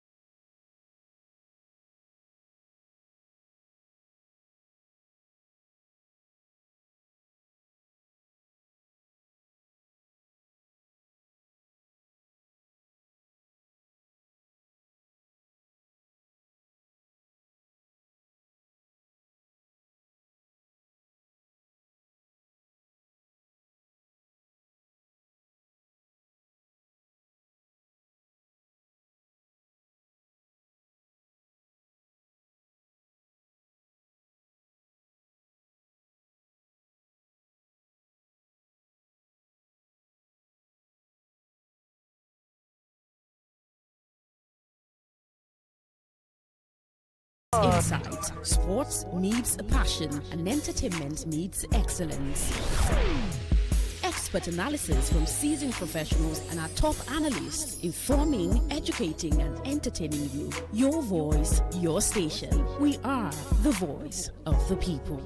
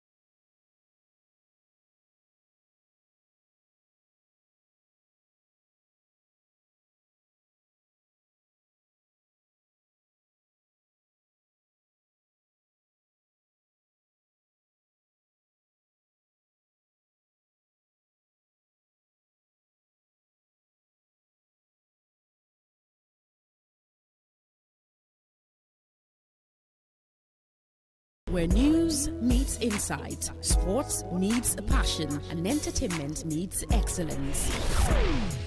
Expert analysis from seasoned professionals and our top analysts, informing, educating, and entertaining you. Your voice, your station. We are the voice of the people. Please can you break down from BBC Pidgin. Retired police officers for Nigeria don't continue to protest for Abuja sake of worry over pensions and welfare. Now the Retired Police Officer Forum of Nigeria and other groups like they arrange this protest. They protest for many reasons, which include to push for their removal from the contributory pension scheme, where them say they make hard for retirees to live. Them also they ask for improvements for payments of pensions, including asking for President Bola Tinubu to sign the police exit bill into law. This no go be the first time when retired police officers don't enter road for we no go gree wakao.